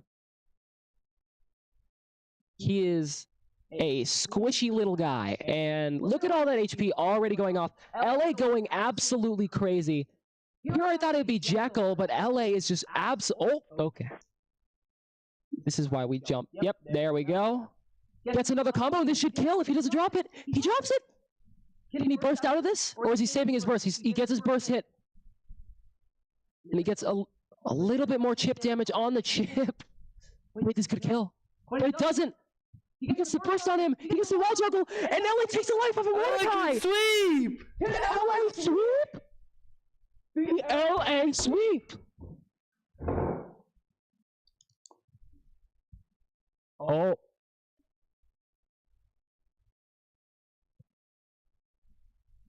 Lots of blocking going on here because of just how annoying Chip Zenith is. He's so high pressure. He's very hard to play against here. Playing in close against the Elfelt, gets the loop, but he doesn't. He knows his 6P works. And this could kill LA here if he's not smart about it. LA does get a bit of damage on the reflect, but he dies here. Oh wait, no, he's alive. LA can still. Wait, oh, never mind. LA gets taken out. But hear me out. Last one going in here is gonna be Strix. Strix needs to take Mordecai with 1 life left against this this Strix. Against Strix. This is actually a crazy outcome. Incredible gameplay by LA. No matter what, even if he didn't sweep, that was amazing. Next up, going to be Strix. Holy goodness. Strix getting his controller set up. His hitbox. His special controller. Now, can Strix get the last kill? I am so excited to see this. Get a zoom up, you can see Strix is plugged in, getting ready. A nice camera angle coming in. Seeing these endgamers facing each other. Now, I see Chip, so Chip again, but Chip against who? It's going to be either Chip on Asuka, I think? Or who is Strix going to elect to play here? Getting his controller ready, making sure it's all good and stuff.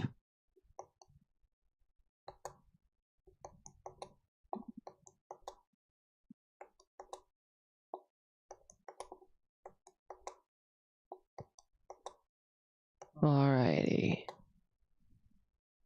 And who is he picking here? It's AV! It's AV! And it looks like he is going to be picking Asuka here. Yep. Asuka R being one of those really weird characters in this game.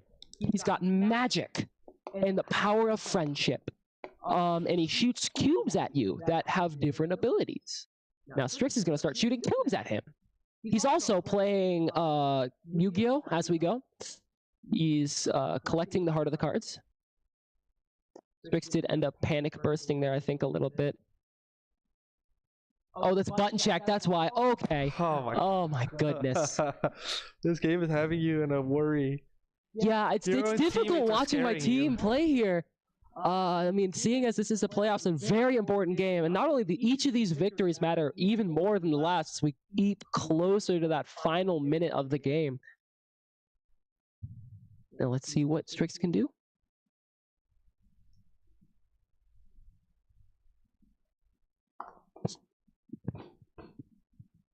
Alrighty. I mean, Strix only needs to get one real life off of Mordecai here. He's gonna play a little bit passive, but Mordecai's will play aggressive against the Asuka. Asuka having a lot of super defensive options, but he's just gonna sit at full screen with a lot of Asuka stuff. Oh no. Strix does get the grab on the chip. Look how much HP Chip has already lost. And it's just chipping away here at Strix. I mean, both people are chipping it away, no pun intended, but chipping away at each other's health.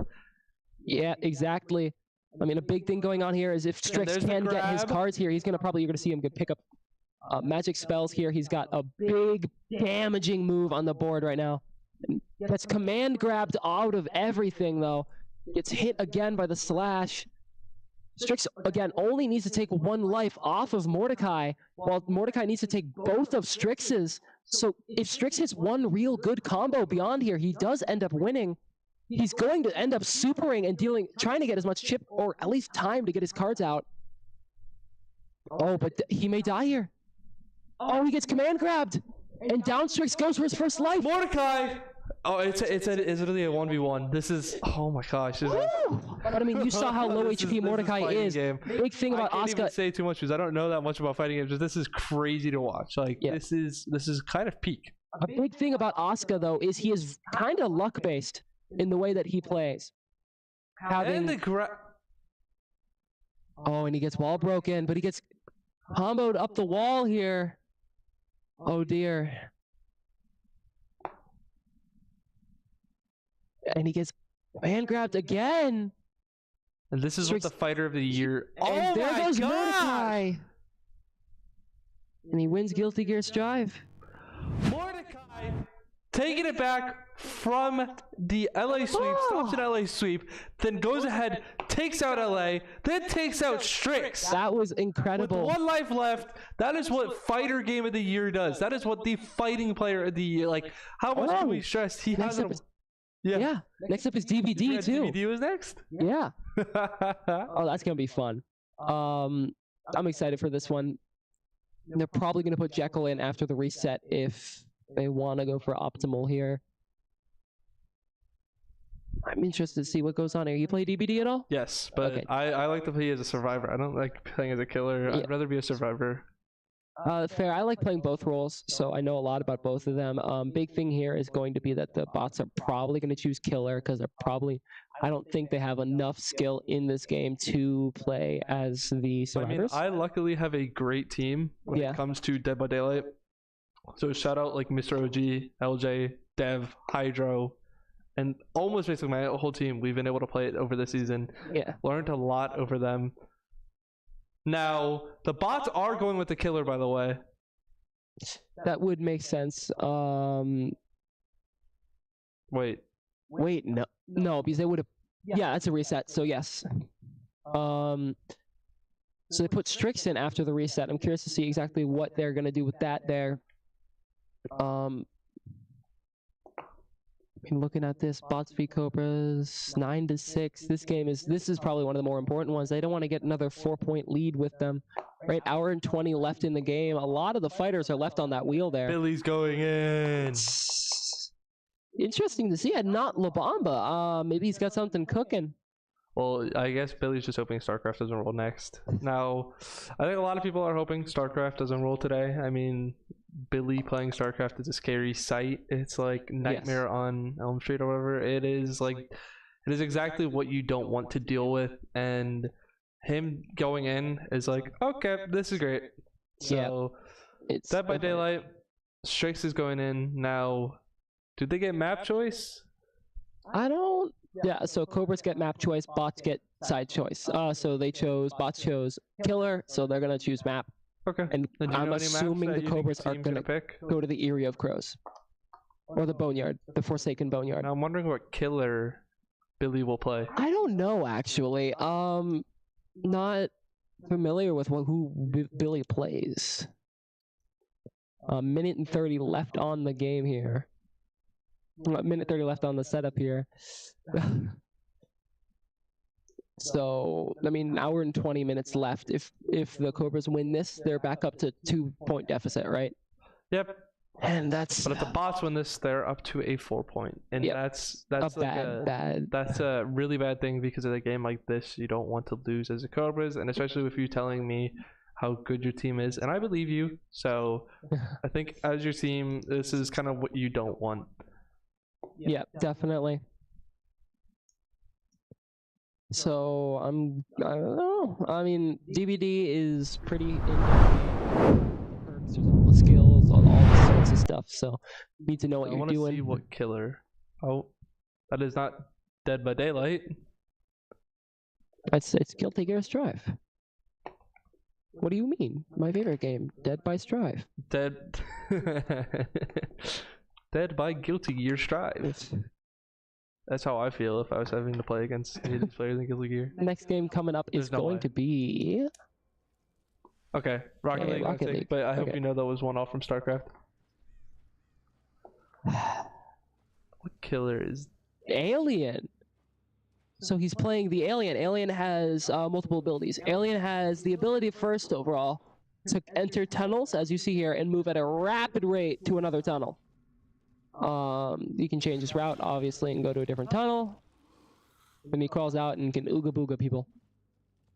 I like how you explain that. Yes. And then his second ability, the Alien's second ability, is its tail, basically. Pokes from a very long distance.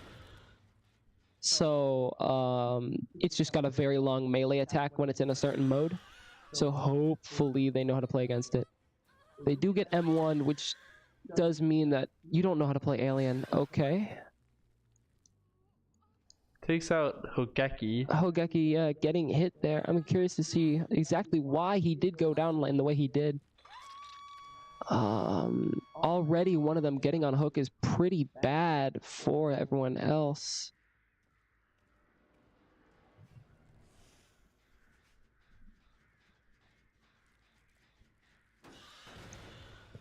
Getting the gen regression.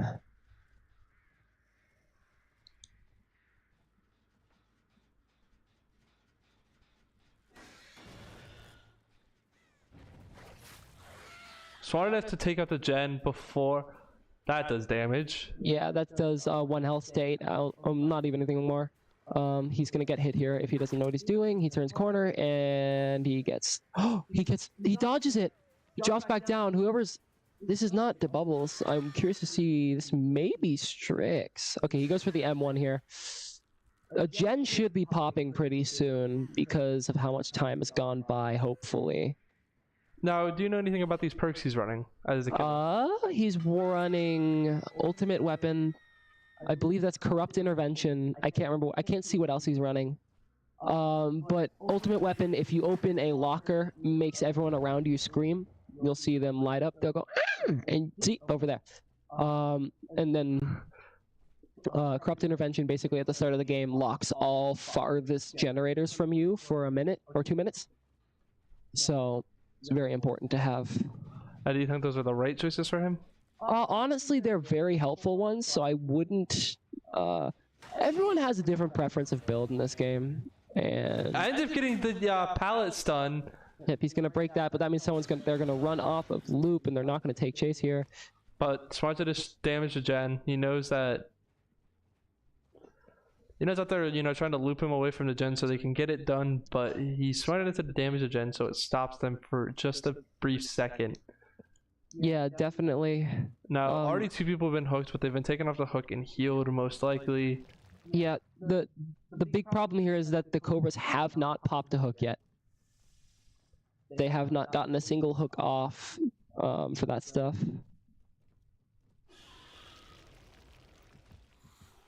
So... Oh, find someone here. Ends up getting 1 hit on them, but they get away. They're not going to hang around that pallet because Predator can, not Predator, but Alien can literally hit over them. Why is he trying to M1 this? Okay, interesting.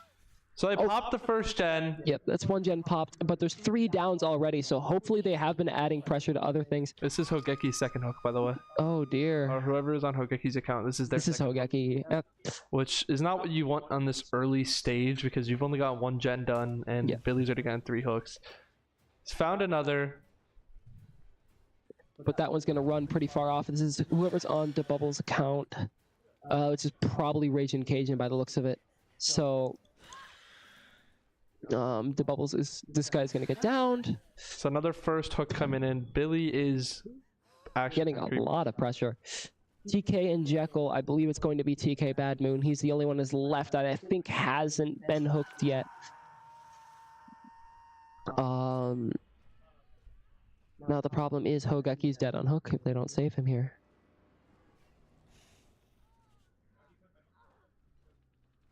They see the one. Oh, that means Hogeki's dead. That's bad. That's really bad. He may take hit here, honestly, to like get towards Hogeki. Why? You can take hit here. Okay. Interesting decision making. leaves That them means hit. Actually, Hogeki is fully dead now,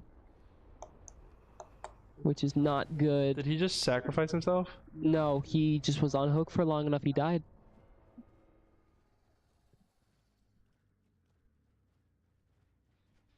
Huh. This is not looking good for the Cobras here. Not what they wanted to do coming into the game. Almost got flamethrowered out of his mode, which is really bad. If you get flamethrowered, you're stunned out of that mode for a hot minute. Billy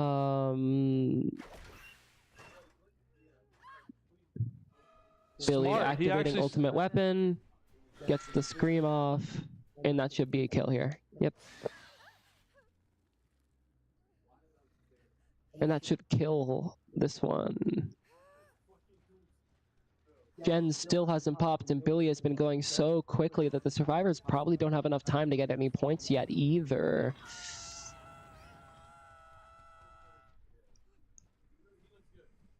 Oh, that's that one's first hook.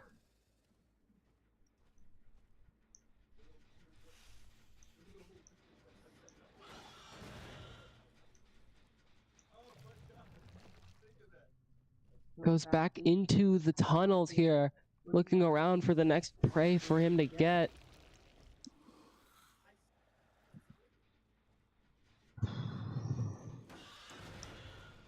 Looking pretty bleak for the Cobras here.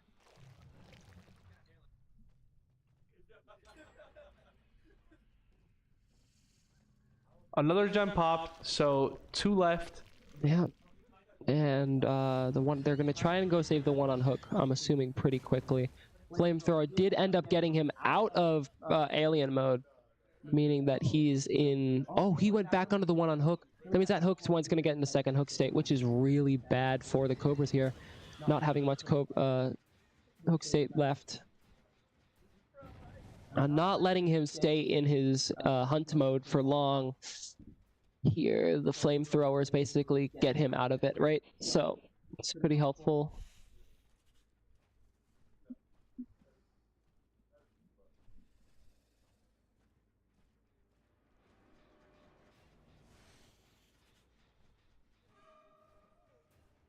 Wow, I mean, watching around here. Oh god, 2 of them are in chase and both of them are stunned, like low HP. TK is the last one, takes hit for the rest of his team here, which is pretty smart overall. And it looks like Billy's going straight for someone. Goes for window, but he gets hit through the window because of how alien works. And this will be another person executed. Now, it's 2 left for the Cobras against Billy, and both of them have already been hit. They don't really want this situation, actually.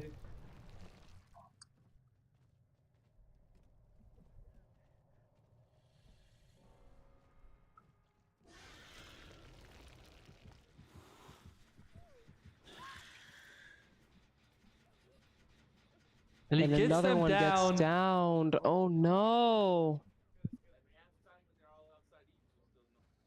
He's going for the last person, actually. He's gonna slug TK and Jekyll, or TK right now.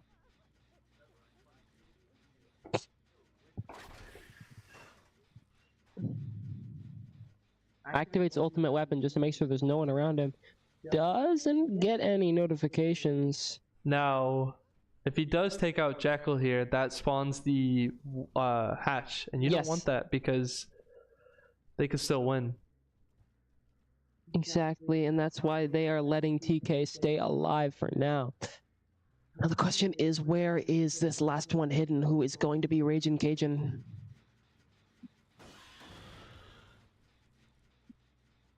Maybe Raging's around here? Nope, but he's going to use his tunnels to rotate back.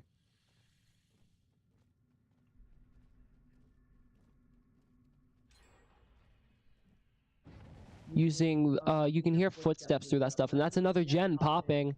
TK probably trying to withstand and stand up here. Like, I think they're trying to get just enough points at this point. They do have visual. And down he goes.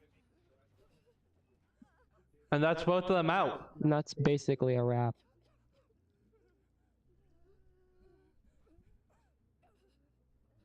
He's gonna sit here and stare at them so he can run the clock. That's really not okay. Can he not Mori them? He doesn't have a Mori, so no. Dang. He's gonna sit there though. Run the time. He wants to run the clock. So that's really annoying. So we're just gonna have to sit here and watch this for the next few minutes.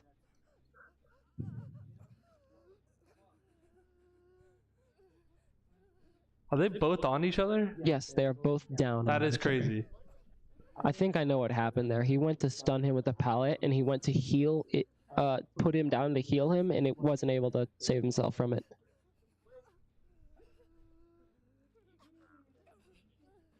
Do you know how long this would take? A long time. Down survivor bleeds out for like 3 minutes, I think.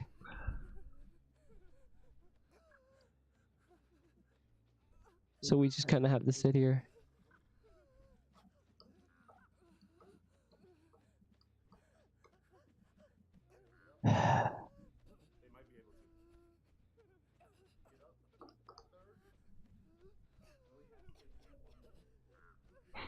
This is intriguing gameplay, honestly. Entertaining This is the first time I've ever seen an gameplay. Alien being played, so now I know what Alien does. Yep. And those are the crows spawning for AFK, which is even crazier because they're not even AFK, they just can't do anything. Yep. They're moving. They're moving. They're gonna try, okay, I know what they're gonna do. They're gonna try and split so that they can find the hatch. Once one's dies, spawns hatch.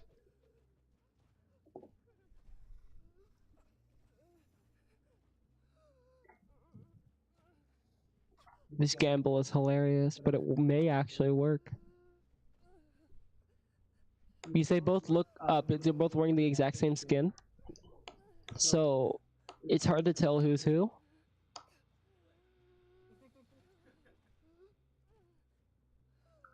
So you take a gamble here and hope that this is the one that's still gonna live, so when Hatchet opens, he's not dead.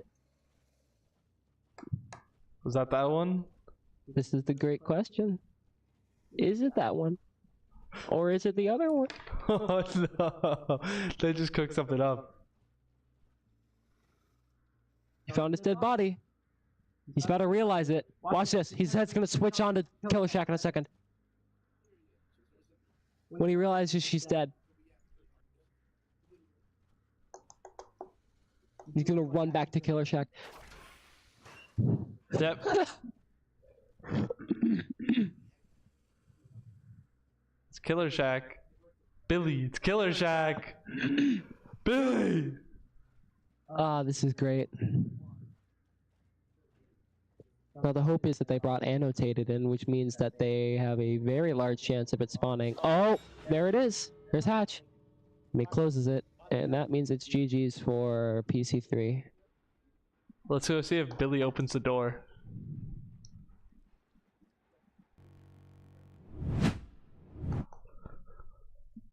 That was actually kind of funny to think because I saw Billy just standing there, and it's like, Billy, it's gonna get away.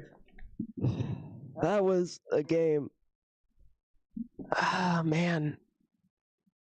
Wow, that was really riveting. And next up is Rocket League. Which is what I want to see. Bubbles is going to go in for it. I've heard a lot of things about Bubbles in Rocket League. I know Bubbles he's also 1v1 Hollywood this season. Yeah. Now, I think I know the outcome, but I know he talks about Rocket League like that, so he's going to be excited to play it. Yeah, Bubbles is very good at this game and definitely knows what he's doing here. I can't wait to see Yeah. Ticker again. One thing I don't necessarily like, I prefer regular soccer, like the regular mode, because that's how I play it competitively, and that's how I love playing it. Yeah. So with the regular, it's more fun because you see people doing aerials and Heatseeker. We saw like a bunch of demos last night. No, I'm not saying that was wrong. I mean, the XCODs were cracked at that. Like they were insane at it. It's just I prefer regular. So Yeah. 4-point lead here coming from the bots. An Yeah. hour and 3 minutes to go. One fighter rolled, only one, and it was Guilty Gear Strive, the one game that I know Jekyll wanted to play.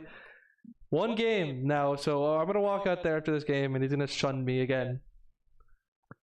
Yeah, this wheel has definitely not been the greatest for the Cobras or the bots today, honestly. The bots are just making the best out of what they have been given. An hour and 2 minutes left in the game. It's still possible for the Cobras to win, but they basically have to win the next 4 to 5 games in a row. Yes. So, And they also don't want StarCraft to roll. and they don't want StarCraft to roll, and they need to win Rocket League. It's going to be really hard for the Cobras to win this game from this point going onwards, but it's definitely not impossible at all. Exactly. So, we shall see. Now, while we're on the topic of it, 2 minutes ago, Rocket League, game that, a lot of people play now. It's a fun game. I love playing it. Yeah.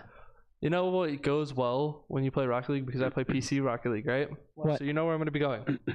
These PCs that we use for the UEL run Rocket League so smooth. Like, Yeah. it's the best operating PC for Rocket League. Yep. So anyone that wants to play Rocket League competitively like that, you want a good high-end PC, a good competitive PC that'll run these games, will run it smooth to where you're not struggling to find matches. And that's what SurfThing brings to us. This is why we are, this is why the little thing above me and Magnus Sam's head here, right there, it says the official PC. We literally have these SurfThing PCs for greatness. They've created greatness. We are making greatness by them. We're seeing great plays come out of these PCs. I mean, we saw great plays come out of every PC. These are how good these players are, but these players deserve top of the line, best PCs out there, and SurfThing being the best out there gave it to us. Yeah, definitely. So, going into Rocket League here. See, now is when we want to see StarCraft. Yeah, like an hour left. Yeah. Yeah. No, I mean, everyone but Billy is available. Oh yeah, you're right. Cobras are a very good StarCraft team. They could probably do it against all Is those Billy people. running at 1? No, it was a reset, so it was the entire team. It was Scant Silver, Mord, and then Billy. And then it's going to be LA, Jekyll, The Bubbles, and Ragin' Cajun. Okay. Yeah. TK and Hogeki still left out. Poor TK has not even gotten to play the fighting game. It will come, hopefully, I soon hope enough. so. I want to see TK Badmoon play. I want to see fighting game after fighting game after fighting game right now. I feel like I sense it's coming. I sense like a wave of them coming towards us. 12 seconds left on the setup here. Losing a timeout in the second half is massively detrimental, so hopefully the Cobras are able to get into this Rocket League and get it set up here. This is a massive game to play. Yeah, I exactly. actually want to see Overwatch, though. I really want Overwatch in this game. Like, this is the one time I'm sitting here and I'm like, okay, you've got an hour left. We could play Overwatch. Yeah. We could finish it with Overwatch, and that'd be fun. Yeah, definitely. I want to see what goes on with Rocket League here. It looks like something's going on with the setup. We will see. Maybe someone having to go through the tutorial because that stuff always happens. Which is not a good thing. Yeah, it's common though. It happens a lot of the time with almost every single Rocket League. It's just connected to the IP, so it'll make mistakes every now and then. Damn, I know what I did wrong. I made the promo too early. But that doesn't mean I can do it again. Now, like you said, this is the second game of the semifinal round, first semifinal round coming from the Northern Conference. The top two teams that isn't number one, so second and third playing right now. And after this, they're going on to challenge for, the Reapers or the Ghost. So whoever wins here goes on to face the Reapers or the Ghost winner, and then whoever wins there goes to Michigan for the grand finals. So that's where the big news comes out. This is where it's like the bombshell. It's so important to win this game. We're gonna be getting into the game now. Probably was just a problem with tech. It's regular. We're gonna be playing regular soccer, car soccer. And we're gonna be watching Bubbles right now. Apex Legends is coming up next. Nice. Bubbles setting up his team already. The Cobras get a score already. This is the one game that you don't really want as a bot here because I don't believe they've put too much practice into it, but that's fine. That is not the end of the world. They could still win. It's just Bubbles knows what he's doing. Oh, 100%. Bubbles, definitely when I play with Bubbles and Bubbles and I are playing in our ranked games together, he and I are doing very good, and he definitely knows what he's doing here. It looks like they are trying to wreck out, or at least bump Bubbles out of the way. The ball being in the corner, the safest position for the ball to be, really, for a team. But it's really not a great place. It's a slog, and a lot of teams will end up fighting through it. And no way they get another score here. Oh my gosh, Bubbles! Okay. 30 seconds into the game, and the Cobras already have 2 scores. This could be where the Cobras start to come back. Every time we This is exactly what they needed. I'm going to say this right now. A couple of days ago, before Bubbles like, we need to practice this game, we were talking about forfeiting this game today. So, the difference in skill from when we were talking about this the other day and then now to Bubbles going crazy! So, he's taking it off the wall, which is, what someone of his caliber can do. Bubbles! This is the Bubbles game. Bubbles! The bots really in a bad situation here playing Rocket League. Oh. And I think I know what happened. I think the Cobras made sure to pick this mode. Yes, 100%. Bubbles wanted to play this mode. This is the mode that he knows the best and is most comfortable with. There's no cheese. It's just pure skill. Pure physical and mental skill. I wasn't there in time. That's on me. Bubbles is doing things I haven't seen him do before normally. I think he's like entered some flow state here. They did end up getting a wreck, but the ball is in the corner. Bubbles is going to end up launching it back up, waiting for the person to get back in here. Bubbles is going to boop, centered the ball back, and there's only one in between the goal on the... Oh my god, he the does bot's get that mode, so he's going to take it out. Yep.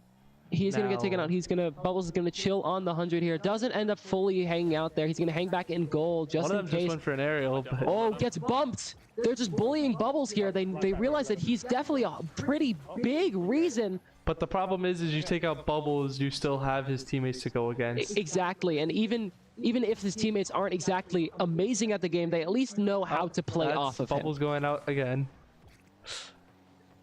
Oh my god. Oh my gosh, if Bubbles got Rule 1'd in the league, I want to see a Rule 1. Has there ever been a Rule 1 in the league? I don't think so, and I feel like there's some people in the league that wouldn't respect it, or they might not know about the rule. Yeah, that's fair. Oh my goodness! The Cobras are going ham, 4-0, 2 minutes and 49 in the game. Some time was chopped off, but this is looking very heavily in favor of the Cobras, and it's looking bleak for the bots. Now, the bots are trying to do their best. I don't think are playing their optimized mode, the mode that they know the best of, which is, that's fine. There's 33 games on the wheel. You got to learn everything about every game, and that can take time. Ooh, and Billy gets a pretty lucky shot there. So pretty good actually on Billy. I have to take back apparently. I cursed us. It's okay. I mean, that was a mistake. There's 4 people on goal and it got cluttered.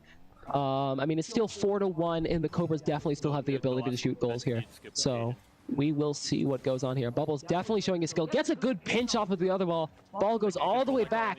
Wait, My one weakness. I thought it was going to bounce in. I'm not going to lie. They are not letting Bubbles have any peace here. Now, I also thoroughly like A demo. that this game was able to roll today. So the 2 times I've commentated this week, I've seen Rocket League, and I've spent my entire week just like no lifing it, basically just Yeah, playing grinding it, it as much as you out can. for hours, just literally doing as much as I can because I already know the game and I'm pretty decent at it, and I'm just learning as much as I can, and I'm just playing with more. But Bubbles is having fun. This is his spotlight. I know he is having as much fun as possible. He wanted to play this game today. I probably could have asked him before the game, but I was not in that interviewer type focus. But that's fine. Bubbles going up for the Saves aerial the ball. I mean, every second he clips off here is fine. He's getting another 2 scores is fine. You just don't want them to tie up the game, right? So really, at this point, you just want to run the clock, play normally, but like, you know, run the clock, keep the ball in the air and out of play as much as physically possible here. You want to get it, you know, in a safe position where you really feel comfortable with your team being able to play around it, right? Bubbles gonna be playing on the ball, gets a pretty sick hit on it. Billy the GOAT. Actually, Billy's showing what he's doing. I've seen, Really I've knows, seen yeah. a lot of movement from Billy regarding just being around the ball, and it seems like he does know what he's doing. Now, maybe in... Ooh, Bubbles is literally just jumping over every challenge because they're going for him. That name, exactly. the Bubbles, has them in The Bubbles is floating like a bubble here. I got you. I got you. Almost another score on the goal, and TK gets another score. A minute left in the game. It's very hard for the You know Boss what to I gotta win this game respect? from here. Since we've been watching Bubbles, he has the bubble trail Yes. as a bubble goal explosion, so staying true to the name. Lee Bubbles, who says I haven't been That is really cool. Some people don't stay true to their name, but That's Bubbles crazy. is not one of those people. Bubbles is that person that has the bubbles. He is that guy. You're that guy, pal. Oh, I'm in goal. Again, playing this ball, just keeping it, like, you know, away from your goal. So 47 seconds left. I mean, it is 5-1. It's kind This of a is wrap. looking like it is a Cobras win. I would... I'm out of goal. I'm out of Unless goal. Bubbles, unless the entirety of the Cobras controllers disconnect, I doubt it's gonna be possible for the bots unless they unlock some like. Unless the bots just sign like someone like Squishy Muffins last seconds to like one of the professional They like. did get a score there, but I mean they have 25 I seconds to mean, make 3 I've goals. seen like a 6-0 game and 6-6 within 20 seconds before. Yes, it's possible, but really astronomically not. Now it is Plausible. 5-2, so this is honestly just an impressive showing from the Cobras. I liked watching this Cobras team play. I wanted to see them play this Rocket League, and I just enjoy it. I've known Bubbles has been one of those names for Rocket League, and I get to see him play it again. I know he 1v1'd Hollywood this season against the Reapers, and that was a fun game. So knowing that the Bubbles gets to play Rocket League, I know he'll be ecstatic after this game. Exactly, and that is GG, and that is a Cobras victory. Again, another dominant win. The Bubbles carrying them straight through to another victory there Apex for Rocket next, League. though, so that's... I don't know about this one, honestly. Apex being one of those games that you definitely need to know a lot about this game. I know the Cobras have been All right, practicing this. here's my question: are you a base or an all person? Since you're one of the, are you base characters or do you also? I play base, Okay. but I would say all if I want to Okay. play because I play Now- Pathfinder. Who do you play as base? Pathfinder. Pathfinder? I That love is probably the best option. I talked to Smeek about this last night. Pathfinder, Bloodhound, 2 best options. But if you go all, who are you picking? Pathfinder. Okay. fair I've been a enough. Pathfinder To main me, since if I'm the playing game all, released. I'm picking Mirage. Yeah, I'm So- level almost 500 in Apex. I've played that game religiously since it came out. So, I mean, fair enough. I run Mirage. Mirage is like that for me. So, Yeah. and I know there's some other people in the league that play Wraith, Octane. Octane's a fun character to play. Octane. If we see all here, we could get TK on Octane. TK Okay. being someone who does like to play a lot of What those mode do you characters. think's gonna get played here? Whose pick is it? It's bots. We are going to end up seeing probably team deathmatch, and the bots are going to get a lead, and then they're going to go sit in the corner.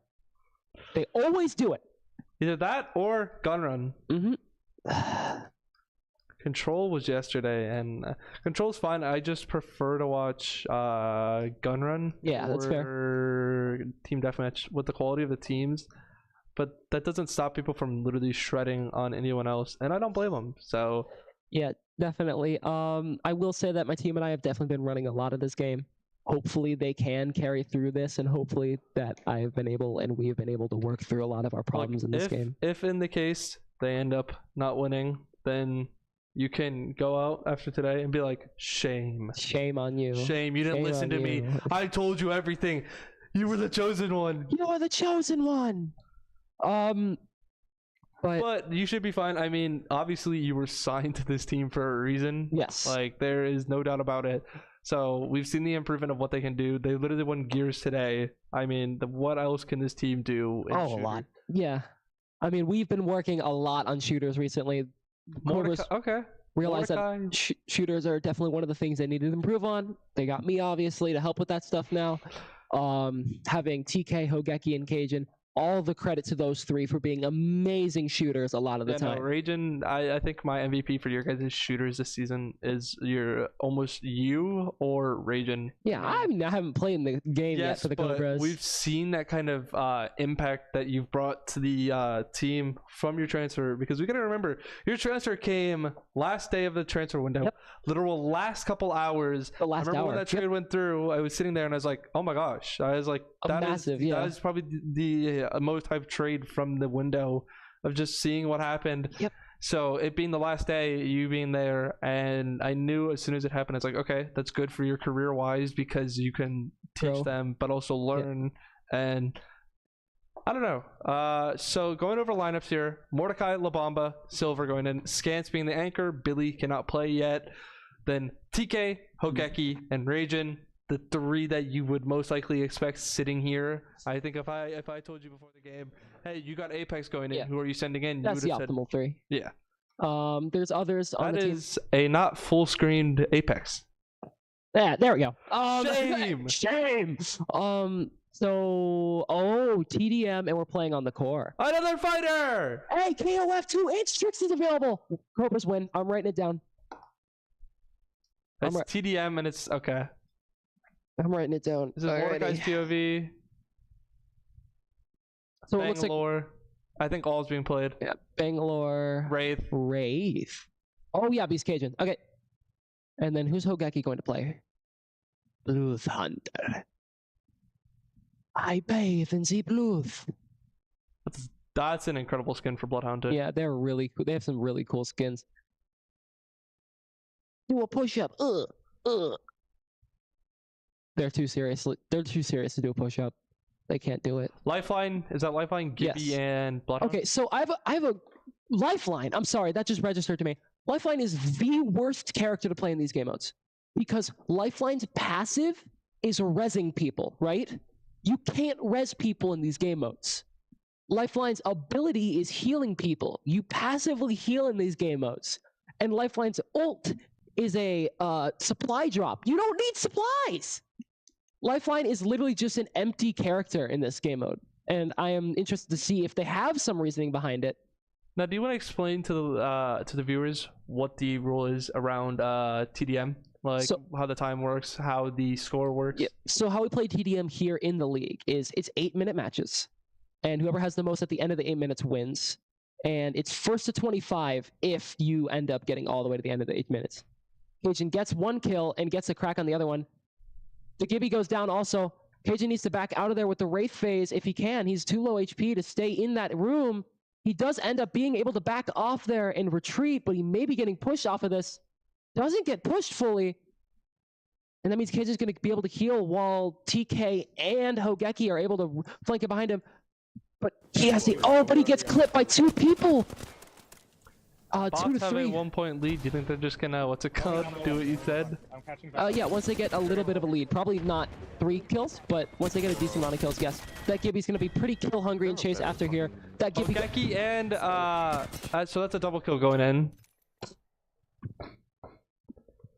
5-2 now, a 3 point lead. Yeah, 3 point lead's not too big of a lead currently, but it definitely is detrimental towards the Cobras here. They do 2 hosties were detected. They figured out they were on far over there. They're going to try to get some poke damage and then push in off of a break probably here. Little do they know the Labamba is low HP. But that's what they have Lifeline. You can't heal shields with lifeline is the problem though. So Yeah, but the thought counts. yeah, it's the It's thought. the thought that counts. It's the Oof. Labamba takes a load of damage off of a sniper there. He's going to be struggling. He gets good the scan. Labamba almost gets fully broken again. Now, since you're obviously a high level in Apex, sorry. How do you feel about these classes that they're using? Like, do you think they're doing the right stuff as, you know, the bots or the Cobras? Do you think they picked the right guns, or do you think they might have maybe picked something wrong and you're like, maybe you should change it? Yeah, I mean, a big thing about Apex that I've always kind of been a proponent of is there's not exactly, I mean, there is meta guns, but there's not exactly a gun that's so far above the others that it's like detrimental. Yeah. So a lot of stuff I think is up to personal preference often, except for SMGs. They're horrible now. But the biggest thing that I have noticed, the Cobras are playing very passive here, but that's not what I'm talking about. You know, like I said, they're using the flatline, a very good AR right now. You saw how much damage Labamba was able to deal off of that there. TK is pinned in the corner, Labamba almost goes down there. Now it's a 5-point lead.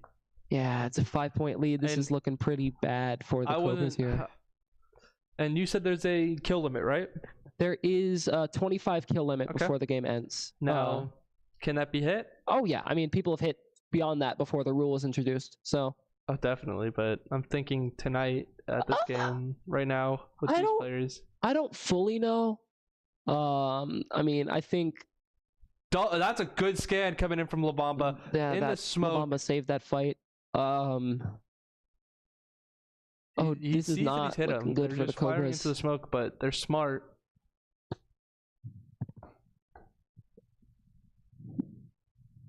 Oh dear, it gets grenaded. That means Labamba's probably going to get grenaded out here. But able to back out of the corner. Labamba, actually.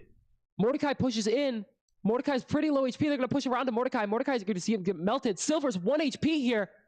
Everyone on the bots is low. One of the Cobras goes down. Mordecai pops ult on his feet. Ends up dying. Mordecai can kill himself with his own ultimate here. So the question is, did he die? And Mordecai did go down there. 12 to 4. Oh dear. Silver, smart enough to hold that center.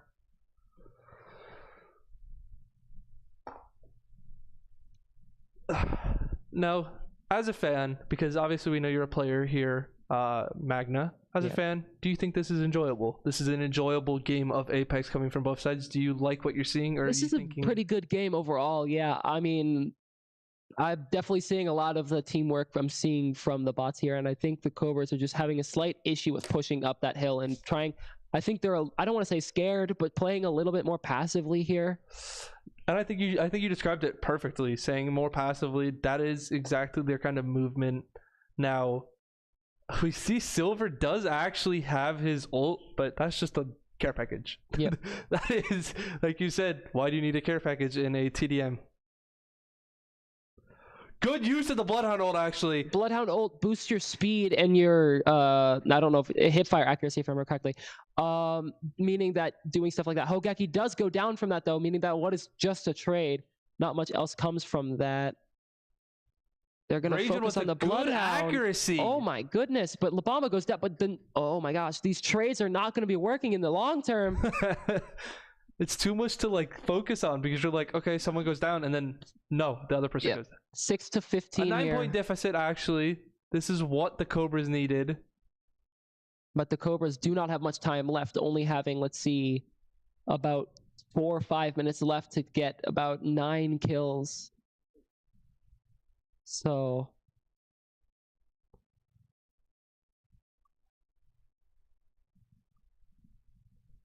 Watching through this.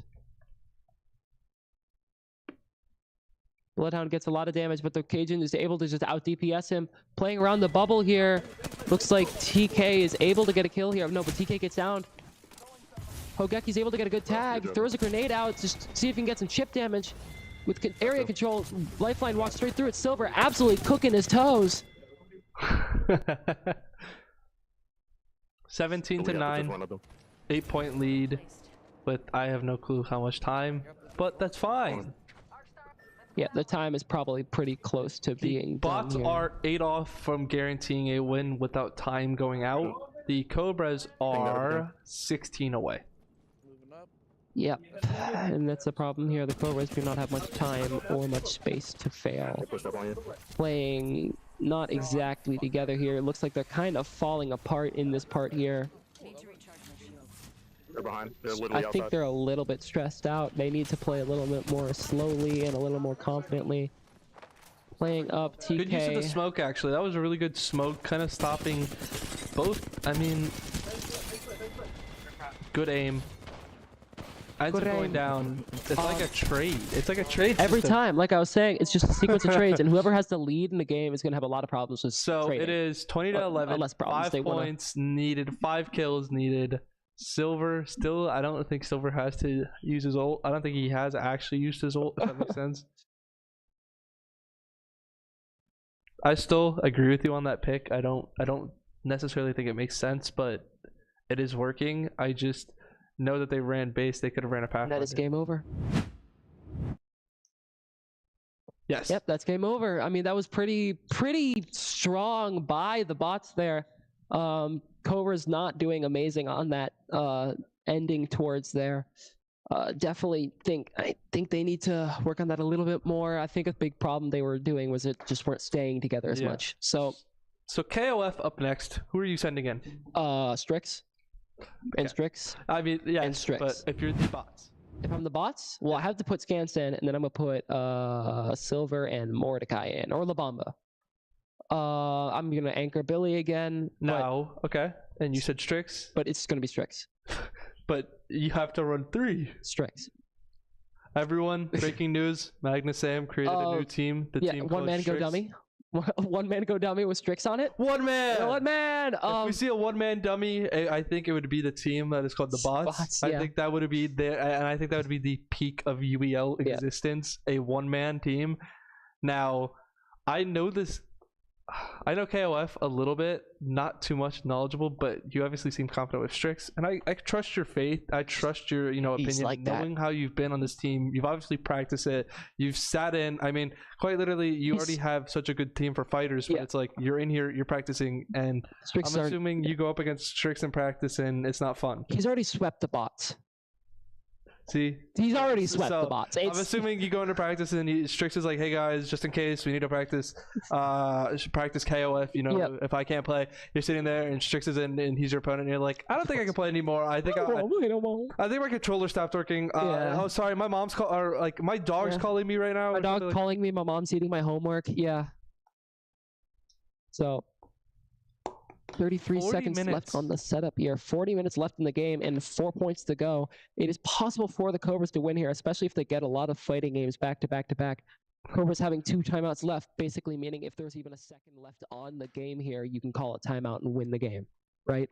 So technically the Cobras only really need Billy to win. going in. Wait, is that Billy? I don't think there's By the that looks of Billy. it, it may be Billy going in. They did send Billy in. DBZ fighters. Yeah, another okay. fighter. This is good for the Cobras here. Another game that they can probably steal here, especially because it depends on who they played. Do you know who's who from just seeing your teammates? Angel is going to be Strix. Okay. Mai is going to you be guys are LA. P1. And then Andy... I don't know who Andy is. Jekyll, I think. Jekyll? Yeah, Jekyll plays Andy, I think. I may be wrong, but...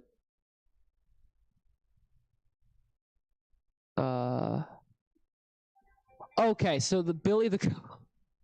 What happened? So on the right side, you see how they're waiting? They're waiting a minute. So they're running every second of the clock. Oh now, by the my way. gosh, that is. This is Billy the Goat at its finest. Yep. If you don't know his character, Because you have a minute to make this choice. So he'll just sit here. that's so funny to me. I didn't even catch on to that.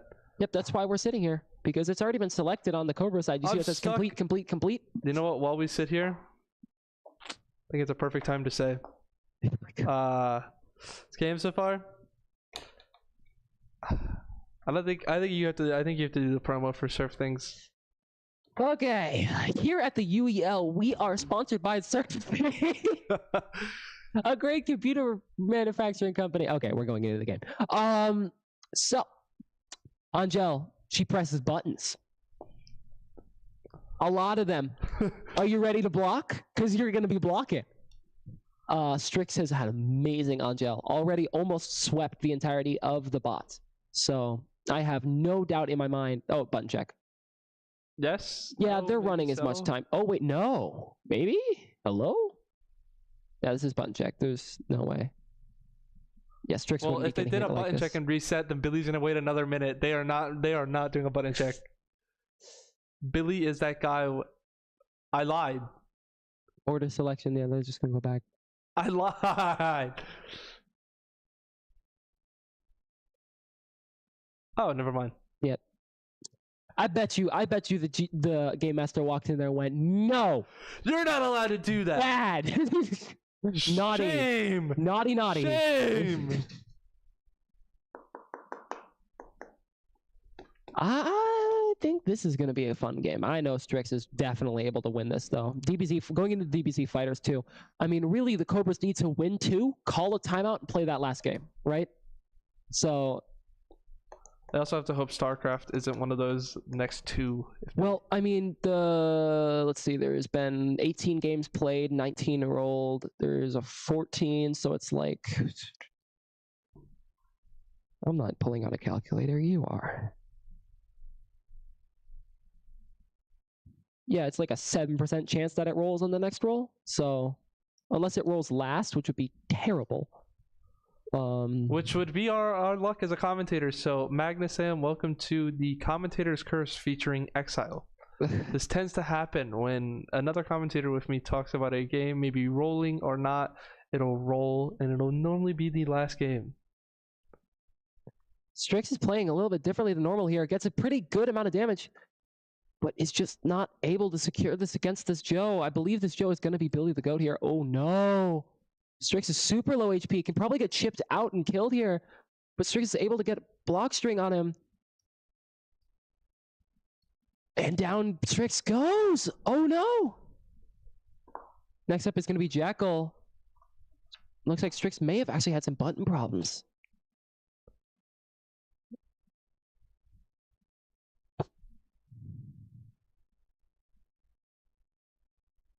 Jackal getting his buttons ready and set up here. And into the game they go. And Jackal's going to zone him. Oh, jumps over the kick.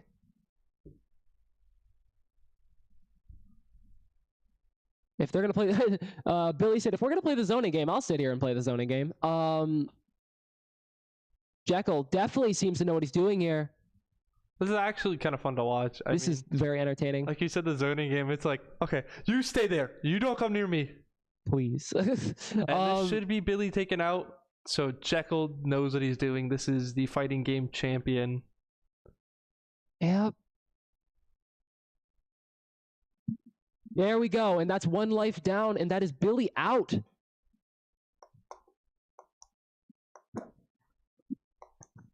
Next up is going to be Mordecai. The fighting player of the year. Scary thought. Fighting game player versus fighting game champion. This is like the matchup of dreams. Yeah, this is not this game exactly, but definitely the next one for sure. So getting this quick little button check. It's always the craziest thing to me, seeing teams that have so many fighters. It's like they have to go in. Yeah. New buttons, new buttons, new buttons. And I don't mind. Like it's cool to watch. Yep, 100%. Problem is every second the Cobras take here is another second they have off their clock.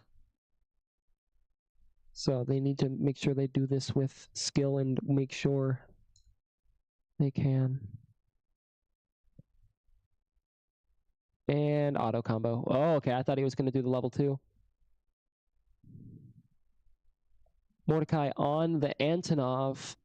Big grappler character. Very hard to fight. He's like the Zangief of this game, but faster. Look at all that damage he just gave out there. And that kills. Oh, just barely not, actually. And that kills. Oh my gosh. Yep, Antonov. That's a cowboy. sitting down last is And going to be then LA Knight. That's such a crazy lineup. This Cobras team is kind of nutty. It's insane. Isn't this my, if I'm not mistaken? Yes, my.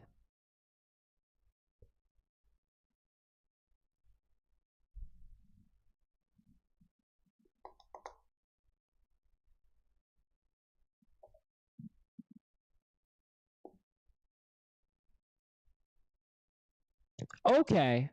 This is definitely Okay. different style from what we just saw. Okay. Oh my gosh! LA. Yeah. Stops the command grab. LA definitely seems to have the knowledge in this game. Oh my goodness! Dodging it again. Mordecai's real only reaction here seems to be the command grab or the kick. I think LA's kind of figured that out after downloading him a little bit here, watching all of his fight against Jekyll. You're not even wrong about that. You're right. This is what happens with someone like LA getting to go last. He's so smart when it comes to these fighter games that he 100%. learns almost instantly about how a player's play style is. Exactly, and that's something that just comes with time in these fighting games a lot of time. Something you'll learn here a lot in the league is everyone has their own individual style, but he hits him with a low jab, and down goes Mordecai. LA can technically take this here. Last one alive is going to be Scance. Can Scance take this? Scance, someone who loves to go to Evo. Someone who definitely knows what he's doing. It's insane. Does he know It's enough? insane how both teams have this many good fighters. It's honestly like crazy to look at. Like if you sent in a lineup, you'd be like, oh yeah, and then you just see it, you're like fighter game, fighter game. Yep. Oh my gosh, you're good at this game. Oh, like so like shout out to both teams with the way they play. I mean, both teams looking solid, and this is what the playoffs are meant for. This is what you do in playoffs. This is what these teams are here for. This is why they're here.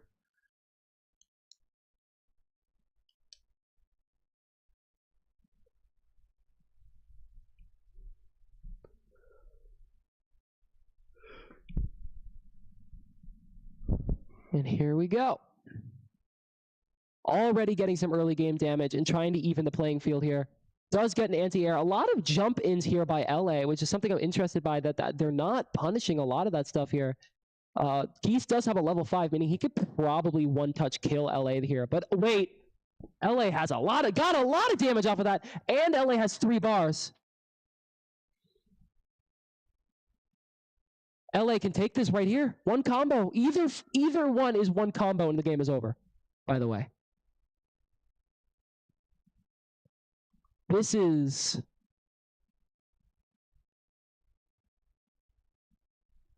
a very passive play style by both people. He does it. He whiffs the combo. LA blocks low, rolls through it. Can LA play in and get that hit? He gets another confirm. Does he get the confirm? Oh my gosh. This But is LA way gets too a chip, close. but he blocks it. Oh, Oh my god. oh my goodness! Those are their last hit, and LA gets downed! Oh! And there you see a fist bump because that was the closest fighting game we've seen all day. All the fighting games have been really close here Of all today. the fighting games, of all the 2 that we played today. All the 2 fighting games we played here today. Exile. Why? I feel like that one picture where it's just like, whoa, whoa. Yeah, and next up is DBZ Fighters. So TK I know is going in for this. I know he is ecstatic to go in. Oh, yeah. I know he's sitting there and he's like, I can finally play a fighting game. You are not leaving me out. Yeah, it's going to be TK, Hogeki, and Bubbles. Not a bad lineup in the slightest against Labamba, Silver, and Scance. Oh dear. Still no StarCraft. Still no StarCraft. Thank goodness. Look, no StarCraft, and I know Billy walks out of here tonight no matter what, sad. Yes. I know he walks out no matter the outcome of this Depressed, full game. I know he walks out and he's like, dang, this shouldn't have happened. That's funny because League was, I think, maybe the second game on the wheel, wasn't it? Yeah, so it was the second Which game is today. which is the odds of it. Sometimes we don't even see League roll. We see League roll late into the second half. But it being the second game today shows you how this wheel is. Yeah, 100%. It's always funny when people are like, oh, so what is it like being like a player? And it's like, Yeah, so there's this wheel god, this god that makes decision on how the wheel will roll no matter what you do. You could be a happy man or not. Yeah. The god will choose for you to not have the wheel in your favor. And I think how it's best described, and it just goes out to like saying death by the wheel. Yeah. Just every game that you don't want to roll will roll, and every game that you want to roll will stray far away. Like, it took me, I think, maybe 5 or 6 games to get to touch FIFA and at least play it, even though I lost no matter what. It was like, each week it would roll, I wasn't in rotation, or like, I think you've experienced the same with half your, like, almost every game that you know you're good at. I know there's probably been a day where it's like, you're not in, and like, maybe when you were at the Bandits or not, you're sitting there, and you're like, not in rotation, and you're like, dang, I wish I could have played. Yeah, definitely. I mean, weren't you in for the staff versus pro? Yes, I was in versus staff versus now, pro. I think that's the same case, no matter what. It's like every game that you're sitting in, you're going to be there and you're like, oh, I'm so excited to play this game. This is like my best game. I can guarantee it. Nope, you're not in. Yeah, you're not in. Yeah, you're going to have... So 2 minutes on the clock. A lot of trouble left here in the league. Yeah, 2 minutes left on the clock. I mean, we're looking at this 5 goal deficit. It's going to be almost impossible at this point. Kind of. I mean, we're finally getting fighters. Yeah. So Jekyll, TK, Adelaide, don't yell at me for this. I mean, Magna, don't yell at me for this as well. You're sitting right next to me as my commentator, partner. You've already given me the cold eyes, but I think you have every right to because I did jinx it, to be fair. You've jinxed us. You jinxed us. The Janemba. I see a Pokemon. Do I see a Pokemon or do I see a Street Fighter? Yeah! Look at that. Every fighter rolls in the second half. Princess run. This is the princess run right here. All the fighters in a row. Back to back to back to back to back to back to back. I'm about to just text Jekyll as a joke and say, you're welcome for getting these fighter games. As long as we do not get StarCraft next, there's still a chance for the Cobras to win this. Very slim, but still a chance. Are they wasting as much time as they can? Yep. Yep. That is actual, like, it's not even like it's a bad thing, but that's crazy to me. That's like they eat every second possible.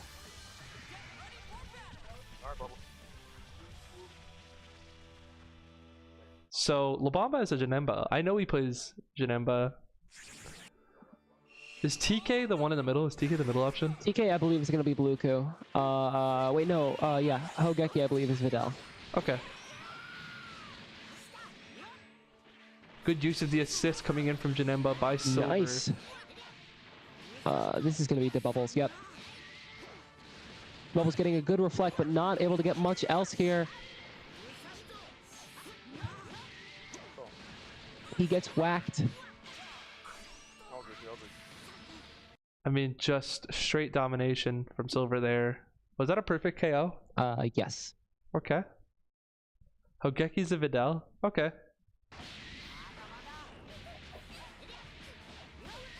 Into that, launch. That is a 33 hit combo. It's about to go more. Yep, it has gone more. 82 hits. That's the most hit combo I've seen in my time of being. There's a lot of hits in this game. Oh dear. And down goes Hogeki. Someone emoting?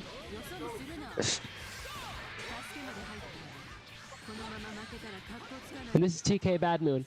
An amazing DBZ player, but the question is, can he 3-0 reverse sweep this? TK already taking out Silver. Oh my gosh, TK! TK is clean with it. Give him a break, TK! Let it breathe! Silver just popped Spark. Why did Silver pop Spark? TK, he has a family, he has friends. Oh, okay, that's why. He wants to hit the level 3 and take the fight here. But it's just not going to be enough. That's a load of blue health that TK is about. Oh, wait, no blue health. It wasn't a blue combo. Silver saying this is not over. Silver is making sure, but he switches out, brings it to Janemba, so Silver gets to regen health, right? But this is going to kill. TK can kill him right here, right now, if he does it. No, he doesn't. He doesn't hit him with the... Okay. He's just going for raw damage here. Going for as many as he can, just as much damage while he has a Spark. Spark is going to be TK's godsend here, and that's Labamba completely out. Still saving based Goku here, but Gohan Adult is going to be Silver. Going around the world here, got a vanish, gets a combo confirm. This could kill if he plays it smart here. He's playing it smart. And down he goes.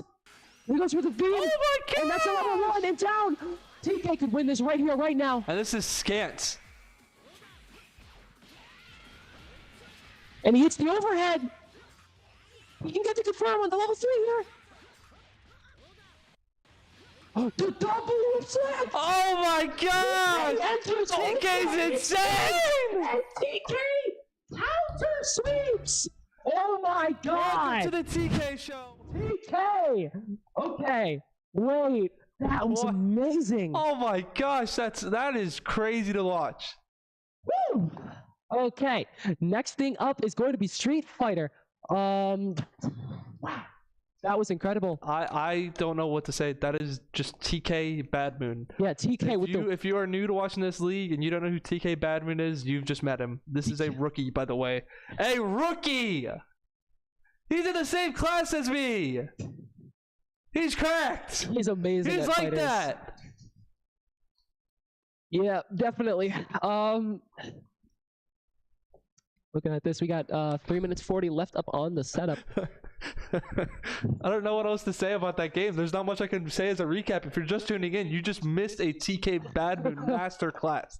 A 10 out of 10 performance from TK. And that's not even disrespecting Silver. Silver took out 2 people. I don't know what to say. It's insane. Yeah, definitely. Next up though is going to be Street Fighter. A very That's what we want to difficult- see. I mean, so the Jekyll, TK, LA, Scants, Silver, Mordecai. You guys, I'm sorry for the first half of you not getting it, but it's worth it. You're getting it now. So I'm sorry, but I'm glad I can guarantee you that. I mean, Hogeki literally asked me at half to guarantee fighter games. He said, guarantee it for us. And I said, okay. And when I was surrounded by all Cobras, I was kind of fearing for my life there, but yeah. it was... I don't know what else to say. Like, that quite literally is TK Bad Moon. That is TK. That's what he does. Like, you see a fighting game and you see TK Bad Moon go in. Yeah, You know he's 100%. doing something crazy, no matter the outcome. So we got 2.5 minutes left on this setup right here. What are you thinking here? What do you think is going to happen here? I mean, well, now we get to see Scant, Silver, Mordecai all play together, but that also means we get to see Jekyll, TK, LA all play together as well. So it's like, Yeah. it's like, oh my gosh, this is what we wanted. Without Tekken yet, still no Tekken. And I was hoping we'd get Tekken. For sure. I mean, very impressive game overall, though. A lot of the 20 Cobras. minutes left, by the way. Yeah, 20 minutes left in the game. I mean, I'm concerned. I think the Cobras could try and come back here. So obviously all 5 of the bots are going in. There is no shock there. I'm not gonna expect Sam to my left here, Magna here, to be like, no way, Billy's going in. No. Yeah, no. But we're gonna be getting full send into this. They're holding out Cajun and Debubbles. Oh my gosh, that is insane. This might be the strongest lineups. These are besides probably the some of game. the strongest Street Fighter lineups total in the league. Yeah. So we shall see. A minute left though. You've got 19 minutes left on the clock. I don't know what else to say. Actually no. We never mentioned this, but shout out to today is actually Mother's Day. So Yes. to all that are out there, shout out you guys. You make everything possible. You made the UEL possible, and this is all because of this. Yeah. I mean, for this sure. game is here because of that, but happy Mother's Day to everyone that celebrates. And I definitely want to say to all the players' mothers here and all the commentators and productions mothers, thank you. Thank you for letting people come here and play on Mother's Day. Thank you so much for making this game possible. Could you imagine? It would have been like another Easter game. Oh my God, we don't talk about that game. I never will. I hate that game. The nightmares that I've lit now. But so 20 seconds left on the clock. 2 timeouts still. Both teams just.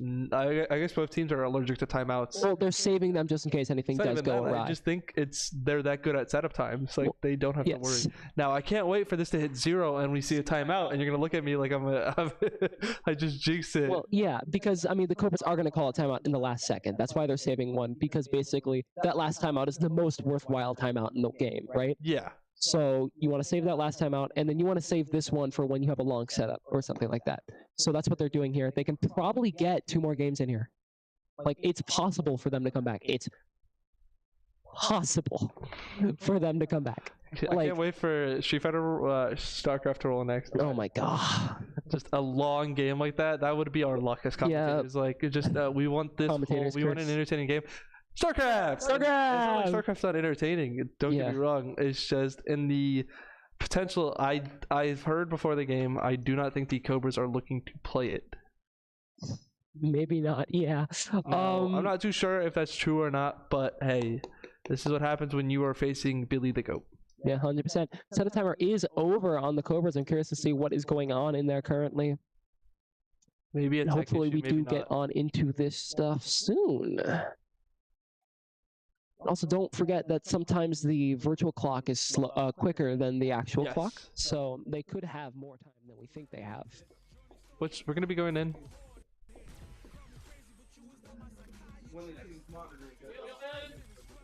Hey, it's Marissa, and then you'll never guess what the rest of the team's gonna be.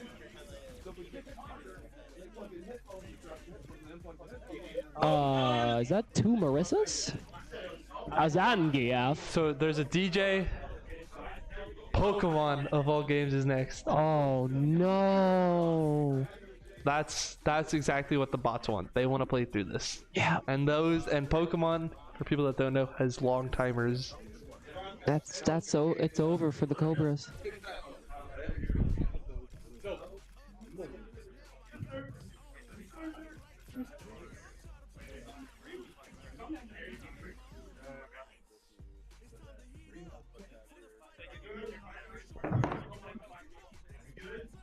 Man. Oh, it's Jekyll versus La Bamba first.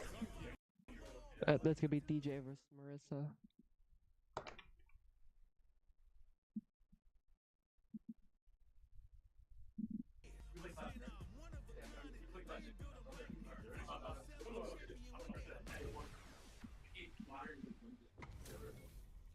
So, which one is your teammates? Do you know? Our left side's going to be the Cobras. Okay.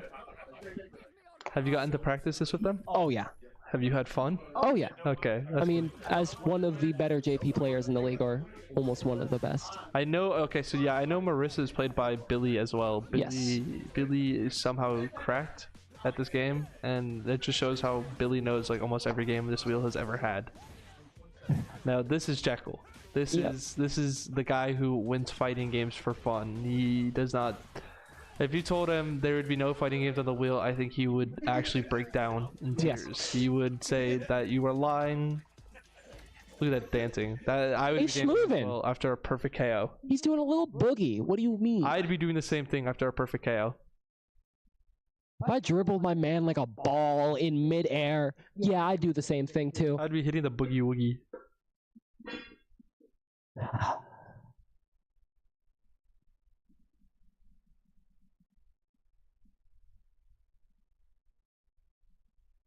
Watching all these people get set up here, just vibing around Strix and everyone talking, getting prepped.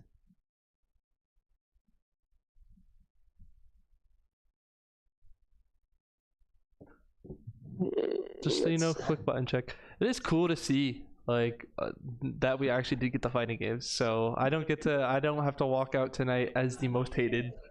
Yeah. I don't have to walk out and just like, you cursed us. Ken, okay. A classic Ken. But not classic enough to beat Jekyll. Gets the grab, but Jekyll's back up no matter what. Any hit that Jekyll takes, he just gets back up. Doubles it and gives it to the next person. Oh my goodness. So would you like this hit, sir? No, double it if it's the next person.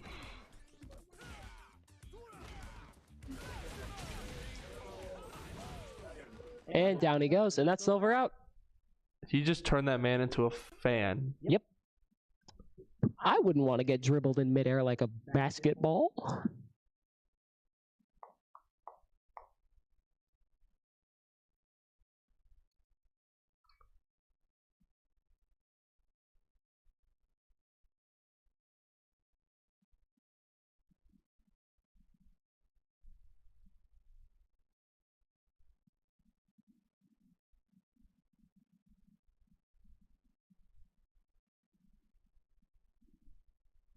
Billy going in. That's the next Marissa, I think. You said there's two? Yep, this is the second. This is the boss of Marissas in this league.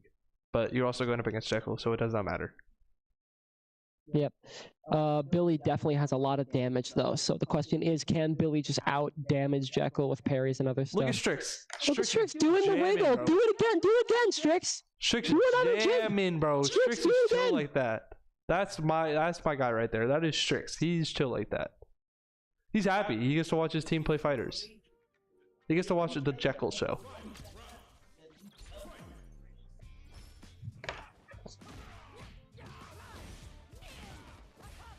And this is the combo I was talking about. That is... And a level 3. Wow. Off rip. Now, is Billy prepared to go through the next 5 people? I don't think so. Well, Jekyll's not giving up without a fight. Jekyll is not sitting here and going, yeah, you can take... No, Jekyll is Jekyll. And Jekyll is dead. Next up is going to be Strix on Dulcim. Jekyll's dead? You still have to go up against TK, Bad Moon, Strix, LA. How will we ever survive? Yeah. Now, this is definitely one of those games where you wanted the fighters to roll, and it's funny that it took this long for fighters to roll. It is definitely the kind of highlight of my night, but you know this game's going to provide highlight reels, like the flashy moments, the moments of the season, basically. 100%.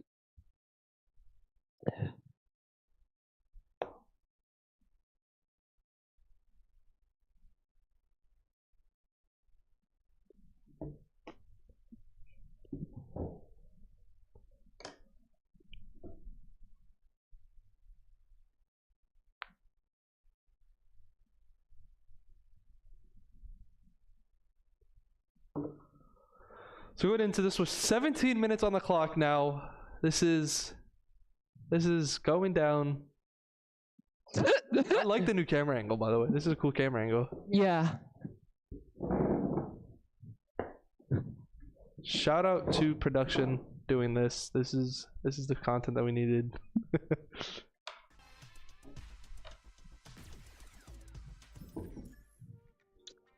Alrighty. Dulcim on Marissa. Punch. Yep. That's did his leg just did what I thought it did. Yeah, it's Dulcim. He's just a bendy little dude. Forgive me. He's flexible. You didn't know his ways? He just threw her. Yes. This is cool to watch. His other grab, he just grabs you, he punches you in the ear, and then he slaps you in the face really hard. That's gotta hurt. Let me get the throw. I was practicing this with Strix last night, so hopefully he's got some good practice in on this. That leg just glitched through her entire body. Yeah, his hitboxes are a little bit weird at times. And that's the little punch you were talking about, the little bonk to the head. Yep. Now is when you mess with him. Yeah, bonk, bonk, pop! Into a knockout, the disrespect.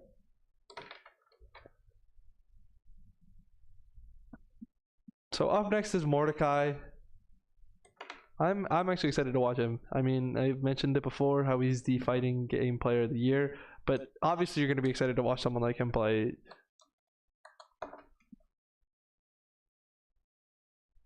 I am very excited to keep watching Strix and see what he does here, honestly. Mordecai being a Zangief player is going to be really difficult against Strix. Zangief? Yes. Classic Zangief, not modern. Okay, yeah. Well, obviously I expected classic. These are fighter game players. These are players that will do anything possible to beat you. They know what to do. They play this game. They have these games.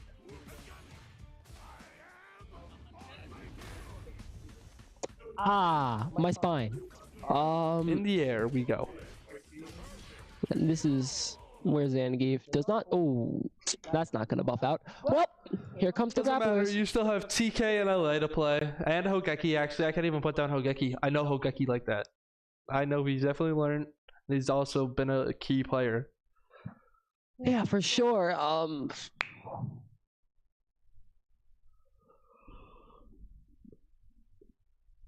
Jekyll getting taken out by Billy is definitely the biggest thing here, where Jackal is just completely out. Strix is out. Next up is going to be LA on Manon. Manon with the grabs. It's gonna be grab v grab. Oh my god, jump, jump, jump! Oh, out. His command grab super that deals half of your HP. Isn't it great? That is scary to look at.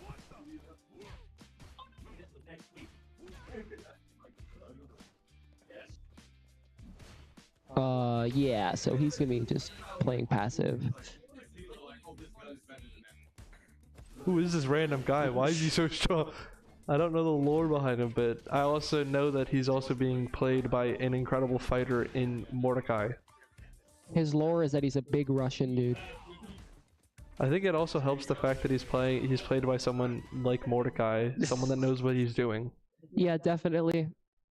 He's gonna gain a little bit of HP back there, but not enough to be a big deal. Here comes LA up Hogeki, so another fight stick. Yeah, would that be considered? What do you mean? The hit stick. Hitbox, yes. Hitbox, okay. I always find it cool seeing the, and it sucks because today would be the perfect time because it's a bots game. We had no car drift, but the person that you would look for car drift, Paku Paku, the man who has a steering wheel. Yeah. That is one of the coolest things I've seen since my introduction to the league.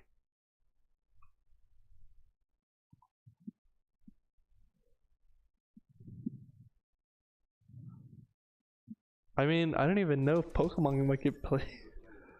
Like, Pokemon might actually be the last game. Like, Yeah, there's 12 minutes Pokemon on the probably will clock, be. and Mordecai is still putting up a fight. Kimberly is someone that I know pretty well. I like playing her. I played her, I think, once this season, but I got the grab of it.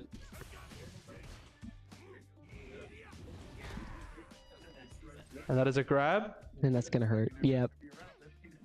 Mordecai with a lot of kills here. Can he be taken out? Can the Titan be taken out by Hogeki? A very, very good fighting game player.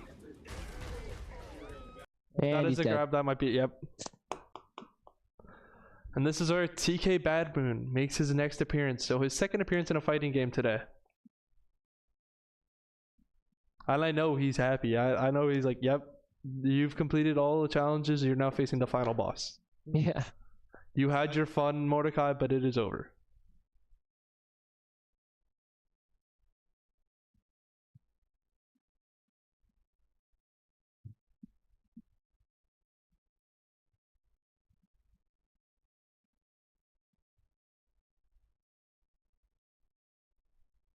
So we see going in here is, I mean, as we said, TK, and he's going to be playing Manon here. 10 minutes, just under, we are literally just under 11 minutes. Yep. Zangief versus Manon. So,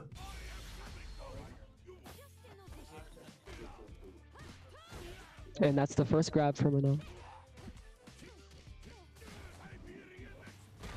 Oh, he was going to go for a grab. Oh, I forgot about that grab. Ouch. that looks like it hurts. Doesn't matter though, this is TK Bad Moon at his Look at that HP go. Look at that HP go. He's just on a spin. He had to let him pose like a pretty little princess. Ooh, and then folded him. So now it comes down to the final fighter on both sides, TK versus Scans. Oh dear, this is going to be a scary fight. Scans being a very good fighting game player. TK being equally very good. The question is more of just I going to think be... this is what we wanted though. We wanted this kind of matchup. And you obviously being a player in the Cobras get to see this week day in day out. You get to go into practice and you're like, hey, I have this good of a team at fighter games. I can be happy. Like, Yeah. yeah, it might not be the best when you know, if you're new to fighting games and you're learning from them and they just have as much fun as they can. So Ryu versus Manon. Basically, Scans is putting in the work right now, but TK, I know, I saw TK. I mean, we saw TK in DBZ. I know what he can do. I know he has that energy in him. And he's dead. Sorry to cut you off, but he's dead. Is he actually? Yeah. Oh my god, I did not know that about fighter games. Yeah, And that is GG's. Last game on the wheel is going to be Pokemon. Played here today.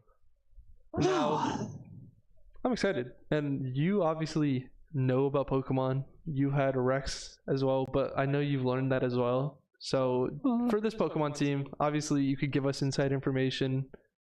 How do you feel about your team going into this? I think they're gonna win. I have no clue about Pokemon. Do you though. actually not? No. Oh, no!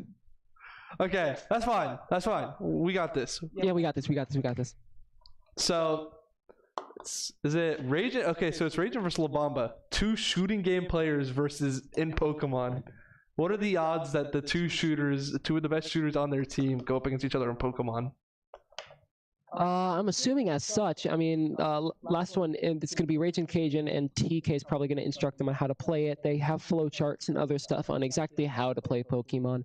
So I'm assuming as Either we such. see a quick, because the bots can waste their time, and they probably will. Oh, yeah, I mean, once you get to that 3-minute mark, you can't play another game. Yeah. And this is already going down to the wire. Yeah, unfortunately, the Cobras had a chance there for a little bit, but they ended up fumbling a little bit and falling down. Having Guilty Gear Strive taken from them. DBD was a close one, but also it was taken from them. Stuff like Apex was pretty dominant for the bots. KOF came down to the last touch. I mean, DBZ was just insane with TK, insane Moon. And then finally Street Fighter 6 coming down to, again, the last touch. Both of these teams being incredibly close in almost all of these games. And these were been, I'm not gonna lie, most of these have been 50-50s. Halo, I will say, was a bot's pretty hard win. FC was 1 goal difference. Madden, it was fumbled. It was not a real fault of the Cobras there. You can't look at this game after this game. Like, you can't look at it and be like, Madden or Wreckfest, because, like you called it earlier, it is a 50-50 game, and that goes for every team in this league. Yeah. This is not a 50-50 for just these two teams. This is a 50-50 for everyone. Yeah, exactly. And that's something I've realized. The Cobras definitely have had a lot of dominant games today. I think the closest one that they've had a victory in has been League of Legends. F1, absolutely obliterating Labamba and Laps TK. That was just TK. Yeah. The UFC FF, of course. I don't know what else I can say for this team, this Cobras team. I mean, both teams are so exceptionally good, and it's crazy because I am on the Ghost and I have to play, like, we play them. These are our opponents, and I love it. Like, we have the North Division is such a good division, and it's fun to see these teams because throughout the season, I mean, the bots finished 7-3. Cobras one behind it with 1 more loss. Yes. Now, that is almost perfect. That is a lot to think about because we saw the Ravens versus the X-Gods yesterday. Both had the same record. Both quite literally had the same exact record, and that was closer. But here, they're 1 game off, and they even played each other, and the Cobras won. So it's not like we can say, oh yeah, the bots finished second. The Cobras won against the bots. The Cobras are up there with the one team to give them a loss between the Reapers and Eclipse. Yeah. Can you look at that? Like, that is the Cobras taking that. 100%. And that was the day where they took shooter games like it was no tomorrow. They were like, they treated it like it was a final, and I give massive respect. Now, Pokemon up next, which is funny, one of the longest games out there, going to be dragged on. I love it. I love that no StarCraft could roll somehow. Out of any game to roll, no StarCraft. I know if we talk to Billy after the game, and I go like, so what's it like not getting to play StarCraft? He's gonna be like, oh, he obviously won't care in the long run as they go through, but he wants to play it. Like, I know that man. Yeah, 100%. He just wants to play it. Like, he does not care if he's playing it. Like, he's like, oh, I get to play StarCraft? Oh, you mentioned StarCraft in the league, like one of the games being played? He spawns in on the stream right then and there. He's like, StarCraft mentioned? Like, that's what I love. Like, out of every game I've watched, almost every game that I've watched this season, when I've been able to watch, I see StarCraft roll, and then I just look to the Twitch chat. I look to any chat. I see Billy the Goat in the chat, and I'm like, look at that. Like, this guy is so chill when it comes to this game. Yeah. Definitely. Last game going in here. I'm curious to see exactly what everyone's going to be doing. Pokemon, definitely a very difficult game to set up. So we'll see what happens here.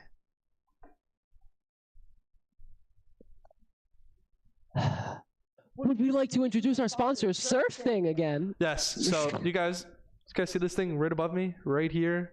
This little circle thing, this SurfThing. So this is the official PC of the UBL. Now you may think it's crazy, right?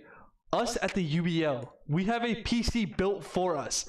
This thing is tested by me, Magna, and everyone else that's playing right now. I know Magna Sam right now could vouch for it. I could vouch for it. This thing runs smooth like butter, like he said earlier. Like, I have to copy what this man said because of how good he is at this. So, you want a PC that can run all games on this in this league smoothly? You want to be an end gamer and you want to have a PC that can play the games? Get a SurfThing PC. Yeah. I kid you not. It is exactly what you want.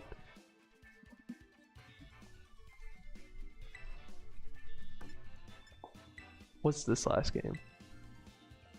Mortal Kombat. I know Billy's upset. Yeah, I know everyone's upset. The Cobras have been playing that too.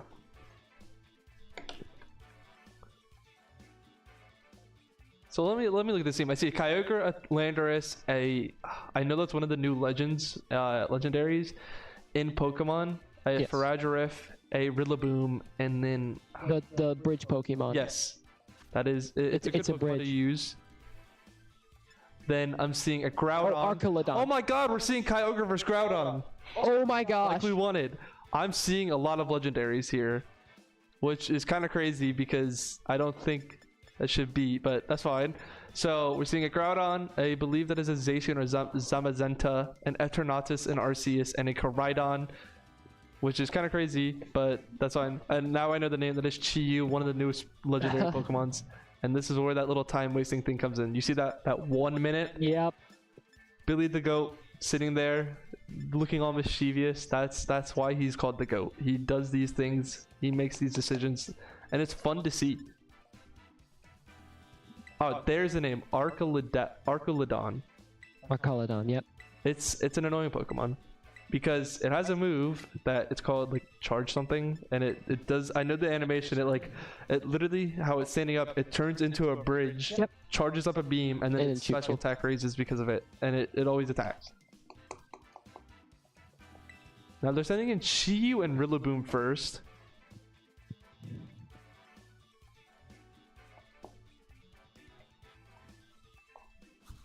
So the Pokemon are gonna go in here and be Pokemoning.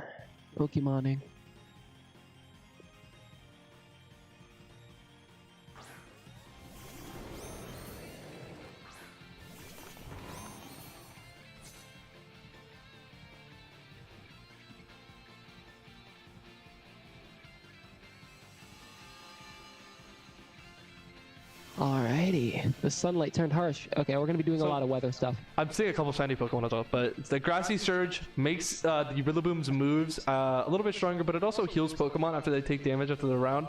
The Groudon loves Sunny Day. It's perfect. That's why they're using him. I mean, it also boosts this Chi-Yu, but with the Groudon, he gets to just become stronger. He becomes a beast. I mean, there's a reason why it's a legendary, but if I'm the Rillaboom's gonna go with the Wood Hammer, take out that Groudon, but the Grimmsnarl is a problem.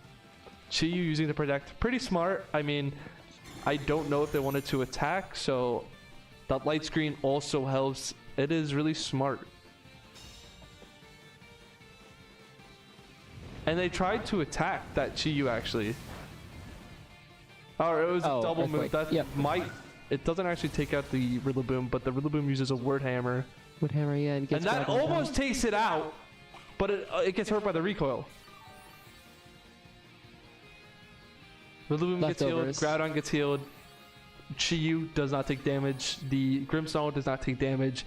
Now, so far, we're just seeing the teams test the waters, and I want to see. So this Heat Wave, pretty smart. I mean, I expect the Groudon to be taken out before maybe a substitution.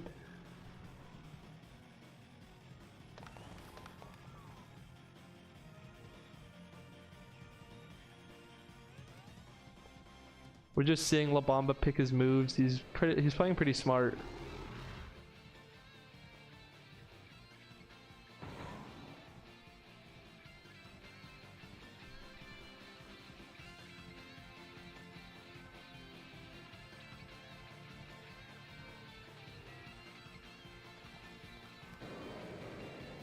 Just another grass type move going on to ground him, but he withdrew. He brings him back. Smart choice from the Cobras, bringing out this Arceus, which is in literal definition the god of Pokemon. Obviously not going to do much damage, but the Grimmsnarl uses Reflect again, so even stronger, even setting it up, but almost taken out by the Chi-Yu. Now, so far, what are you thinking of this? Yeah, they're hitting each other real hard. I mean, I'm seeing this. I'm seeing a lot of the stuff like, I mean, the Grimmsnarl doing the light shield to make sure that it's, you know, super effective moves don't hurt them as much. The Arceus going out here to hurt people because he's God. It's so funny reading like the textbook like the stories behind, but yes, that is God. That is just now. God. Yeah. Labamba is coming to switch a Pokemon out. He's Kyogre. Kyogre. So that sunny day that you saw, that's gone. He's getting rid of the sunny. Weather War. The sun gets taken out for a rainy day. He's making sure that there is no more, you know, effectiveness. It's kind of a little bit of time wasting coming in, but he's just. Whatever goes in here is gonna have to take the hit though. So. The Kyogre. Yep. And that is, see, the drizzle. There goes the sun. No more sun for you guys. Attack fell on the Kyogre, so the Kyogre is... It's pretty smart to do, actually. So, what that just did, you exactly like you said, took its attack and special attack down, but it also brings a Grimmsnarl back, so whoever is playing for the Cobras doesn't have to worry about doing a switch out turn. And he sends out Koraidon, which I believe... Yep, creates a sunny day. So it's like your sun turns into rain, your rain turns into sun, and there's a cosmic power coming from the Arceus, which makes the Arceus even stronger. If I was a neighbor looking out my window at the world just like randomly changing stuff, I would just be like, you know what? That's honey, fine. honey, God's fighting again. Exactly. Like you're just sitting here and you're like, okay, yep, the god of the seas. Okay, I feel like the accepting strongest. The Legend of the Seas versus literal God. And a motorcycle. Yes. A very angry motorcycle with legs. Ironically, if you play Violet, that motorcycle becomes futuristic and it has jets on the back. This is just the old school one. Yeah. The other one, it has wheels that roll. Like, I kid you not, if you ever want to learn, like, just get yourself a Pokemon. Takes out the Kyogre. I mean...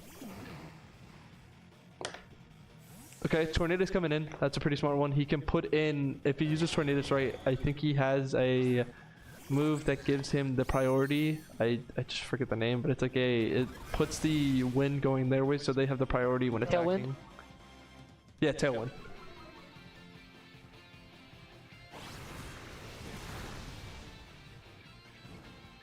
Ooh, That's wow. in this situation. Did that kill it?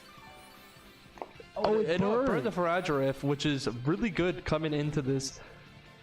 It's using a berry. Or it actually gets healed from the grassy surge. Yep. Now, is it going to use Breakwind or Bleakwind Storm, or is it going to use Tailwind? Bleakwind Storm will basically guarantee kill someone. Tailwind is going to make them have the turn, meaning they're going to do that, and then they're going to have the Arceus do. Yep. Psychic, use it on Koraidon. You could maybe take the Koraidon out here. I'm not too sure. But the Tailwind does give it priority attack, so...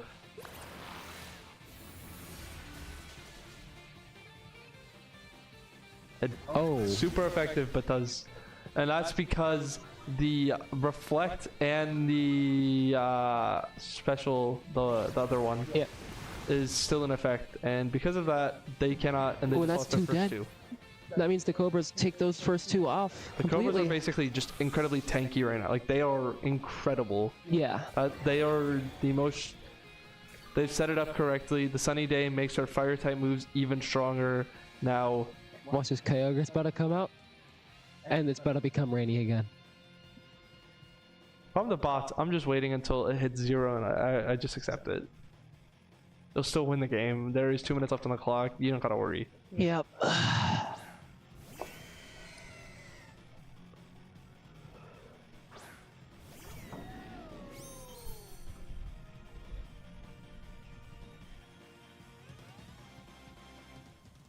See? The sun goes away. No more sun for you. I would be so confused if I was standing next to this. It's just raining and then sunny and then I hear an explosion and then it's raining again. Exactly. You say it like everyone thinks. Like you're going for a walk. Oh, it's a sunny day. I'm gonna go for a walk. Nope, rain. And then suddenly, God appears. Yeah, they are smart to use your terrestrialization. This actually could take out both.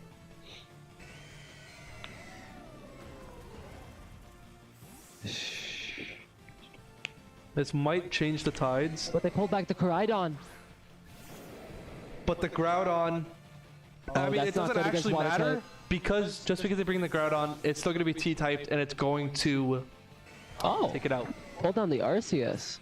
Also, they can do Weather Wars when it comes time again. Eternatus! Yeah, the Eternatus. It is another legendary, a dragon basically. It's the Gigantamax, the Gigantamax Pokemon God thing, Mahoodle.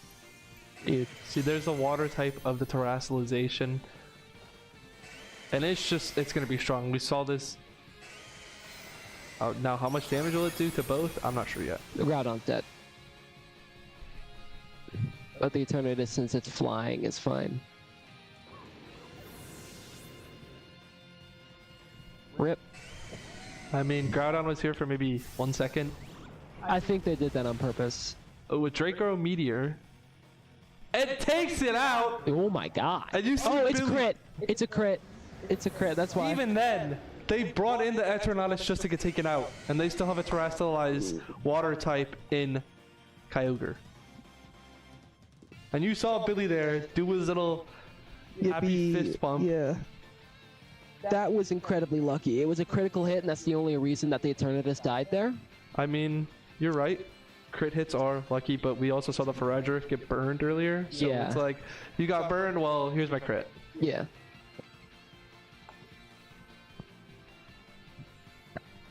Now this is where it becomes kind of difficult for the Zamazenta. another strong Pokemon. Koraidon is back. Koraidon is not leaving us anytime soon. There we see the Sunny Day. And the Zamazenta just is a tank at defense. It's Yes. A big old and shield because Pokemon. they have Tailwind, this Kyogre is going to have priority attack. Uh-oh.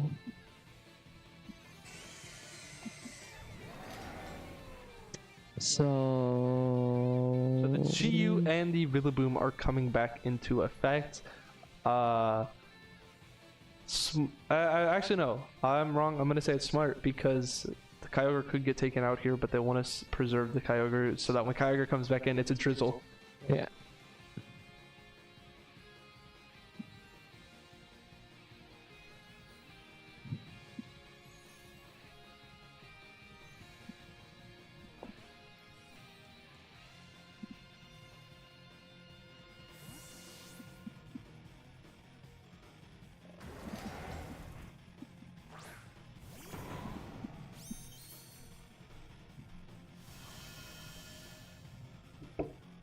Rillaboom brings back in the Grassy Surge, so this is kind of getting set up in a way for both teams. They're playing this out how they want with the weather and then setting up screens.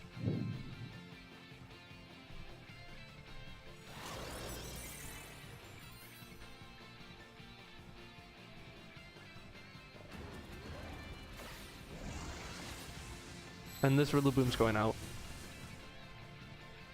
Yep. Might have been a sack coming in from the bots, but I expect to see Kyogre come back out. They switch it to Sunny Day and use a Water Sprout. Kyogre.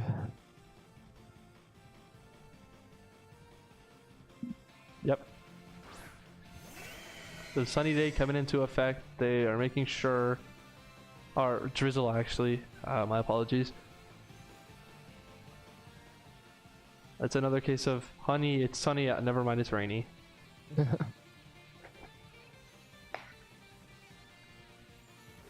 And you see the light screen and the reflector still in there, those screens that really have helped them so far in this game without them getting swept.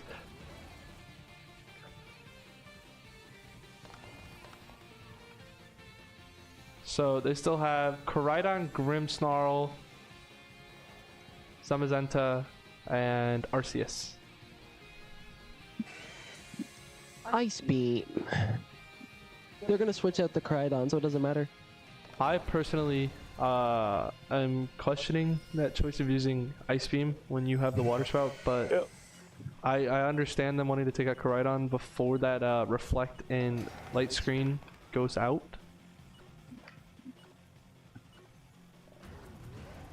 They're swapping Chi-Yu out. Okay.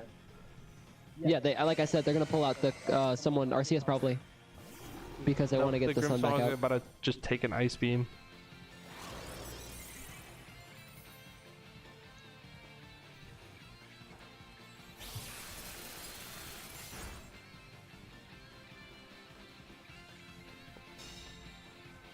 Heat Wave. Blocked it. Wide guard. Saved him. HP. And then there goes the Tailwind. So Tailwind and Light Screen go out. This is where it starts to just become big damage. Yep. Like big damage.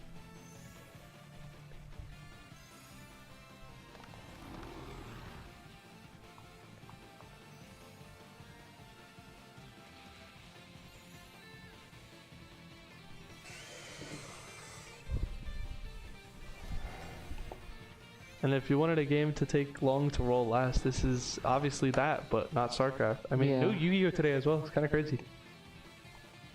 We had no Yu-Gi-Oh, no Texas Chainsaw, and no StarCraft.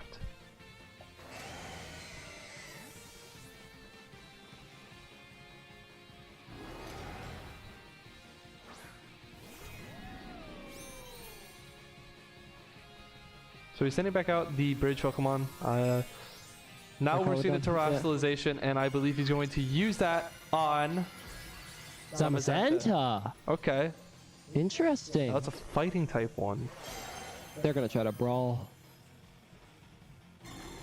Oh, they're making Zamazenta both a tank and a high damage. Yep. And now that's a light screen again. It doesn't help that they brought in Grimmsnarl because that light screen is in effect. And there goes that fighting type body press, which will take out Chi-Yu. Oh, what HP Chi-Yu! Because of the Focus Sash. Oh!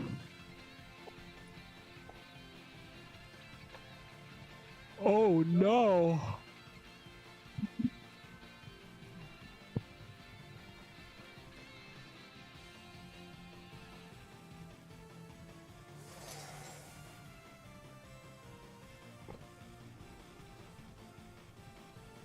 So either they sack the Chi-Yu here, which gonna try and get a hit off, but I think that Zamazenta is just too strong. And here goes the parting shot again. They're gonna be able to take out Grimmsnarl. Smart move. They use the reflect, get the light screen in.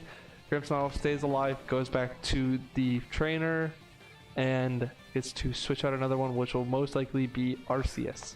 Yep, there is Arceus coming back in. Even stronger. Chi-Yu using the Heat Wave, but the Arceus gets to avoid it, which is just how strong it is. Body press going back in. Using it on the Archlodon. Oh, man, that thing's gone.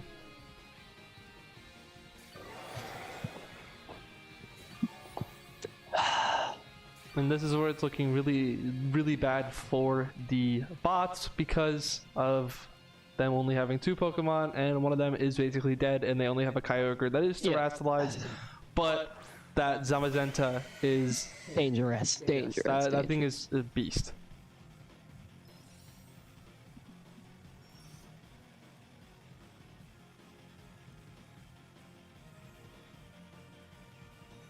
I mean, it's a really good showing coming from the Cobras, setting up moves right. They set up everything that they needed. The screens, the So this is another withdrawal, but it's smart. Yep. 3 minutes until battle, by the way. I know battles last 20 minutes, by the way. We've been in here for 17 minutes.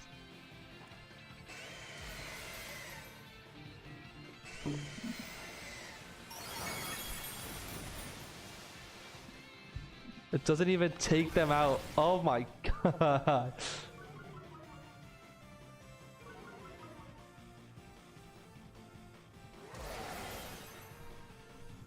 And this is Zamazenta using body press again. And that's Kyogre done. They are quite literally down to one Pokemon, and it being a Chi-Yu. It's looking like a Cobras win.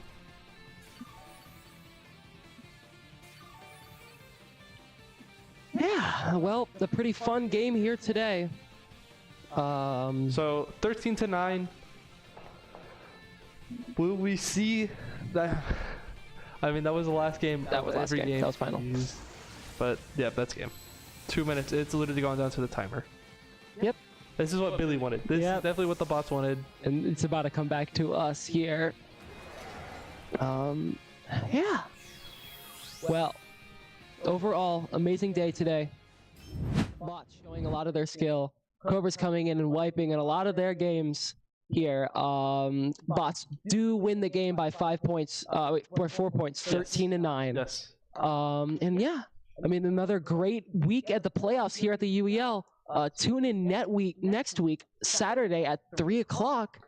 And I mean, we'll see you then. Yes, exactly. See you on the flip side. Shout out SurfThing. Shout out everything. Shout out.